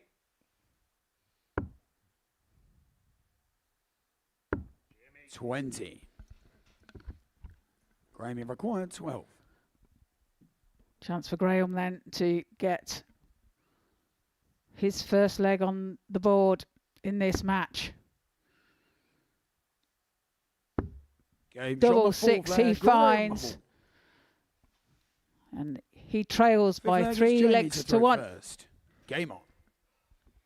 17 dart leg there for him.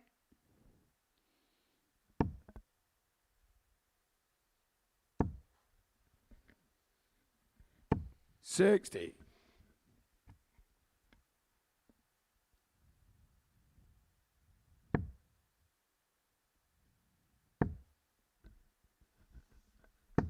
$180. What a great start to the leg for Hall. His second max of the match.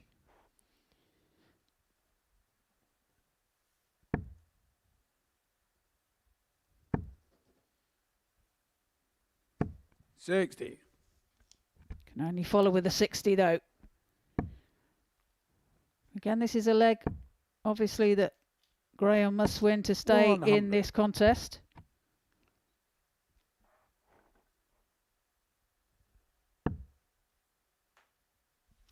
Yeah, his back's right up against the wall here.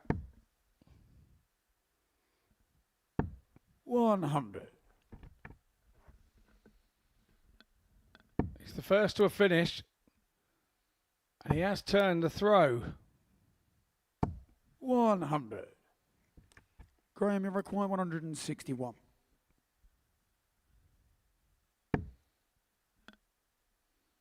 Treble 17 is the target. Can he find the bullseye? 136. The line was Jamie right, require but the weight 106. wasn't. A really good attempt. Owens now going at the 160. Can't be done. He'll look for a 140. 100. That was unable to be done either. He'll be sat on 60 should Hall make a mess of this.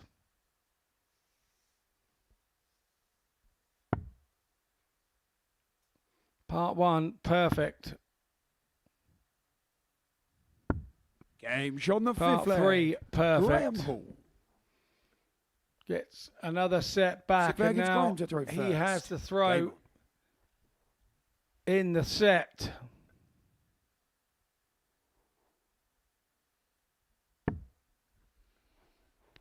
$15 leg there as well from Graeme Hall. 140. Averages still 92 plus for Jamie and 95 plus for 77. Graeme. Good contest this. Yes. Had few mistakes, but when you have had a mistake in this one, it has seemed to have cost you. And Hall, 140. 3-0 down, has found his range and looking to be a thorn in Jamie Owens' 83. side here.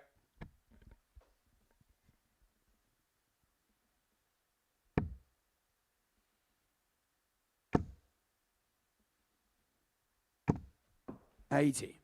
Well, that's unfortunate. Clatters against the barrel, I think, of the dart and finds itself on the floor. 60. Graeme, you require 141. 141 then. So, triple 20 doesn't go, so we'll stay up. 87. Go on treble 7 is the idea, to avoid hitting the ball if you go the other way. Or maybe it's just to make your life a little bit easier. 54. Here. So 54 for Hall to level it all up. Game shot. He does indeed. Graeme Hall. 3-0 down. Jamie to throw first. He Game draws level. And now we go into a deciding leg. Jamie with the darts. So, with the advantage. And that is a superb start to the beginning of this final leg in this match. Here we go with Graeme Hall. I thought he was going to 180 him back. 85. Bit of shoulder in the last.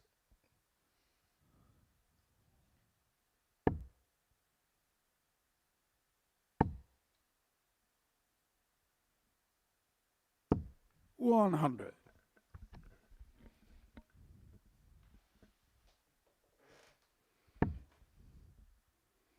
It's been a match of two halves here. First half going in the direction of Owens and took a 3-0 lead. Now Hall is, well, hauled him back to 3-3. But this is masterful from Owens. All you can do in this situation is try and get yourself a dart, something to win the leg first and back yourself. Well, that looks 96. like being Owens at this particular moment in time. Double 12 then for the match. Double 6. Double 6 he finds. He gets over the line. Jamie Owens takes the 4-3 victory over Graeme Hall. And averages there 95.71 for Jamie, 95.40 for Graeme Hall. 4 maximums in that match. Coming up after the break, we have Arnie Spee against Conor Heahan.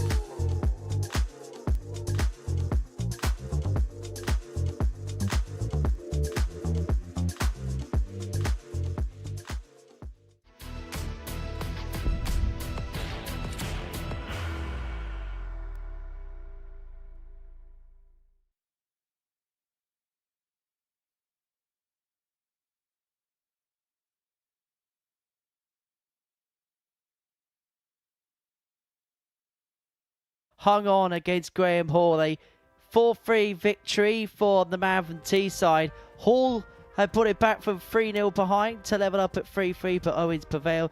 We've also seen wins for Niall Cullton recently, 2 of them in fact. He's the player who occupies top spot as far as the league standings are concerned. This is how Group 8 looks. It's the final first stage group we've got at this year's Global Championship. Niall Cullton's played 5-1-4 on 8 points. He's pretty much good and safe now in terms of qualifying through. Arna Spee, Graeme Hall and Sean Hoddy alongside Jamie Owens and Conor Heahan. They're all on 4 points, but interestingly, the 4 players with the positive legs difference, the 4 players in the qualifying spots, Owens and Heahan with negative legs difference, work to do as the afternoon goes on. Whilst Jordan Matthews has kind of found this a bit of a sobering experience so far. Bottom of the table, minus 13 in terms of legs difference. Right, let's get back into the action. Arna Spee and Conor Heahan go head-to-head in game number 15 of our session here. Arna, 25 years of age, from Juez in the Netherlands. Big Feyenoord fan is Arna.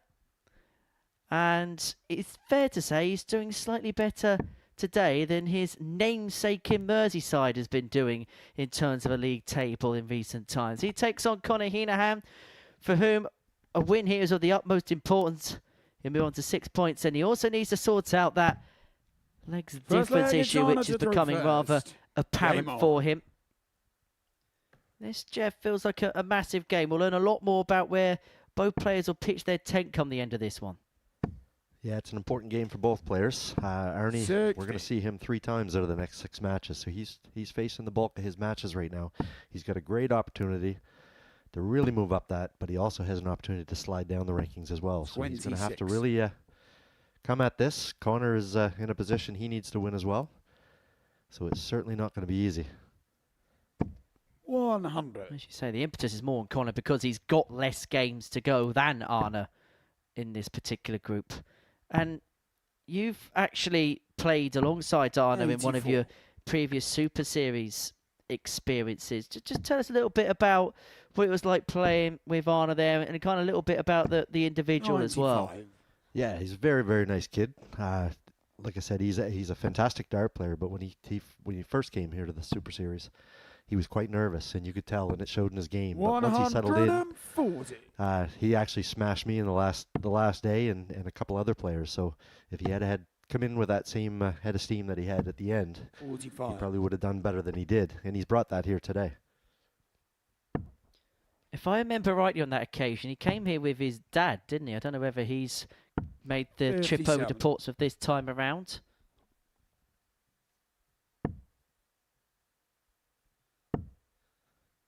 And out of the 3 matches that Arnie has left, he has 3 very difficult ones. So he's going to play Conor obviously now, but he also follows that up with Graeme Hall and Niall Cullton. So this is moving day here right now. 58. Arnie require 140. Well, Arna first to finish here, looking at 140. And kind of tells us what he thought about dart number 1 straying into the 5. Then persevered with 25 and ball. Found both targets, leave himself on 60. If Heahan can't get this. Seeing lots of players go that route on a 136 these days. Arnie requires 60.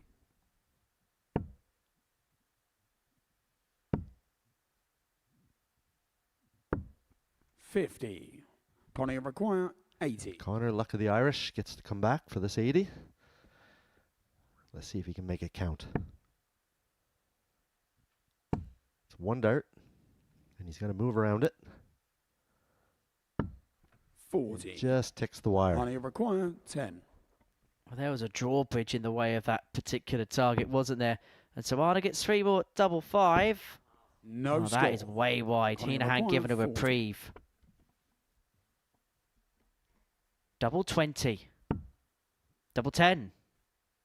Shake of the head from Arna. But he may well get a reprieve. No, he doesn't. Heahan eventually gets that breaker throw, pins the double 5 to the top corner. Second leg against Conor. Arna's been last started. Heahan hits the front. That gave you vibes of his last match. He had the opportunity and to beat Jamie, and unfortunately he just could not get over the line. He had many opportunities and ended up losing that match 4-3. In the exact same scenario as what he just did there. 26. And did he take that into the next leg?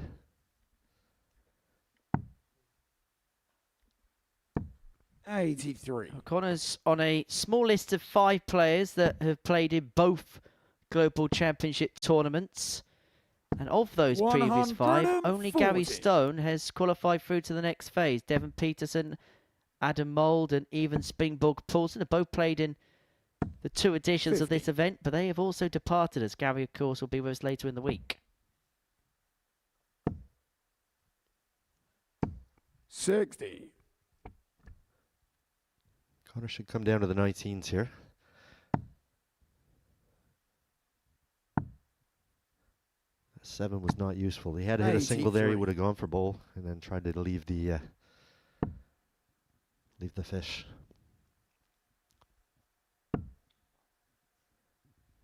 $85. But Arnie has not done enough to challenge him.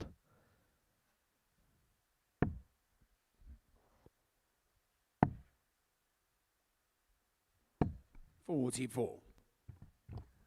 And he should be fuming with that. Arnie sees this opportunity. $81. Takes a piece of it. Connor, you It does leave its own plus 144. finish, which is makeable. But the way these two are attacking right now, you expect Connor just to hopefully hit another one of those. But he doesn't. But he's going to be looking forward to possibly coming back after Arnie's turn here. When his game against Graeme Hall, those were the chances he was being restricted to. Arda looking at tops of the 109, and that just pings the top of the wire. 70.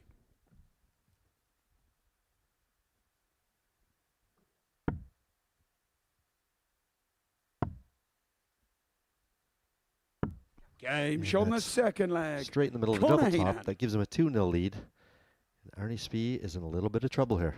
Third against Arnold. I can tell you that Niall Cullton is through to the next phase. 5 players cannot reach 8 points because 45. Owens and Heahan have to play each other. So a W here for Arne Spee would mean that he would qualify through to the next phase of the competition. Could be this year's winner of the Global Championship. Who knows? That will be on Sunday, January the 4th, here, live on Pluto TV around the world. Or around the globe. 90.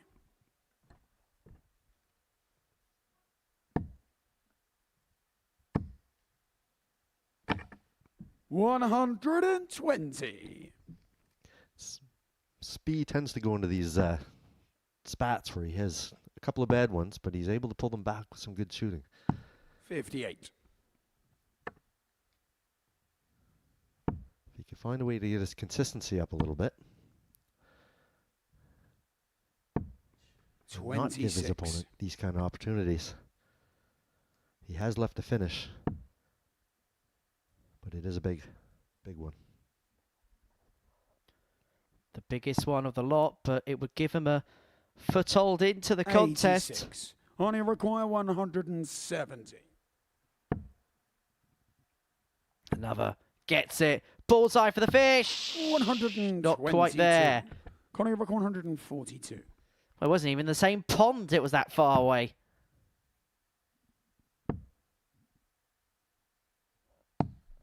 $42. Only require 48.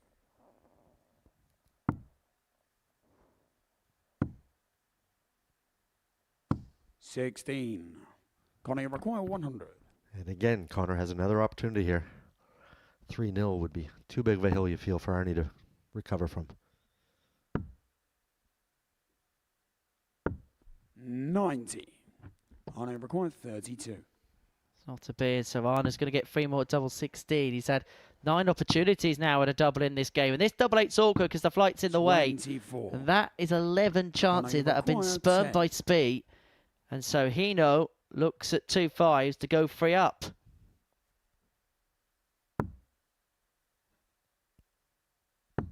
Game shot on the third. And that is a 3-0 lead Connor Heahan for the Irishman. And he's going to be thrilled with where he's at. It's Connor to throw first. How he's playing, probably not so much. Game on. It's his worst performance of the day, but it may well be his biggest win of the day. And that is why you don't rate averages on trophies. 40. Well, averages for Conor Heahan aren't worth anything right now if he can pick 60. the points up.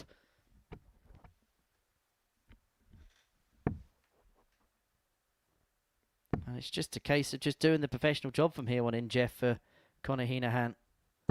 95. Yeah, I think that last match when Arnie played Jamie Owens and he spawned so many darts at the double to win that match, I think he's carried that on all the way through into this one. 81. He's only played 3 matches, where the most of them have played 3 or possibly 4 or 5 matches. So he's got to wake up, and he's got to wake up now. It's so easy to take a bad shot into the next shot. He's taking a match into the next match. 60. Is Conor Heahan's experience been the telling factor? Because in terms of quality, let's be honest, it hasn't quite been there, but he's been able to do enough. 39. Yeah, I don't even know if you can class this one's experience as opposed to your opponent giving you the opportunity. Because Conor's given the opportunities back, Arnie's just not taking them. 100. So if you let a player shoot it enough times at a double, he is going to hit it eventually. If Arne doesn't go through here, is this the game that possibly he looks back on? It very well could be, because he like I said, he has a tough route to get out the back door of this. And like I said, he did all the hard work at the start, and he hits that double against Jamie, and he's on 6 points, and he's in very good 58. position. So that match against Jamie could definitely be the one that ended his day.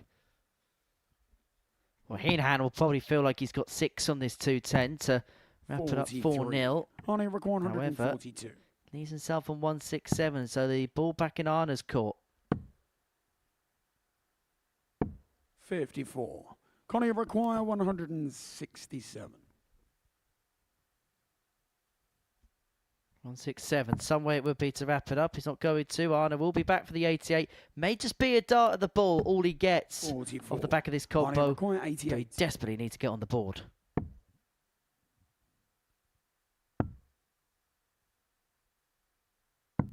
$74. Just clicks the Connie wire. require 123. Now starting on the 19s, Connor on this 1-2-3 hits the first triple over to the 16. Now the bullseye for the match. And he nails it. Dead center. 4-0 win. Not the best performance, but he gets the job done.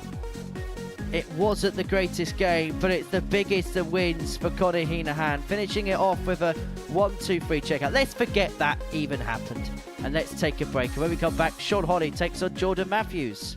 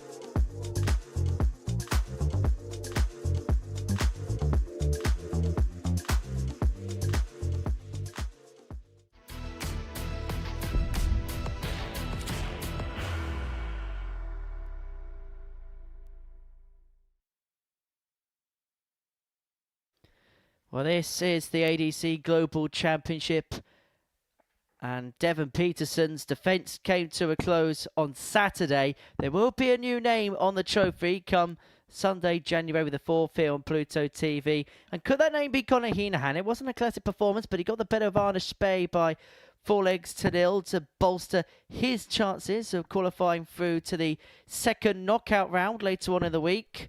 For Sean Holly, he's got an opportunity to join Conor Heahan on 6 points if he's able to get the better of Jordan Matthews. This is game 16 of 21 that we're broadcasting to you on this Monday afternoon. We're live on Pluto TV across the globe. First leg, Sean to throw first. A very warm welcome to our viewers joining us wherever you are tuning in to us from. We're heading towards the middle of the afternoon here in England. 60. Heading towards what we'd like to call tea time. But it's time for 41. Sean Holly to really push on. And by the way, 2 o'clock is what we call tea time in the Deacon household. 134.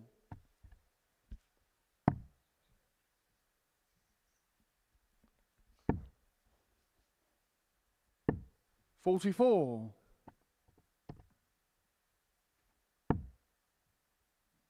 Sean's off to a good start here. 95.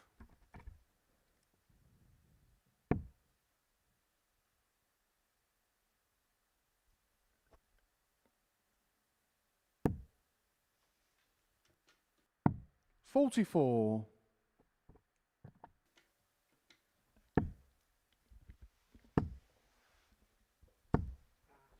$55.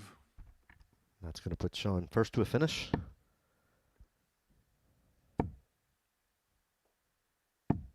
$140. Sean, you require Matthews there with a nice 157. 140.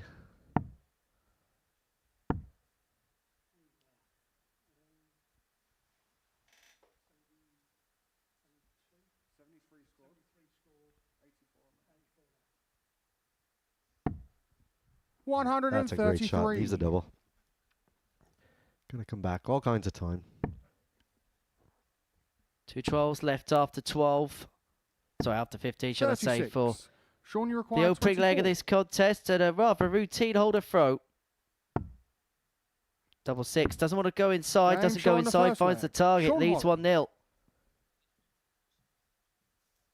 Second leg, Jordan to throw first. Game on. We speak about opportunities of players. If you're Sean Holly, to get through to the second stage of this tournament, also the prize money that'd be on offer as well if he 92. was to make it through, would be a minimum of 800 quid even for finishing bottom of the next phase. The opportunity that, and the carrot that 96. gets dangled towards him, it's huge, isn't it? Oh, absolutely. There's so much opportunity in this format, and even if you're at the bottom of the table, 40. you still have something to play for. So these guys will be fighting it to the death, right to the end. 100. You're in your local pub and you had a potential to play a game for a best of 7 for 100 quid. Most people wouldn't take that bet, but these guys have that opportunity. 100.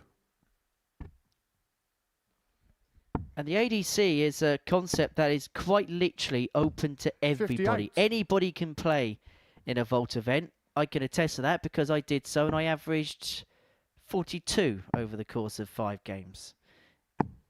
It was not 26. a very good experience. As in, for watching me play was not a good experience. The opponents loved it.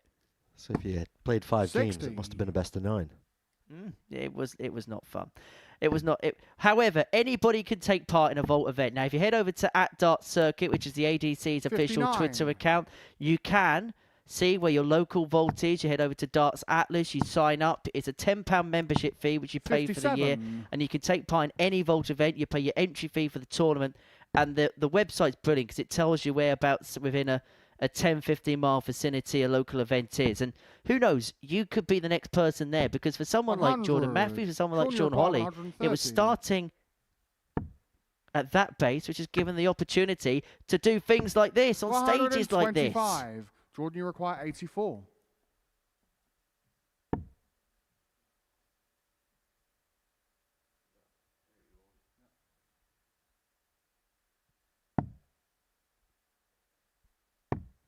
Game Sean, the second leg. Well, Jordan Matthews certainly enjoyed that. 84 check taken, and we're level at 1 apiece. Third leg, Sean to throw first. Game on.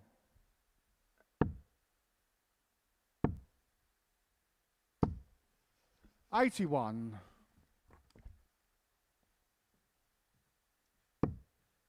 Can Jordan use that momentum? 95. Great switch from that first dart.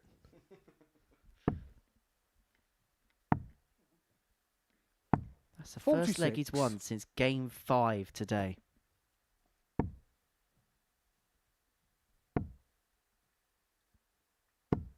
$30.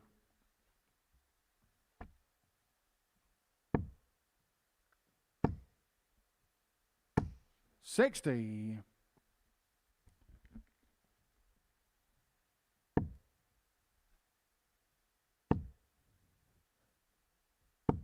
$81. Jordan's starting to find his range now.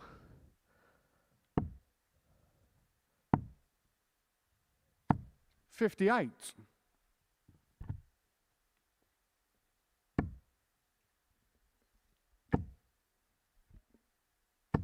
Building some confidence.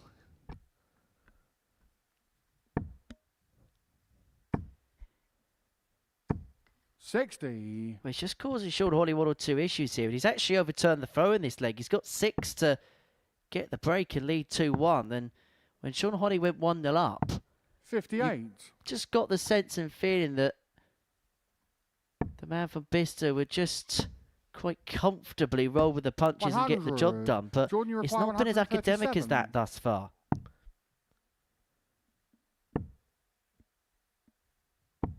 $57. Sean, you require 96.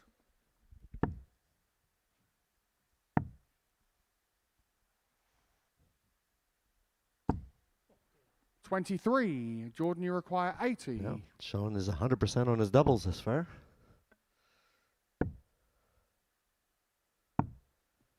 $30. But all he can do is lay it up here. Now, Sean for 73. Sean, you require 73. For a 2-1 lead. Well, to get the game back on track as far as he's concerned. 53. Tops goes low. Matthews is going to Jordan, you get 2 require darts 50. to break. Well, provided you don't go straight for the ball, that is.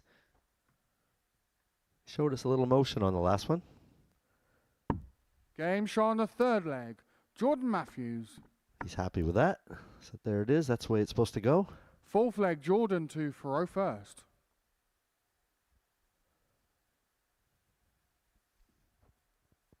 Game on. Just get the sense that 1 or 2 players may have just hit a bit of a wall. We had that brilliant game, didn't we, between 58. Jamie Owens and Graeme Hall a couple of matches ago. But as we're heading towards that tail end of the day, and we're heading towards that extra game that players would usually play 60. in comparison to a Super Series format, are we just seeing players just begin to flag a little bit? Yeah, the format here, it wears you down. And 100. Seen this in the last couple of days. Usually 3/4 of the way through, towards the end, players are starting to lose steam, and then you got to find something just to end up pulling yourself through at the very end. But Sean's going to be careful here. The Jordan's not had the best of days by any means, and for 95. Sean to let this one slip away would really hurt his chances. 100.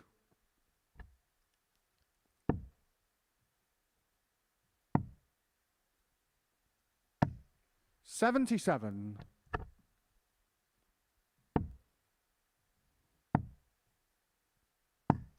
Matthews 58. for the third leg in a row has a big advantage.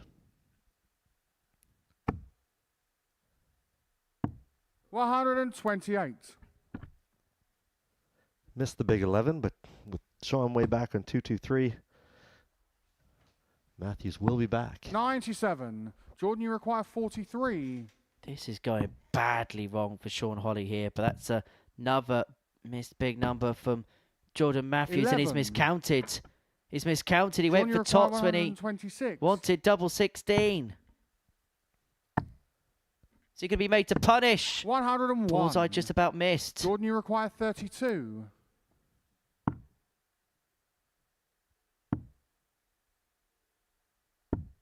28. And an unforced Sean, error you there require from Jordan. 25. Game Sean the 4 flag. Sean Let the Luke Holly. Littler route.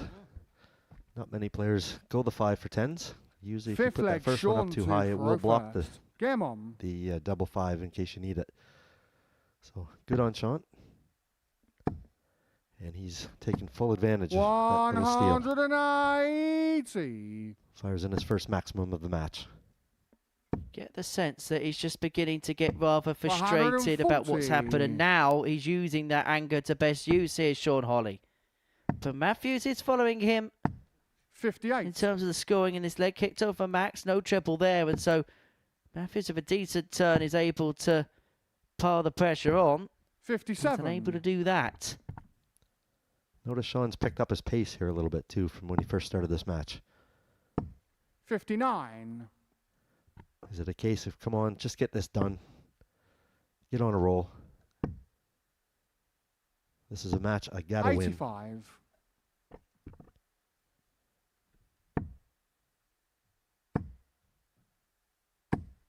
60.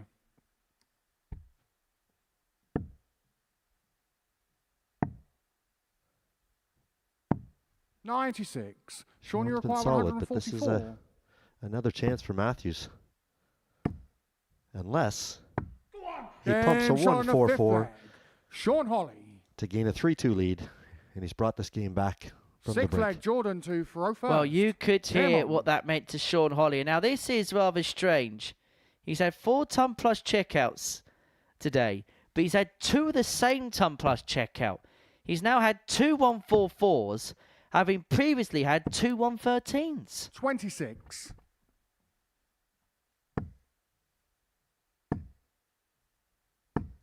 6 consecutive perfect darts. 180. He also started the last leg with a 180. So what you're saying is if he hits a 43. 177 here, he'll have a backwards 9.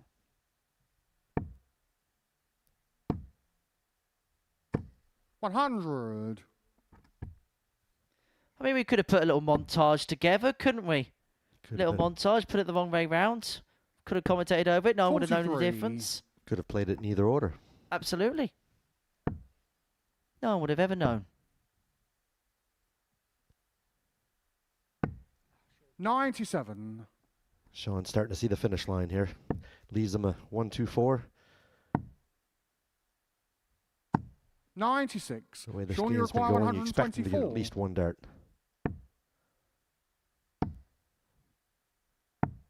42.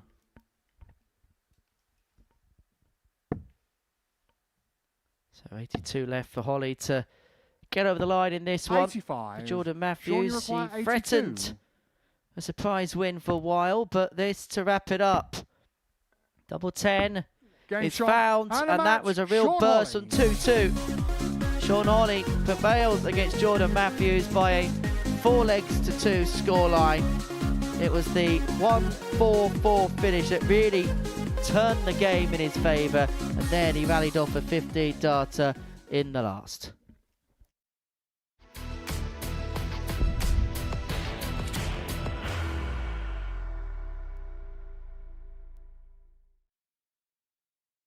Are you ready to lift that trophy, Darius? Yes. Let's do it then. Ladies and gentlemen, your Modus Super Series 9 champion is Lucky D, Darius Labanauskas!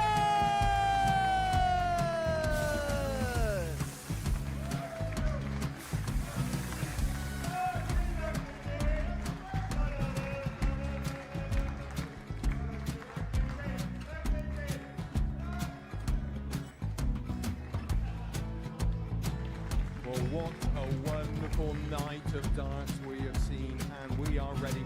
Our champion is ready, and it's trophy time. So receive the trophy. £25,000. The new Modus Super Series champion, the Terminator, Marvin Van Velzen.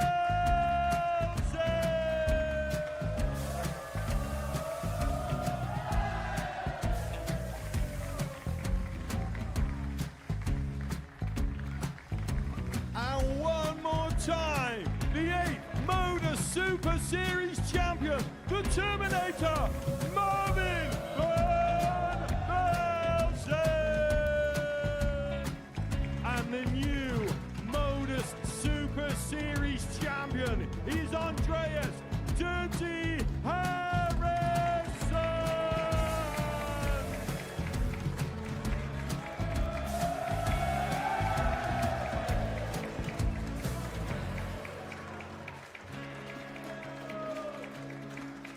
And one more time, the 7th Modus Super Series champion. Give it up for Andreas Dirty Harrison.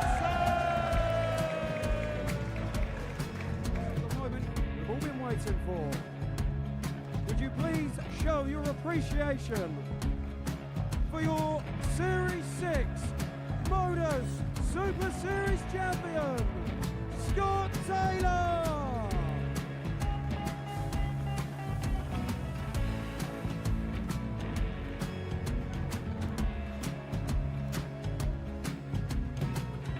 One more time, your new Modus Super Series champion. He is Chucky. He is Jim McEwen.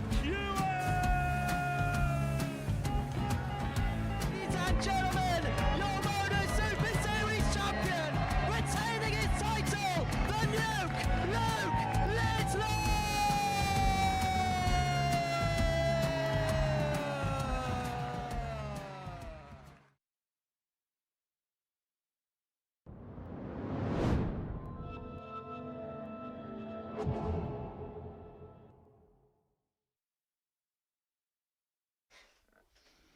Welcome back to the ADC Global Championships here live on Pluto TV. Before the break, we've seen Sean Holly take a 4-2 victory over Jordan Matthews with a 1-4-4 checkout. And now taken to the hockey. We have Graeme Hall and Arnie Spee.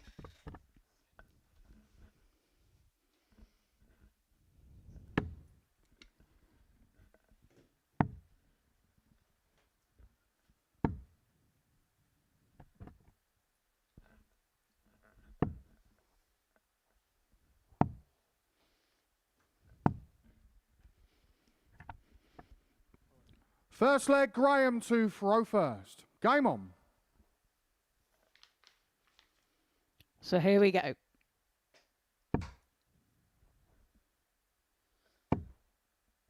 Oh, that's a bit of a wobbly one. 97. Well, does a sensible thing and switches to the 19s, and it pays off. Found the treble 19. 60.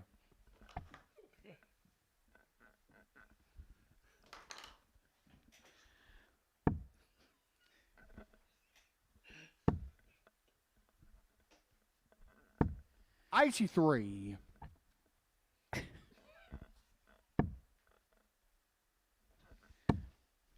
Had a bit of a wobbly then.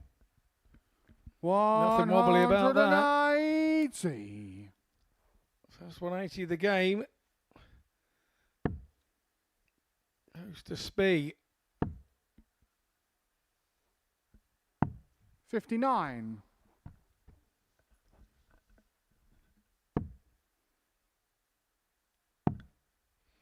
I like Graeme Hall's footwear. Do you reckon he's 55. off to play football on some AstroTurf when he leaves?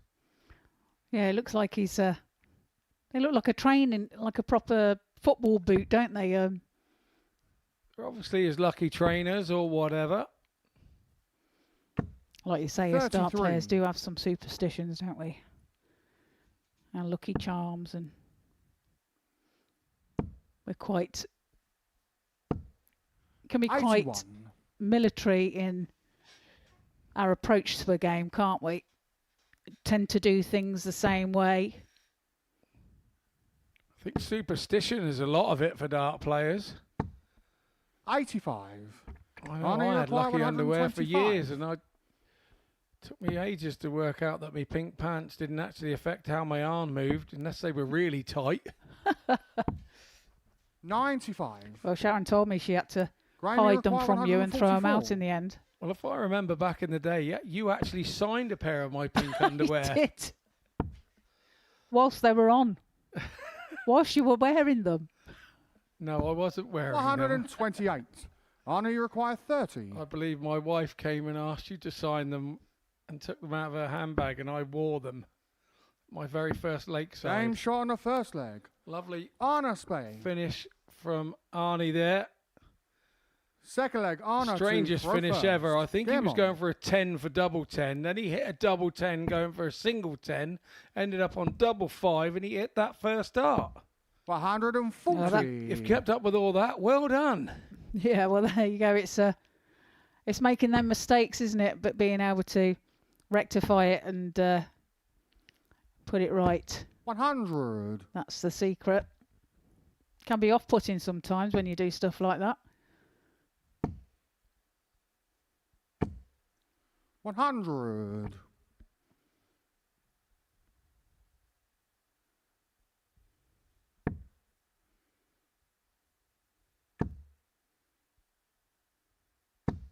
$60.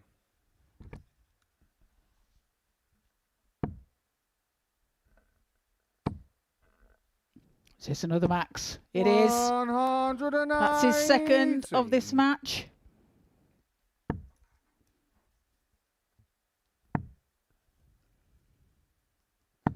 $96. Arnie, you require 81.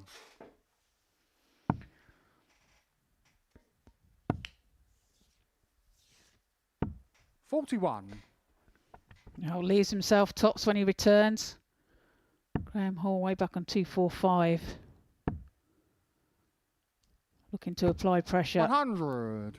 Arnie, you require 40. This is a big game for both Game players. shot on the second leg. Arna Spay. Arna levels it. Oh no, takes a 2-0 Third leg, lead. Graeme to throw first. Holds Game throw. on. And a 14 dart leg there as well for Arnie Spee. 55.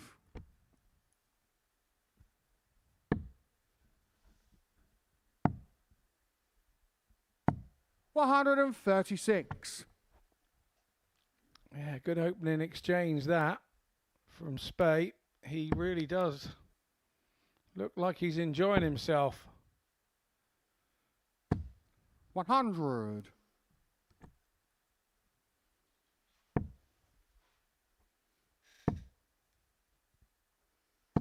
$140. Well, he's looking very good here, isn't he?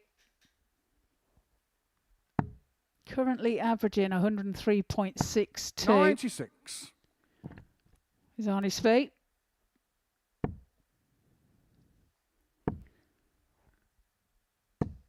$123. And another good find.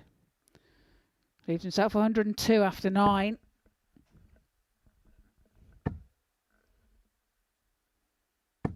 $140. Arnie, you require 102.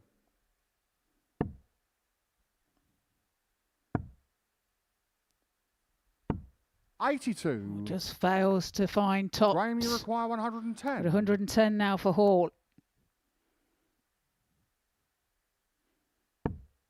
Finds a treble 20.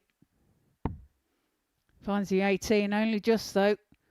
A double 16. 78. And that is just on the wire. Arnie, you require 20. To go 3 ahead. Game shot on the third leg. Arnie Spee finds double 10. And it's in a comfortable Fourth leg, lead. Arnie to 3-0. first. Game on. 102.48 for Spee here and 87.33 for Hall. This is good darts from the Dutchman. 59.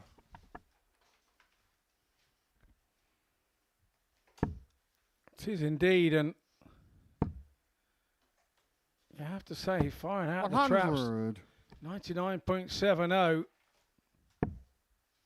Definitely getting into it. There's no two ways about it. And getting better as the day's 56. going on, it seems.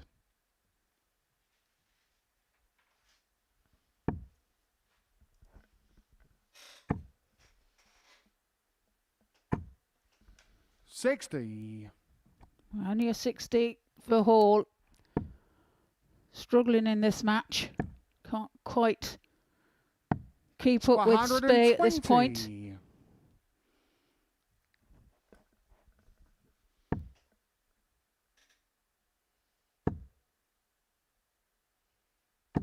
140. That's better from Graeme Hall.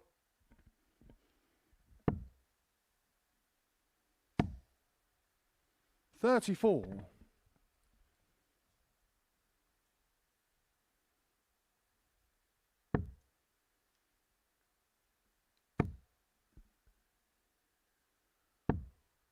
$95. Now, Graeme leaves himself on 106 after 12 here. 100. Graeme, you require 106. Can you get a leg on the board? 106 required.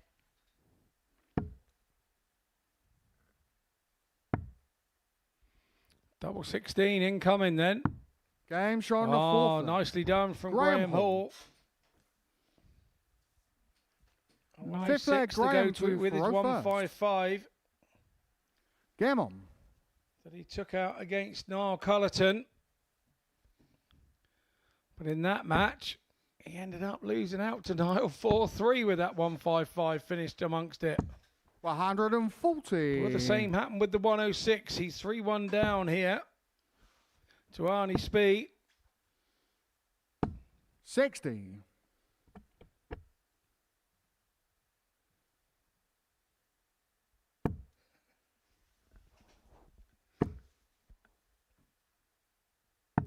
$99.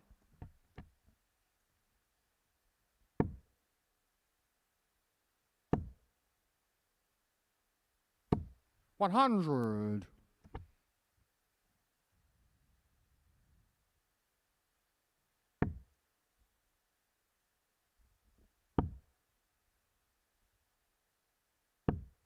$58.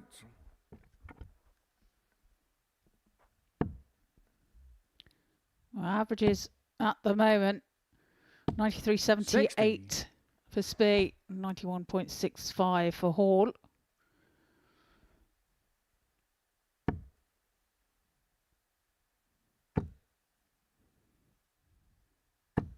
$100. This a leg that Hall must win to stay in the match.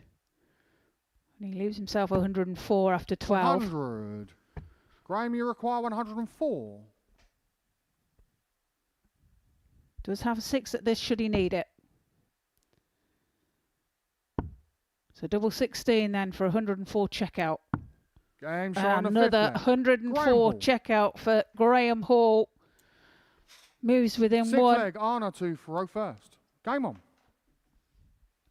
I have to say, Arna's not doing a lot wrong here. 57.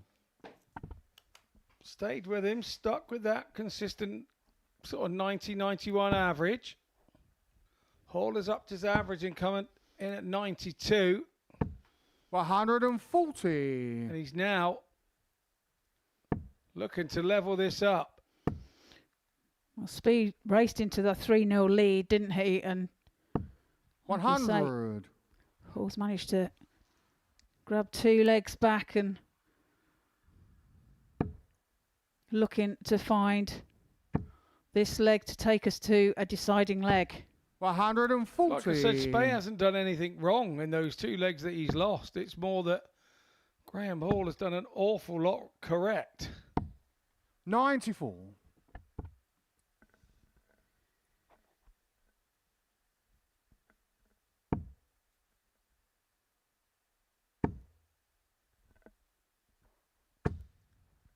$100.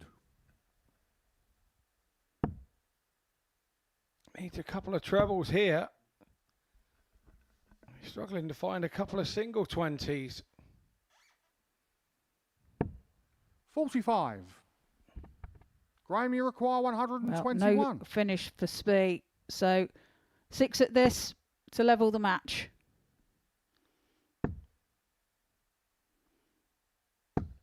$30. It's probably a good job he has Not a good visit from Graeme Hall. A couple of trebles here would see. 95. It's unfortunate. Graeme, you require Spey 91. right up behind him. So to level the match. Can't find the treble 14. 51. Arnie, you require 110. And this now for a victory.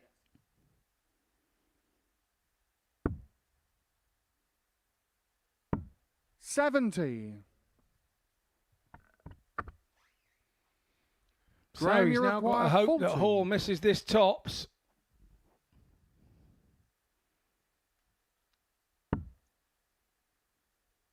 Two tens. Game showing the Hits sixth its second leg. dart. So now Graeme we're all Hall. level at 3-3. It's been a game of two halves. 7th and Got to be final honest, Hall leg. didn't do a lot Graeme wrong in to the first throw half of the first. match where Arnie Spee went 3-0 up. Arnie's Game on. done a lot wrong in the second half of the match where Hall has gone back to 3-3. But now Graeme Hall has the darts to close this match out. Reel off 4 legs in a row. 46. But that's not a good start, and that'll be music to Arne Spee's ears. But he's got to find a treble himself, otherwise 58. Hall has got away with it, and that seems to be the case at the moment. Yeah, no damage done there.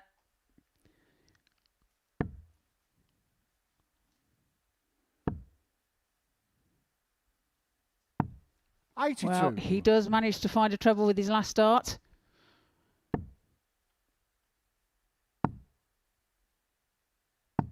$96.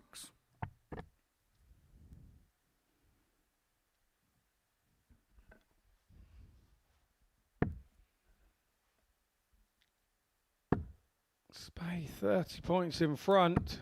95. But that's just been eradicated by that last treble from Hall.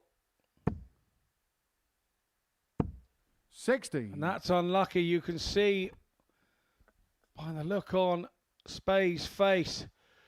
But he didn't give it away to his opponent, did he? He made the face go into the board. His opponent won't have seen his anguish. He just walked to the board normally and didn't give anything away, just the facial expression. 100. Yeah, there's a lot to be said for not showing emotion on the hockey. Your opponent can read 140. the vibe, can read your confidence or lack of it, and can thrive on that. So Hall just looking 92. to set Arnie, it you up. require 147. 147 for Spee, and that won't go. So Hall will return for 86 for the match. 27. Didn't hit the big numbers either, so under no pressure whatsoever here. Hall Graeme, you require 86. should get a dart at the ball as a worst case scenario, but could get 2 darts at double 16. And what would have been Game an shot almighty and a comeback match. Graeme Hall. from Graeme Hall, who was 3-0 down at the start of that match. Reeled off 4 legs on the trot to win it 4-3. You could see what that means. Head pumping. Average is good. 91 for Hall. 66% on the doubling success. We take a short break, and on our return, we will have Conor Heahan taking on Jamie Owens.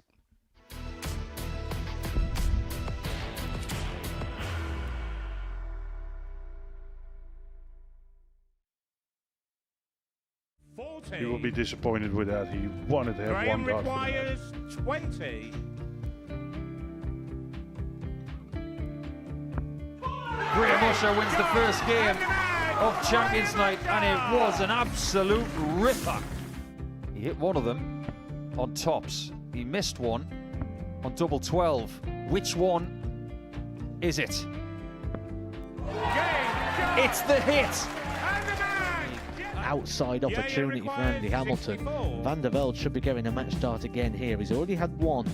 Mr. Dart tops for the match to win 4-1. And the Dart at double 16 gets the job done there for Jurgen van der Velde. He gets over the line with a 4-2-6. Did he go for tops, or did he just overshoot the single? Jimmy doesn't care. Jimmy just looks to eat this up to make the semi-finals for the second time. Adam Gablas has been eliminated.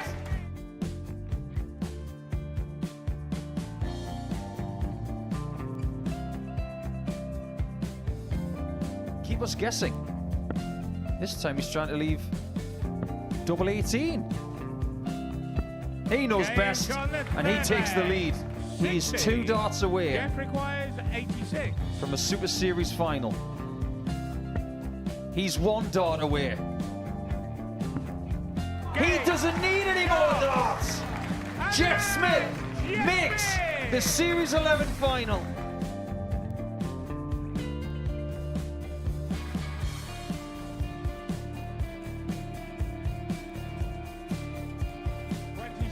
Is Usher losing his cool a little bit here?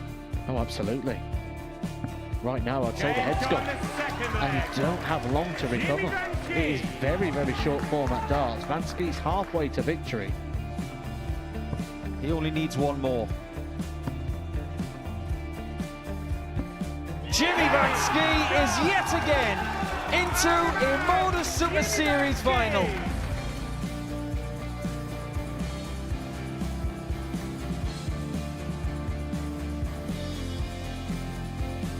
Flashback vibes. Can Jimmy Vansky do the same? Just needs the 1 treble here on the 19s. Finds it. For the ball. 101. Oh, unlucky. A lot of pressure on the deep, trying to split it. 2 darts for double 4 for the match. Game. And the Modus Super Series 11 champion, Jeff Smith.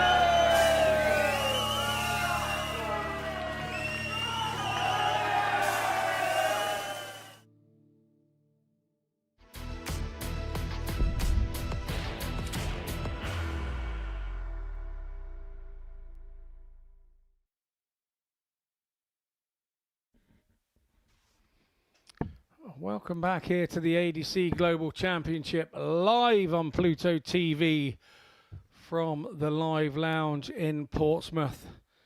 And as we pan back, you can see our lovely ADC Global branding around the board.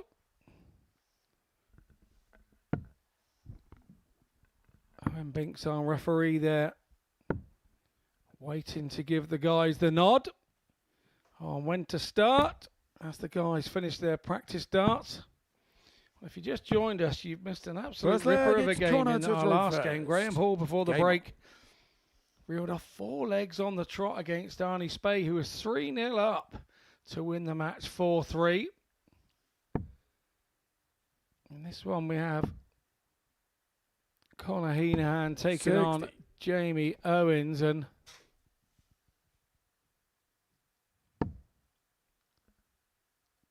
Jamie Owens could do with a win here to set the cat amongst the pigeons 134 in the table. He is currently sat just out of the qualifying spots 59 on 4 points, with others above him on 6. So he needs a win here desperately. 85.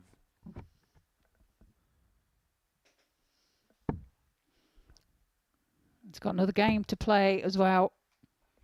The last game of the day, in fact, against Jordan Matthews. So he's still in the mix. Heahan's the man just above him in the table. 90. He wants to go level on points with him.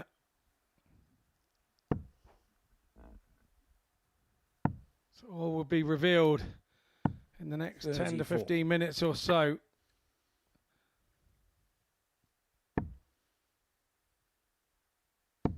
At the finish of this match, Owens in with the first 180 of the match, leaves himself double 6. Heahan way back on 263. He'll be looking to score 134. Jamie double treble visit to leave a double, and that's what he's got. On the first leg, Jamie Owens breaks throw in 13. Super stuff from the in the opening leg from Jamie Owens. From Stockton on tees. in the northern part of England is the easiest way to explain it. 100.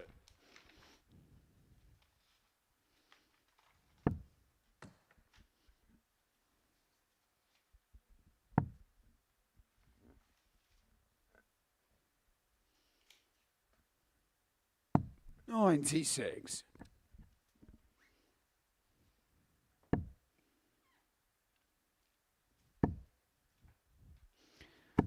Jamie, as he fires in another maximum. There's been a weekly winner here. 59. Series 12, week 7. So recently, 105. so he clearly likes the stage.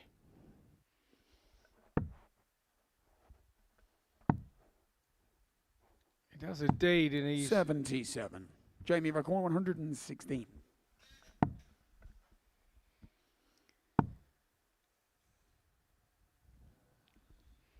$52 left, I believe. 52 left. 76. So goes to leave tops, and once again Heahan back on 269. He's got to find his scoring 59. boots here, Heahan, otherwise this game could get away from him. Put him in all sorts of problems in the table. Owens. Well, that's 2 from 2. Third leg, it's Connor to throw first. Jamie Owens. Another 13 dart leg. Good stuff here. Averaging 115.62. 30. Connor really hasn't got going today, has he, really? We're used to seeing better performances than 60. this from Connor.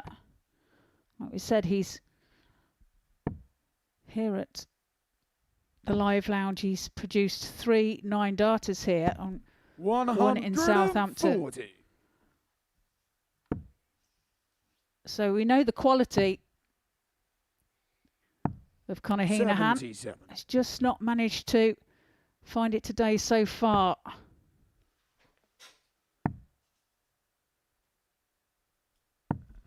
$69.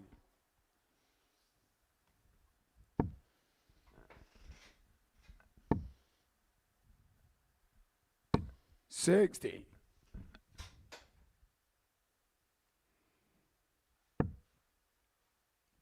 Heahan has to go across to the 18s and try and 39. Muster something from there. He's trying to score 92 to lead 170. Stay straight here, Jamie Owens. 138. And he would have left the double. I do not know why he went across to the 18s there. I have no idea. Oh, clearly miscounted. And he's looking at the board now and thinking, what have I done? Should have stayed straight, Jamie lad. Now he's going to hit another treble 20, and that just makes you sick as a parrot when you leave yourself 166. 126. Connie McCall 123. Well, 1, 2, 3 then for Heahan. Treble 18's the target now. Can't be hit, 55. so Owens now 40. at tops for a 3-0 lead. Double 10. Double 10 he finds for that 3-0 lead and a breaker throw. And a 17 dart leg. Heahan laughing because he knows that Jamie Owens made a massive counting mistake. But he also knows that he can't believe he got away with the mistake. 140. And Heahan here needs to get some legs on the board if he goes down here, because legs difference is going to count. You 21. do not want to be losing 4-0 at this stage of the day. Could cause all sorts of problems. 57. Well, he's currently in 4th position, just above the cut-off point. On 6 points. So, like you say, 45. leg difference. This is where it all comes into play.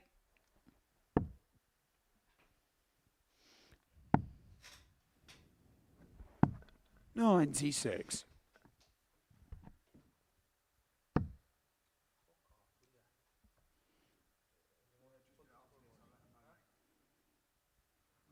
And Connor shaking his head here. I'll tell you why he's shaking his head. He doesn't have another game to play today. This is his last chance to put any points on the board. And Jamie Owens has one more to go.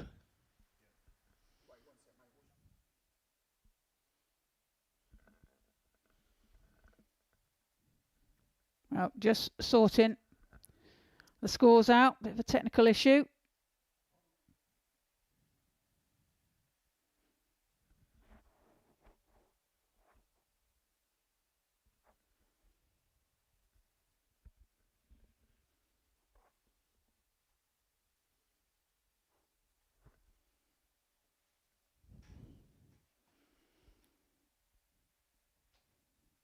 These little blips do happen.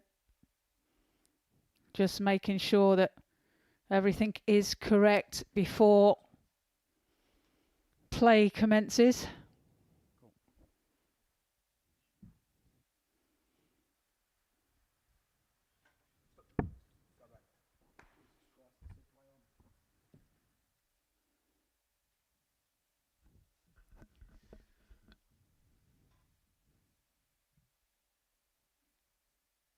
Just taking a bit of a break.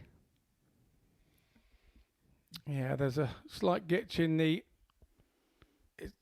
the scoring system, and nobody can quite remember what the last score that was registered was. So we've had to go back on replay. 140. Replay the last throw, find the score, and then input it into the system. 85. Which is unusual because usually the players on the stage can remember what they scored, but on that occasion they didn't. Tops now for the match. 28. Owens was one that was looking a bit rattled while that situation was going on. He wanted to get on with the job. Yeah, but when he did return to the hockey, he hit a 140, so... Yeah, it didn't affect him. If he hits tops here, he'll be one happy bunny. 20. Well, he will be back.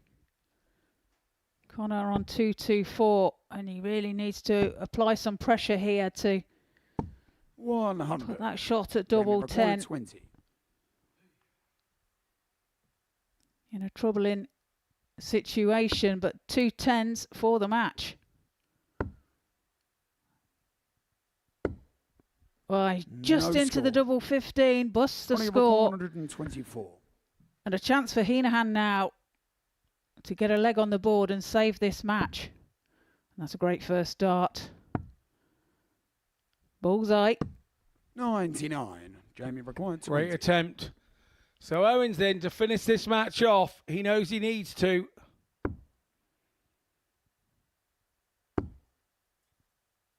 The only one place left is in. No score. He cannot believe it. 25. He cannot believe it. Heahan has a chance here. And if he hits this 25, what is that going to do to the mental James state on of the Owens? full He's flag. hit the Connor 25. He's now complaining The about flag the is Connor to score throw first. and about the thing going down. His head is gone. Owens' head has gone.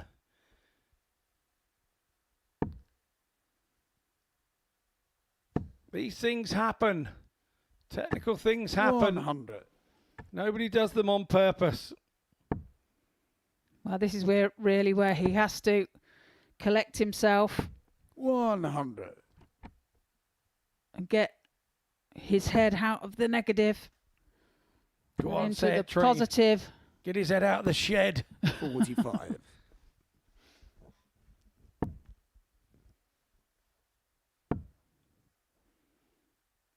He's still in a good position 35. in this match. He's still 2 legs ahead.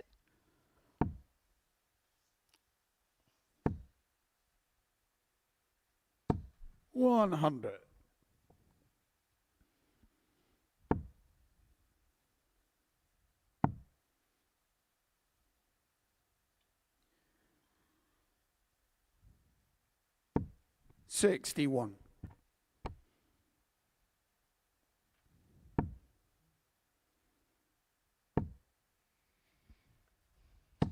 $41. Well, no punishment given there.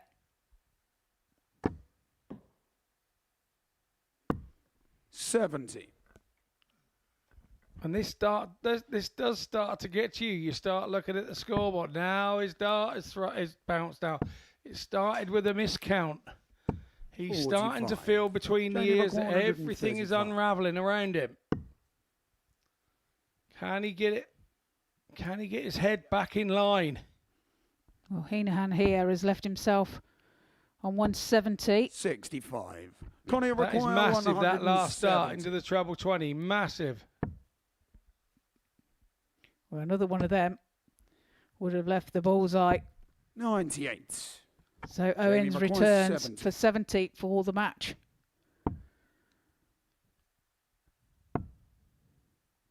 Top cent. 30. Connie That's some requires distance away. 72. So another opportunity for Connor here. Double 12.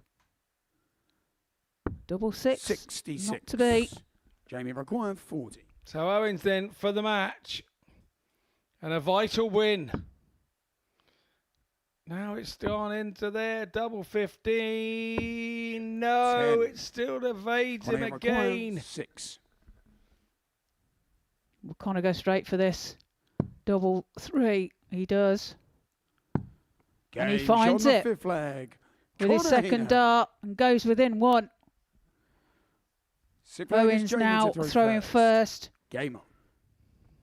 in this leg and will want to get it all wrapped up from here. He will not want to go to a deciding leg, whereupon, if that does happen, Heahan will have the throw. You have to say, Treen, he's walking around behind the hockey like his head is scrambled like one of my free-range eggs. 60. You're touting for some sales there. No, I wouldn't sell eggs. They're too valuable. Too valuable. 140. Mine are golden ones anyway. All right. And I only lay once a week. 50. Oh, that's why you're walking funny. Yeah, it's close. It is close. 190. That's put Owens in good shape here. Heahan now almost 200 behind. Needs 3 of these to get himself back in touch. Oh, he doesn't go away, does he? 171. Doesn't go away. Well, really fighting his corner, isn't he? 140. But that 140 from Owens has put him in control. 60. Jamie required 42. So 42 now for the match. Double 16. And double 16 he finds, gets over the line. Jamie The Owens. 4-2 victory. Averages there 71.04 for Connor, 86.94 for Jamie. And when we come back after the break, we have Niall Cullton and Arnie Speed.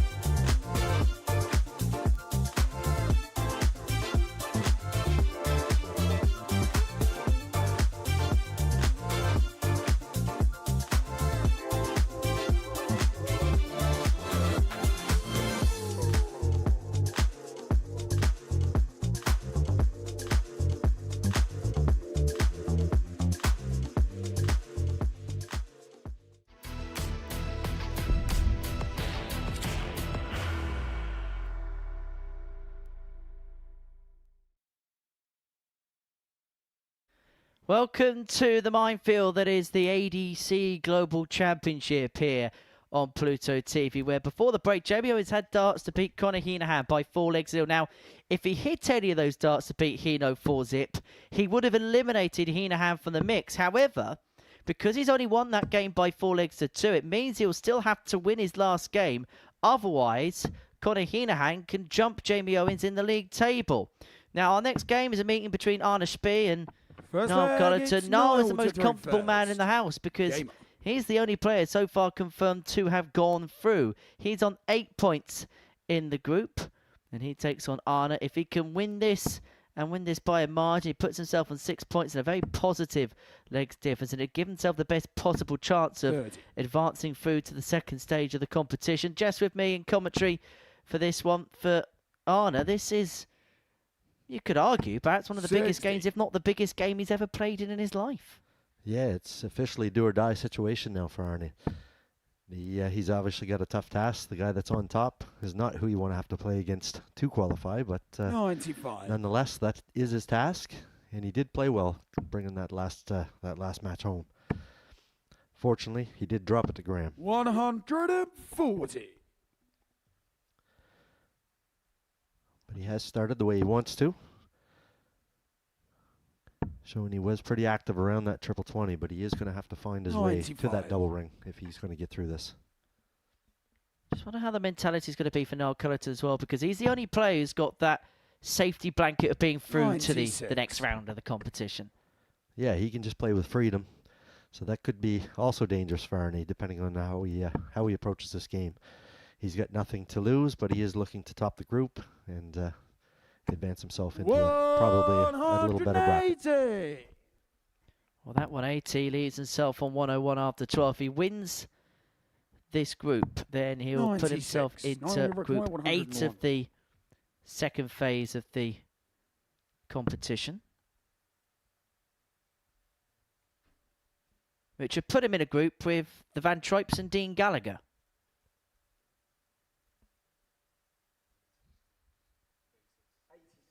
Almost feel more punishment than reward that particular group. 69. Only require 109. Hardest thing in the player's room is knowing who you're talking to.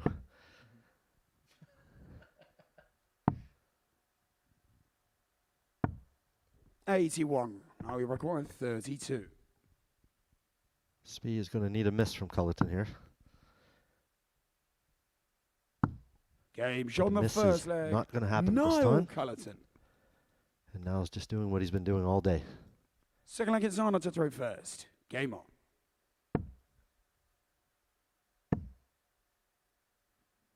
$100.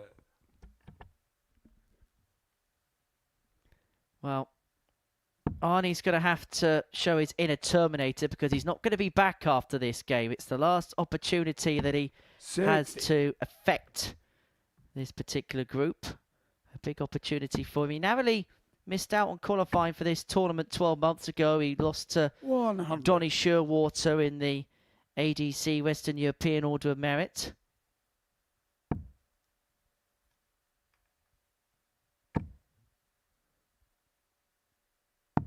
$177. The Island Tour Order of Merit number 2 pops in his first 180 of the match. 100. In a very tight contest so far. Both averaging 96.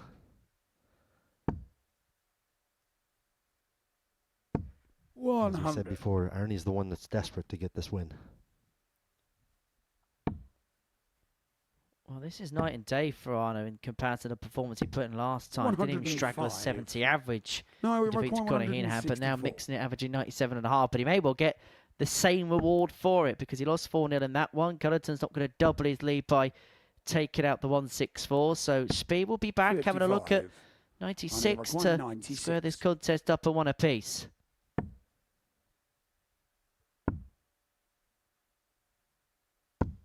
He definitely doesn't want to let Niall coming back to the line with these chances. Niall has hit some 10+ finishes today himself.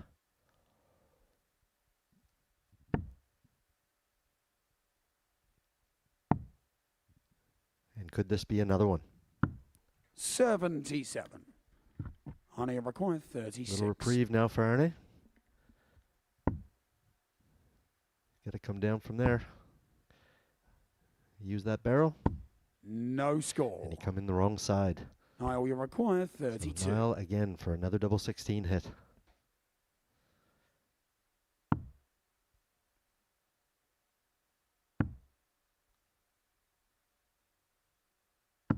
$16. Arnie requires Both 36. players spurning multiple chances, but Arna's got another reprieve, another chance to square the contest up. And now chasing double 9 is a rather 27. concerned expression on his face, and you can understand as to why. 16. Cullton back for 2 8s. Game shot on the second leg. That's another Niall Cullton. another leg for Niall, but that's a big hit on Arnie. Third leg is Niall to throw first. He had the opportunity, he shakes his head. He knows that's a missed chance. And he's had several chances today that he did allow slip from his chances to win. He could be already 60. free and clear by now if he had a hit when he had his chances. Got off to such a positive start to the day, didn't he, Arna, winning each of his opening 2 games. Looked very good as well in winning both of those particular matches 60. against Sean Holly and Jordan Matthews, respectively. But since then, it's just not quite gone to plan. And the performance against Conor Heahan, where he missed 13 darts at a double. But he said it at the time. 100. It feels even more pertinent now if he doesn't make it through. Yes, this would be a source of disappointment. But that was definitely the game that got away from him. Yeah, and even the previous game before that, when he played Jamie Owens, they went to the deciding leg, and he had multiple chances to win that match. And it seems it's just kind of snowballed on from there, and he's never regained that confidence to be able to finish a game off. 58.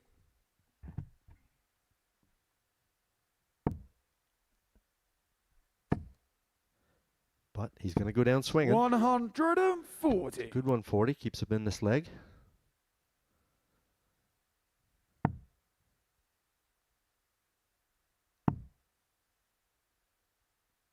$95. And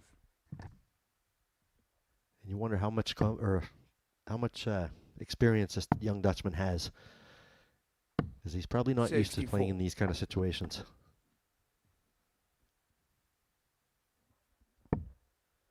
Well, it's the pressure of your whole season being dictated to by what happens over the course of one day. 140. All these players, particularly these two, have won tall order of merits to be here. It's a season's worth of work that they've put into that's harnessed them the opportunity to be here today. And in Niall's case, it's benefited him because he's got through, but for Arna Spee, it's a whole season that would come to an end rather abruptly. And it looks like that may well be the case because Cullton is 3-0 up, and Arna Spee cuts the figure of a man who feels as if his campaign is very quickly coming to a shuddering halt, and his season for 2025 may well be coming to an end sooner rather than later. 100.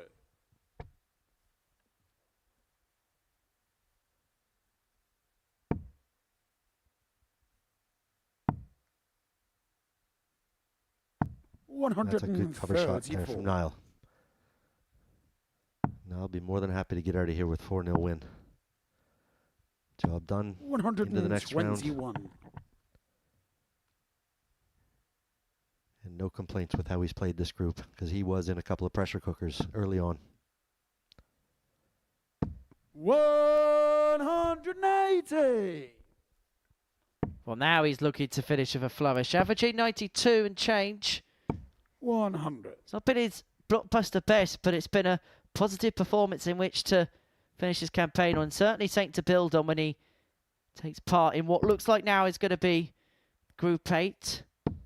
100. Alongside Danny Van Tripe, Dean Gallagher and Wesley Van Tripe. That's on Friday evening, so it means that he's got that dilemma. Does he go back to Ireland for a couple of days, or does he stay in Portsmouth? 140. Niall, you require 87. Great setup there from Arnie. But now it's in Cullton's hands, and he has the first triple.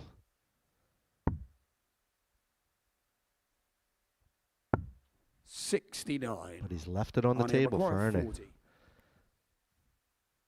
And a slight glimmer of hope. He just needs to use those barrels. No score. Now we require 18. Couldn't find it, and so Cullton returns for double 9. Arnashby believes that's the last dart he'll be throwing at this year's ADC Global Championship. And he would be correct in thinking that, because Niall Cullton rounds off his campaign with a 4-0 win over Arnashby. It means he moves on to 10 points in the group. He's going to top Group A.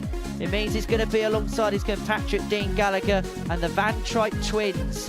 For Arnashby, his season comes to an end. 2 more matches for us. Scott Mitchell and Trina Gulliver will take you through Sean Holly against Graeme Hall after the break.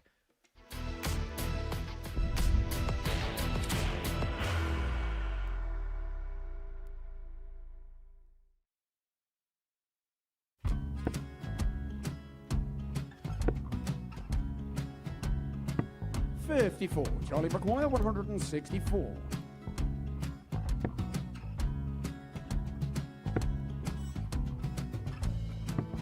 $44.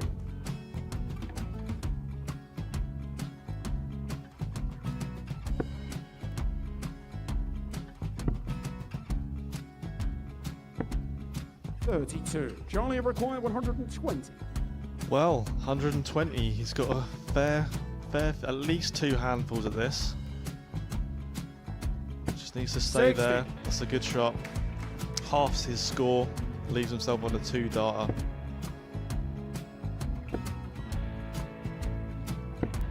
$26. Charlie Time on his required side 60. to become back-to-back singles champion.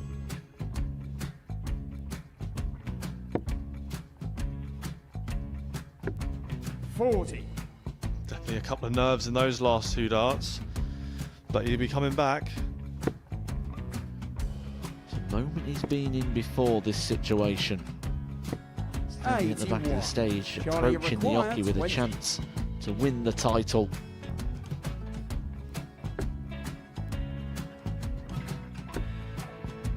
He did this to win the first title, if you remember. 11. I think he's gone. I think he's gone to bust it, maybe. The first title he wanted 20. He went 6-7-7 to win it. He had a chance to replicate it again.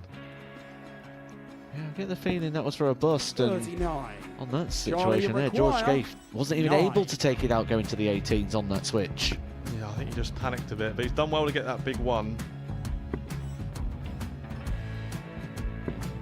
Sometimes can be the hardest part. Georgia requires This is it. 79. It's got to be 19s. It's got to be 19s for this shot. Big 20 and a double. He's got the first one. He's going to get a match dart here.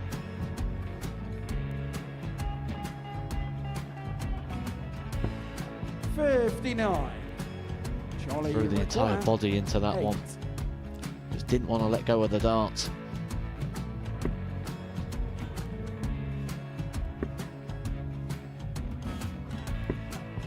No score. He's given George a chance. Georgia require 20. I think George has been quite good on double 10 today. So many opportunities for Charlie Murphy. Go Couldn't get the job Got done. out the match! And the Red Dragon George Modus Scaife. Super Series Influencers Champion, George Scaife!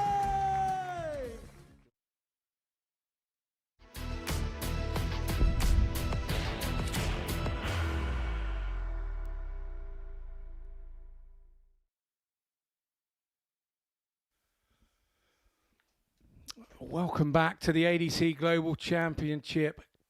Coming to you live on Pluto TV from the Live Lounge in Portsmouth. And we have 2 games left in this Group 8 Stage 1 match. The first one of the 2 is Sean Holly taking on Graeme Hall. Both in desperate need of a win. First leg, Sean to throw first. Game on. Sean Holly has the darts in this one, and is that going to prove to be the advantage? 60.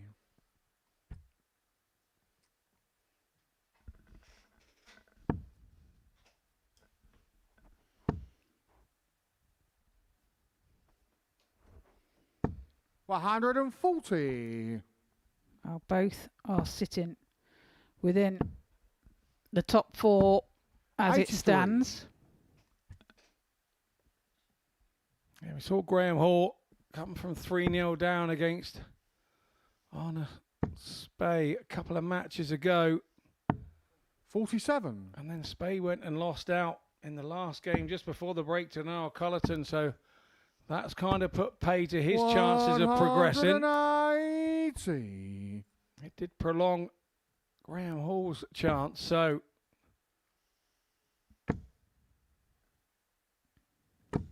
the back 180s when one comes along. Generally, the next one is not too far behind.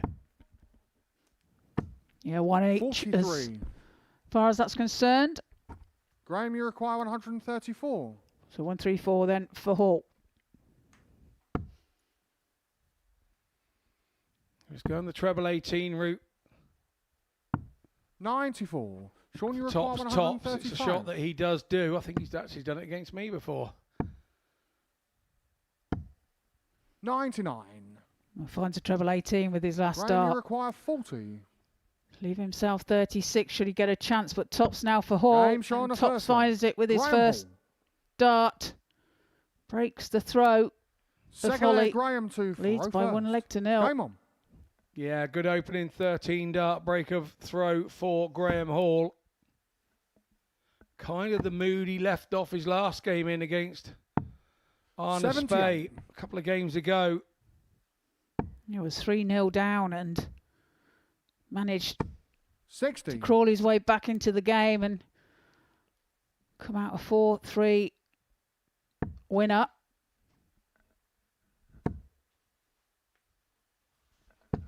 A 140.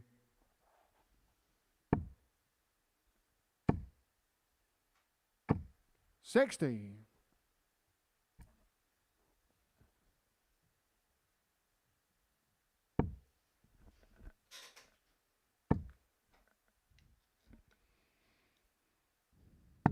$139. Again, Graeme Hall 144 after 9. 100. Graeme, Running you require 117 144. average as we speak. I know we're only a leg and a half in, but just shows you the start that he's made on his treble visits. 98. And once again, just when you think he's going to go treble-less, the last dart straight in to treble 20. 81. 46 Graeme, you now require then 46. for Hall for a 2-0 lead. Double 16. Double 8. 30. Not to be, but he will be back. Holly back on 200. Can he apply some pressure though? 100. So it Graeme, was you a good require time 16. to miss. It was then, not now. Game showing a And he second. doesn't leg. miss now. Graeme Hall. Graeme Hall races into a 2-0 lead. Third leg, Sean 2 for first. Sean Holly won't be too bothered just yet. He's been broken once, yes. 45. But he's now back on throw. The more experienced players understand that can happen. Nobody panics at 2-0. There will be a panic if he goes 3-0 down because 140. he then doesn't have the darts in the last leg. Well, Sean only kicked off with a 45 there, and that was 83. punished by Hall hitting a 140.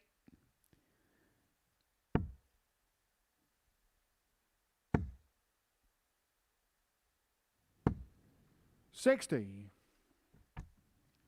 Sean needs to find a couple of treble visits here. 140. Does so. I mentioned earlier how he is such a good first dart follower. This is Graeme Hall. That one looked wobbly. He had a thought about whether he should go away and go somewhere else or not. Stuck to his guns. 80. And that's a Graeme, you unkind require deflection 161. for Holly. And Hall has now turned the throw round again.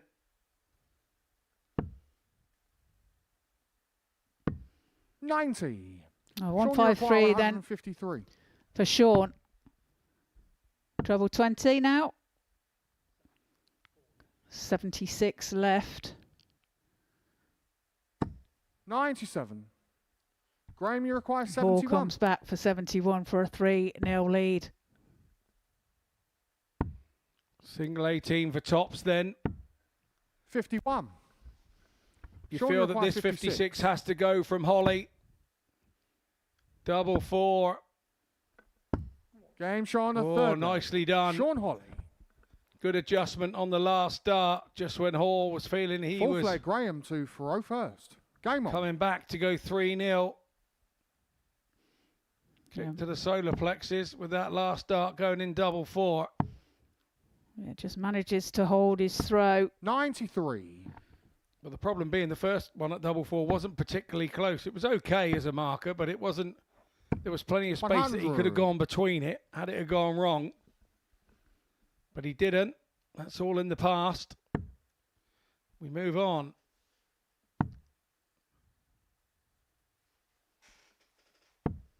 $44. Sean Holly knows that if he's to win the match, he's got to break Graeme Hall's throw at some point. 140. It's a good 140 there from Sean Holly. But the pace he throws, it's all about the feel of the dart. He feels the weight of the dart as he's going through. 140. Two totally different styles of throw. Sean properly throws his where Graeme Hall's kind of it's more of a 55. push than a throw.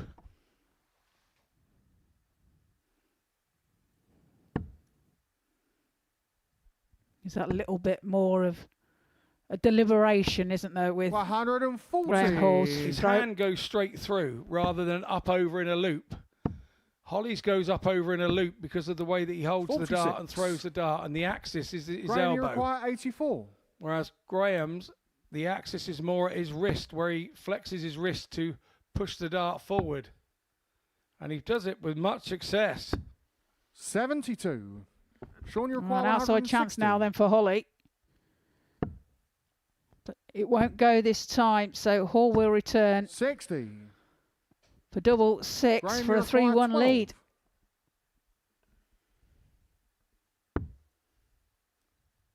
Double 3. Well, decides to score. bust Sean, you require 100. to level the match. Is he going to go tops, tops? Well, does 60. try to. I'd have liked to have seen Graeme, him you be more require fluent 12. there and go for the treble 20 because he had it was clear. An easy adjustment for him. And that's right on the wire. Moves across the bed.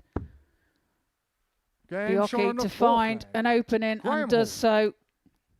Leads by 3 legs to 1. Fifth leg, Sean to throw first. Game on.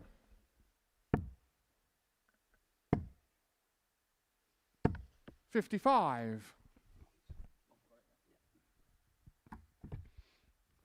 Graeme Hall has a swipe at the live lounge fly. 100. Yeah, Ali Pali has the wasp. The live lounge has the fly. And the Lakeside has the wasp as 42. well. Mitchell Laurie was frightened by the Lakeside wasp on a couple of occasions yesterday. And he is frightened of insects, that young lad. 125.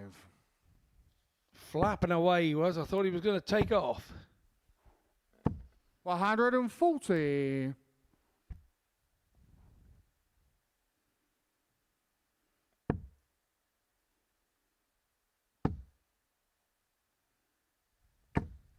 $140. Nicely squeezed in with the last there for Hall. And it's made all the difference. 140. Graeme, you A require 136 then. 136. For Hall, is just looking around for that fly. It won't go this time. So Sean Holly will have a pop at 58. the 124. Sean, you require Yeah, the 124. fly's taken a liking to Graeme Hall. Must be his cologne. 78. Sean, you just heard him say, oh, Graeme, you wow, require that dart at the 78. bullseye didn't go where he desired. So Hall now has a chance at 78. Single 20 for tops. Game shot. And it's and tops a match, for Hall. Graeme Hall. What a performance from him. Two good friends, Sean Holly and Graeme Hall, not a million miles apart in their region, probably bump into each other in local stuff. But here's your average. Graeme Hall again, 93, super solid, 30% on the doubles. We take a short break and we come back with our last game of the day, which will be Matthews versus Owens.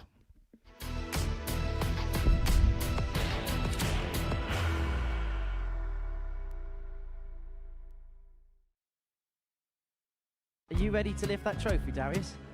Yes. Let's do it then. Ladies and gentlemen, your Modus Super Series 9 champion is Lucky D, Darius Labanowski!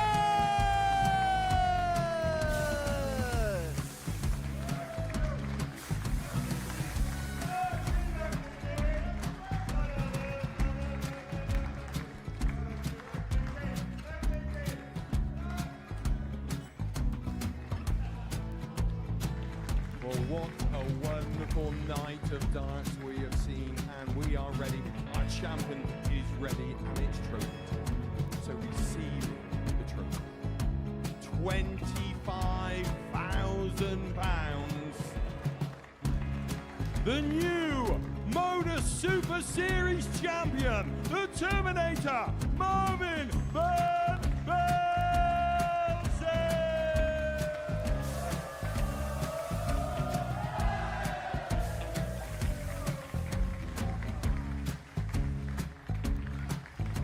And one more time, the 8th Modus Super Series champion, the Terminator, Marvin Van Velzen.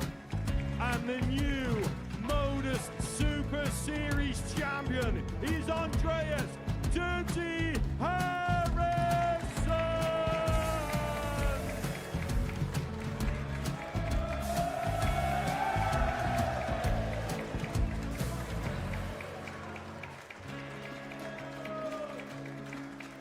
And one more time, the 7th Modus Super Series champion. Give it up for Andreas Dirty Harrison. The moment we've all been waiting for. Would you please show your appreciation for your Series 6 Modus Super Series champion, Scott Taylor?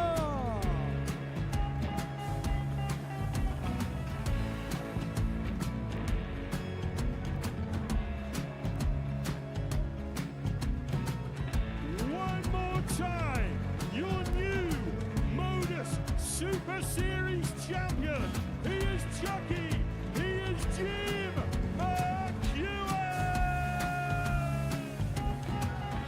Ladies and gentlemen, your Modus Super Series champion, retaining his title, the Nuke, Luke Littler!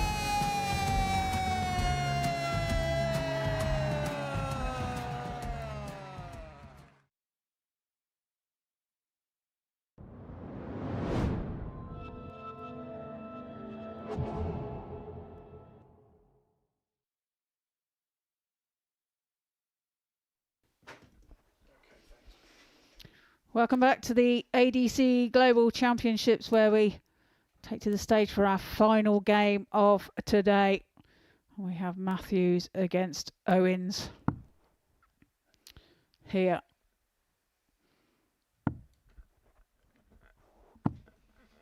In what is a crucial match, any sort of win here for Matthews will see Owens depart the Global Championship. Will drop him into 5th place. First leg, Connor Jordan to throw Heahan will first. squeak Game on. through in 4th place. Any sort of win for Jamie Owens will put him through in 3rd place 180. to join Cullton, Hall and Sean Holly. 93.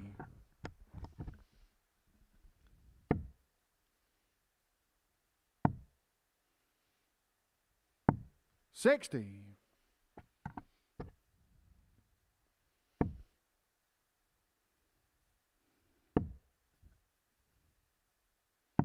59.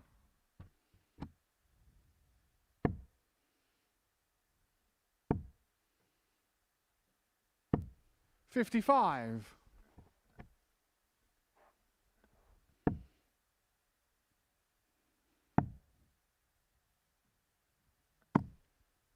134.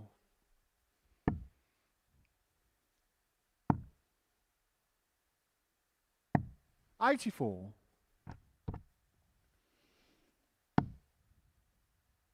'There's quite a pace to this game, isn't there?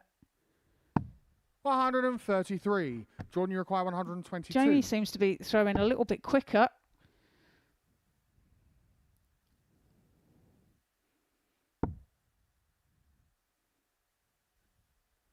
Double 7 incoming. 115. Jamie, you require Just wires 82. it. But 82 now then. So 17 for tops. 42. And that Jordan, is some you distance require away. 7. 7 now for Matthews. Misses the big 3 No and score. hits the 17. So Owens backs for tops for a break of throw. Jamie, you require 40. I have to say, that's a horrendous visit.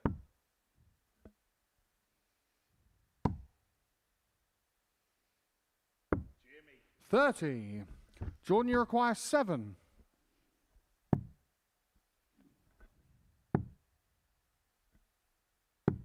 Game shot on the first leg. Well, he nicks that. Jordan Matthews. When I say nicks that, he's lucky to hold his throw. Second leg, Jamie to throw first. And Game on. Owens finding the funny side. Sarcastically. I know we're close to Christmas, but that was a bit of a present, wasn't it? 140. It was indeed. And Owens kicks off with a 140. In this leg. 96. Followed by 96 from Matthews. 140.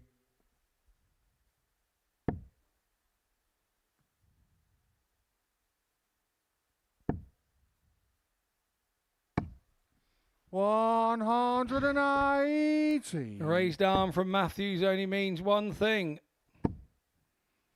It's a 180. 81. It's been his celebration each time he's hit one. And that is second of the match as well. 40. Jamie, you require 140. So to level the match. Won't go this time. However, looking to leave it handy. 40. And that's unfortunate.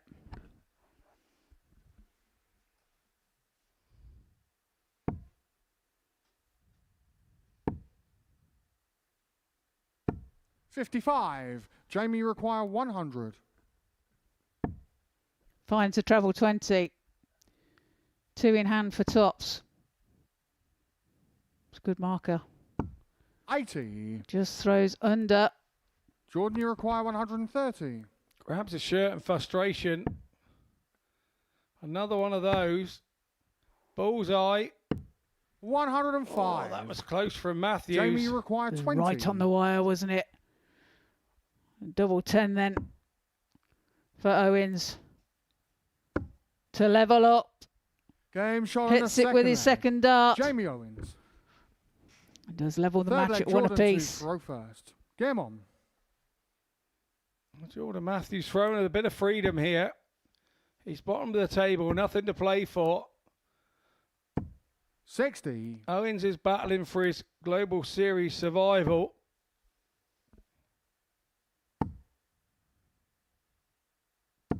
$140. He wants to go into stage 2. And this match 59. will say yay or nay to him depending on the result. He has to win. He has to beat Matthews. 60.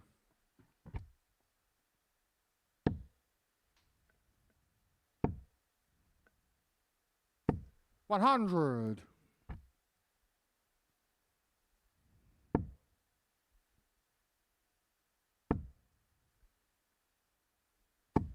$121. That's a good recovery there. 1 to start the throw. 46. And recovers with 2 treble 20s.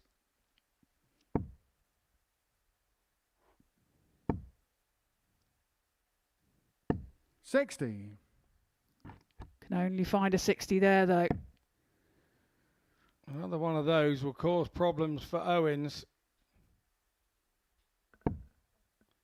Oh dear, and 3 of those would cause all sorts of problems as he goes 180, number 3 in the match for Matthews.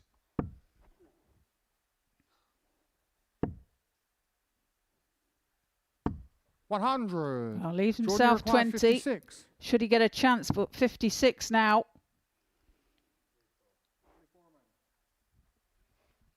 It's 24. Double 6. Game shot on the third leg. Jordan Owens Matthews. laughing behind the board. Fourth leg, Jamie to throw first. It's a little discussion at the table. Game on. Owens clearly not happy.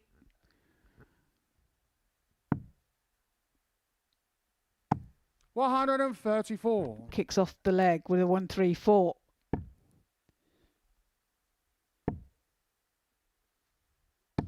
$81.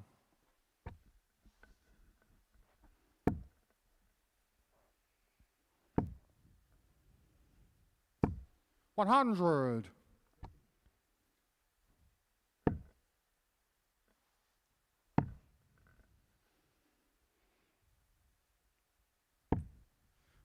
$57.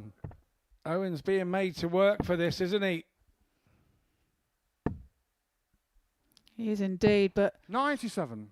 his checkouts are only 1 from 8 at the moment, and that's proving to be 42. a bit of an issue.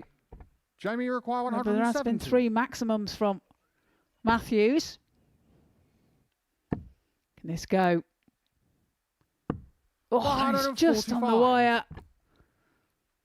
What an effort. What a lift that would have been for Owens. But he's still coming back. Jamie required 25. Matthews way back on 228.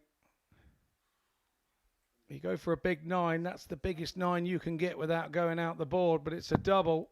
No score. And now he's done it with the 3 as well. He is rather fortunate that Matthews is back on 228. 58. I think he was contemplating busting it anyway, but as it happens, not that way. Yeah, looked to be a little bit of indecision all over the place. No score. Now Jordan, he's hit the require double 170. 11. 170 for Matthews. Well, that's not going to go with that one there. 37. Jamie required 25. So can he get it this time? Well, just finds the 9. Double 8. 9. And that's right on the wire. So opportunity for Matthews here to go 3-1 ahead. 54 93. left, hits the 14 and now leaves top. Jamie requires 16. For Owens, it'd be quite a good time to get it now.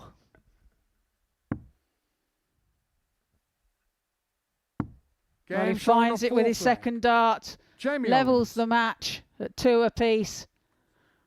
And that is a bit of a relief throw first. Game on. for Owens. It's a 23 dart holder throw. 120. Owens really is finding something quite amusing. I'm not quite sure what. 76.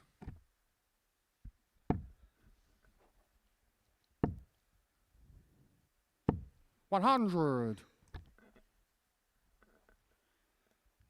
To be fair, Matthews has been scoring well on his own throw.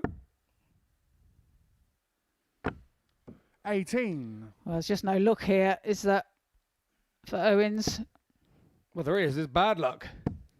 The darts won't stay in. And also on the other end of the bad luck, 180. Jordan Matthews has turned into the 180 king all of a sudden. Yeah, it's fourth. 100. Jordan, you require 101.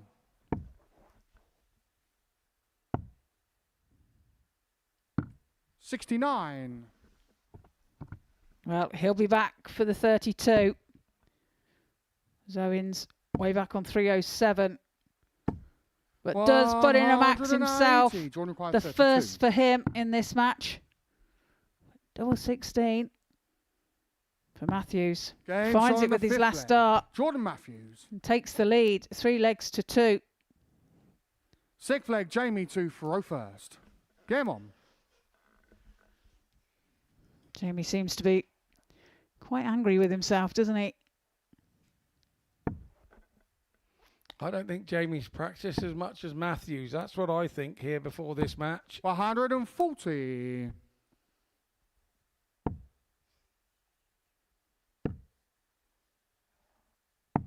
$80.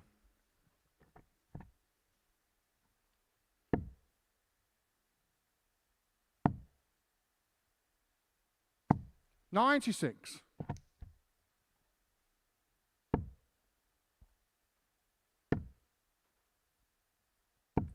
$95. Matthews chasing his first win of the day here. If he'd have been playing like this all day, you'd like to think 58. He could have been in the mix. Yeah, left things too late. 40. It's funny what a bit of freedom of throw can do for you. Once you know that you're out, you can relax. Stop all the huffing and puffing and the trying too hard, and the natural game comes out. Can be quite sobering, can't it? It can be quite a sobering thought.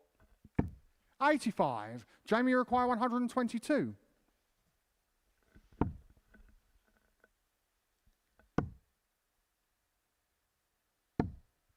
$46. Well, 76 for Owens. He returns. 140. But he's put under Jamie pressure with that 76. 140.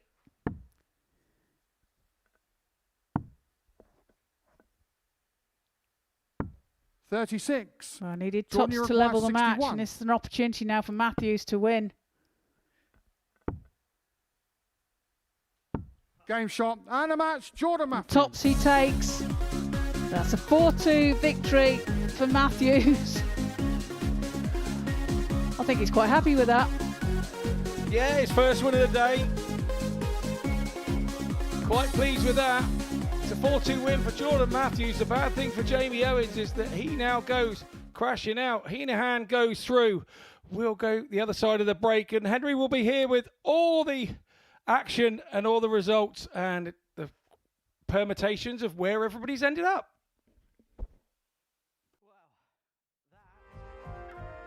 Well, that was a rather dramatic end to the afternoon, and I can tell you that the drama is continuing off camera. So, this is how it all finishes up as far as this Group 8 is concerned. Jordan Matthews has got the better of Jamie Owens by 4 legs to 2. That means by hook or by crook, Conor Heahan has made it through, but my goodness, has he done it the hard way. Now, the reason he's done that is because Jamie Owens had darts to beat Heahan by 4 legs to 0. Now, if he did, he would have gone through at the expense of Conor. However, those 2 legs for Conor Heahan means that he makes it through by the skin of his teeth. We say it all the time here at the Live Lounge in Portsmouth on Pluto TV. Win big, lose tight. It gives you a chance. And that is how and why. Heahan, +1 legs difference, 6 points. That seems to be the format now. 6 points, positive legs difference. It gets you through to the next stage. Sean Holly's also done that. Graeme Hall has also done it. as to Niall Cullton, who was the player of the day. He won 5 out of 6 in Group A. Jamie Owens departs us, as to Arne Spee, who won his first 2, lost his last 4, and Jordan Matthews, he only got 1 win, but that 1 win has knocked Jamie Owens out of the ADC Global Championship. So that is the end of stage 1. Tomorrow we've got 2 groups for you. The afternoon will see these 4 go head-to-head. Carl Wilson, Phil Johnson-Hale, Stein de Klerk and Johnny Haynes. Now, they'll play each other twice in a double round-robin format. Only the top player at the end of 12 matches will make it through to the Sunday evening session on January the 4th. The evening session will see Tom Sykes, Adam Leake, Peter Ritchuri in and amongst the mix, alongside Callum Goffin of Wales as well. So it's a double session day here at the ADC Global Championship. And this is what we've got to look forward to as well here on Pluto TV. Now, coming up next, you may have heard that Angry Ginge is the king of the jungle. Yep, he is the king of the jungle, and he's going to take on the Bullseye Challenge. That's coming up next. And then we've got the knockout groups 1 and 2. Now, these are the session times for you. We get underway at 1 o'clock, and then we've got an evening session which kicks off at past 7 o'clock. On Monday the 15th of December, Double Trouble 4 gets underway. 7:30 incidentally, Group 2 gets underway. We get underway 9:30 on Monday the 15th of December. That is for Double Trouble 4, and that's going to feature Scott Mitchell. Scott, one word of advice, pal. Start on the double this time. And then the grand final of the Global Championship is on Sunday the 4th of January. It's a 12:30 kickoff here on Pluto TV, and who doesn't love a 12:30 kickoff? Devon Peterson is out. There's going to be a new name on this particular trophy. And that is the end of the first stage of this year's ADC Global Championship, and the race to pick up this magnificent trophy continues. Devon Peterson, the defending champion, is out. We've lost some big names as well over the course of the last few days, but 56 has become 32. We'll see you tomorrow from 1 o'clock as stage 2 gets underway. Until then, take care. Bye-bye for now. Sykes is making his move. That is special. Can he notch the ball? Yes, he can. Oh, boy. This December, a new champion will rise. Now he's showing up. And he's the one who can get it done. Double 12.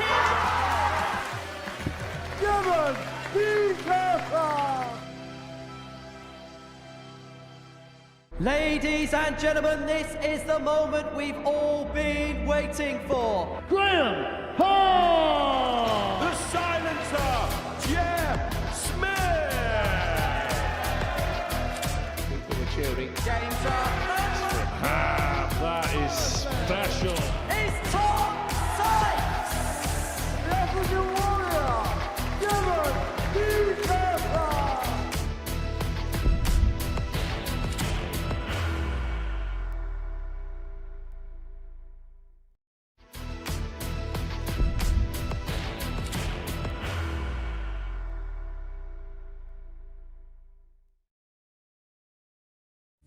You will be disappointed with that. He wanted to have Graeme one dart. requires 20.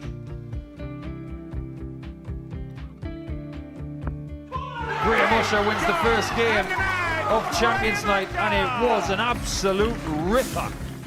He hit one of them on tops. He missed one on double 12. Which one is it? It's the hit! Outside opportunity for Andy Hamilton. Van der Velde should be getting a match start again here. He's already had one.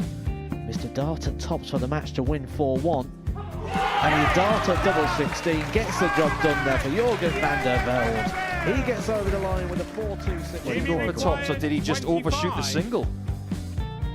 Jimmy doesn't care. Jimmy just looks to eat this up to make the semi-finals for the second time. Adam Kaplas has been eliminated.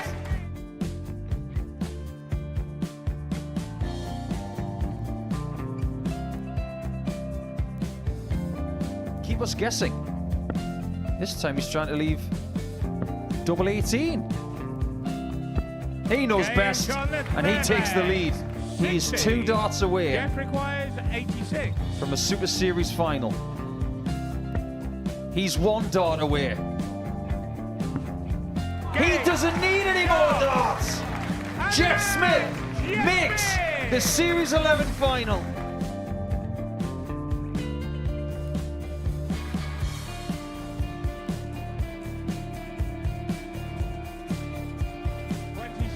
Is Usher losing his cool a little bit here?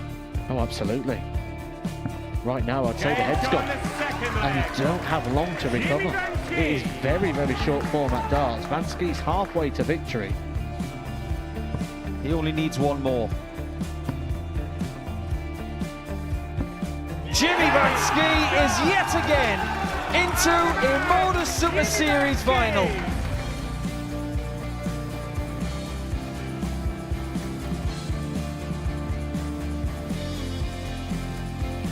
Flashback vibes. Can Jimmy Vansky do the same? Just needs the one treble here on the 19s. Finds it. For the ball. 101. Oh, unlucky. A lot of pressure on it. He's going to split it. 2 darts for double 4 for the match. Game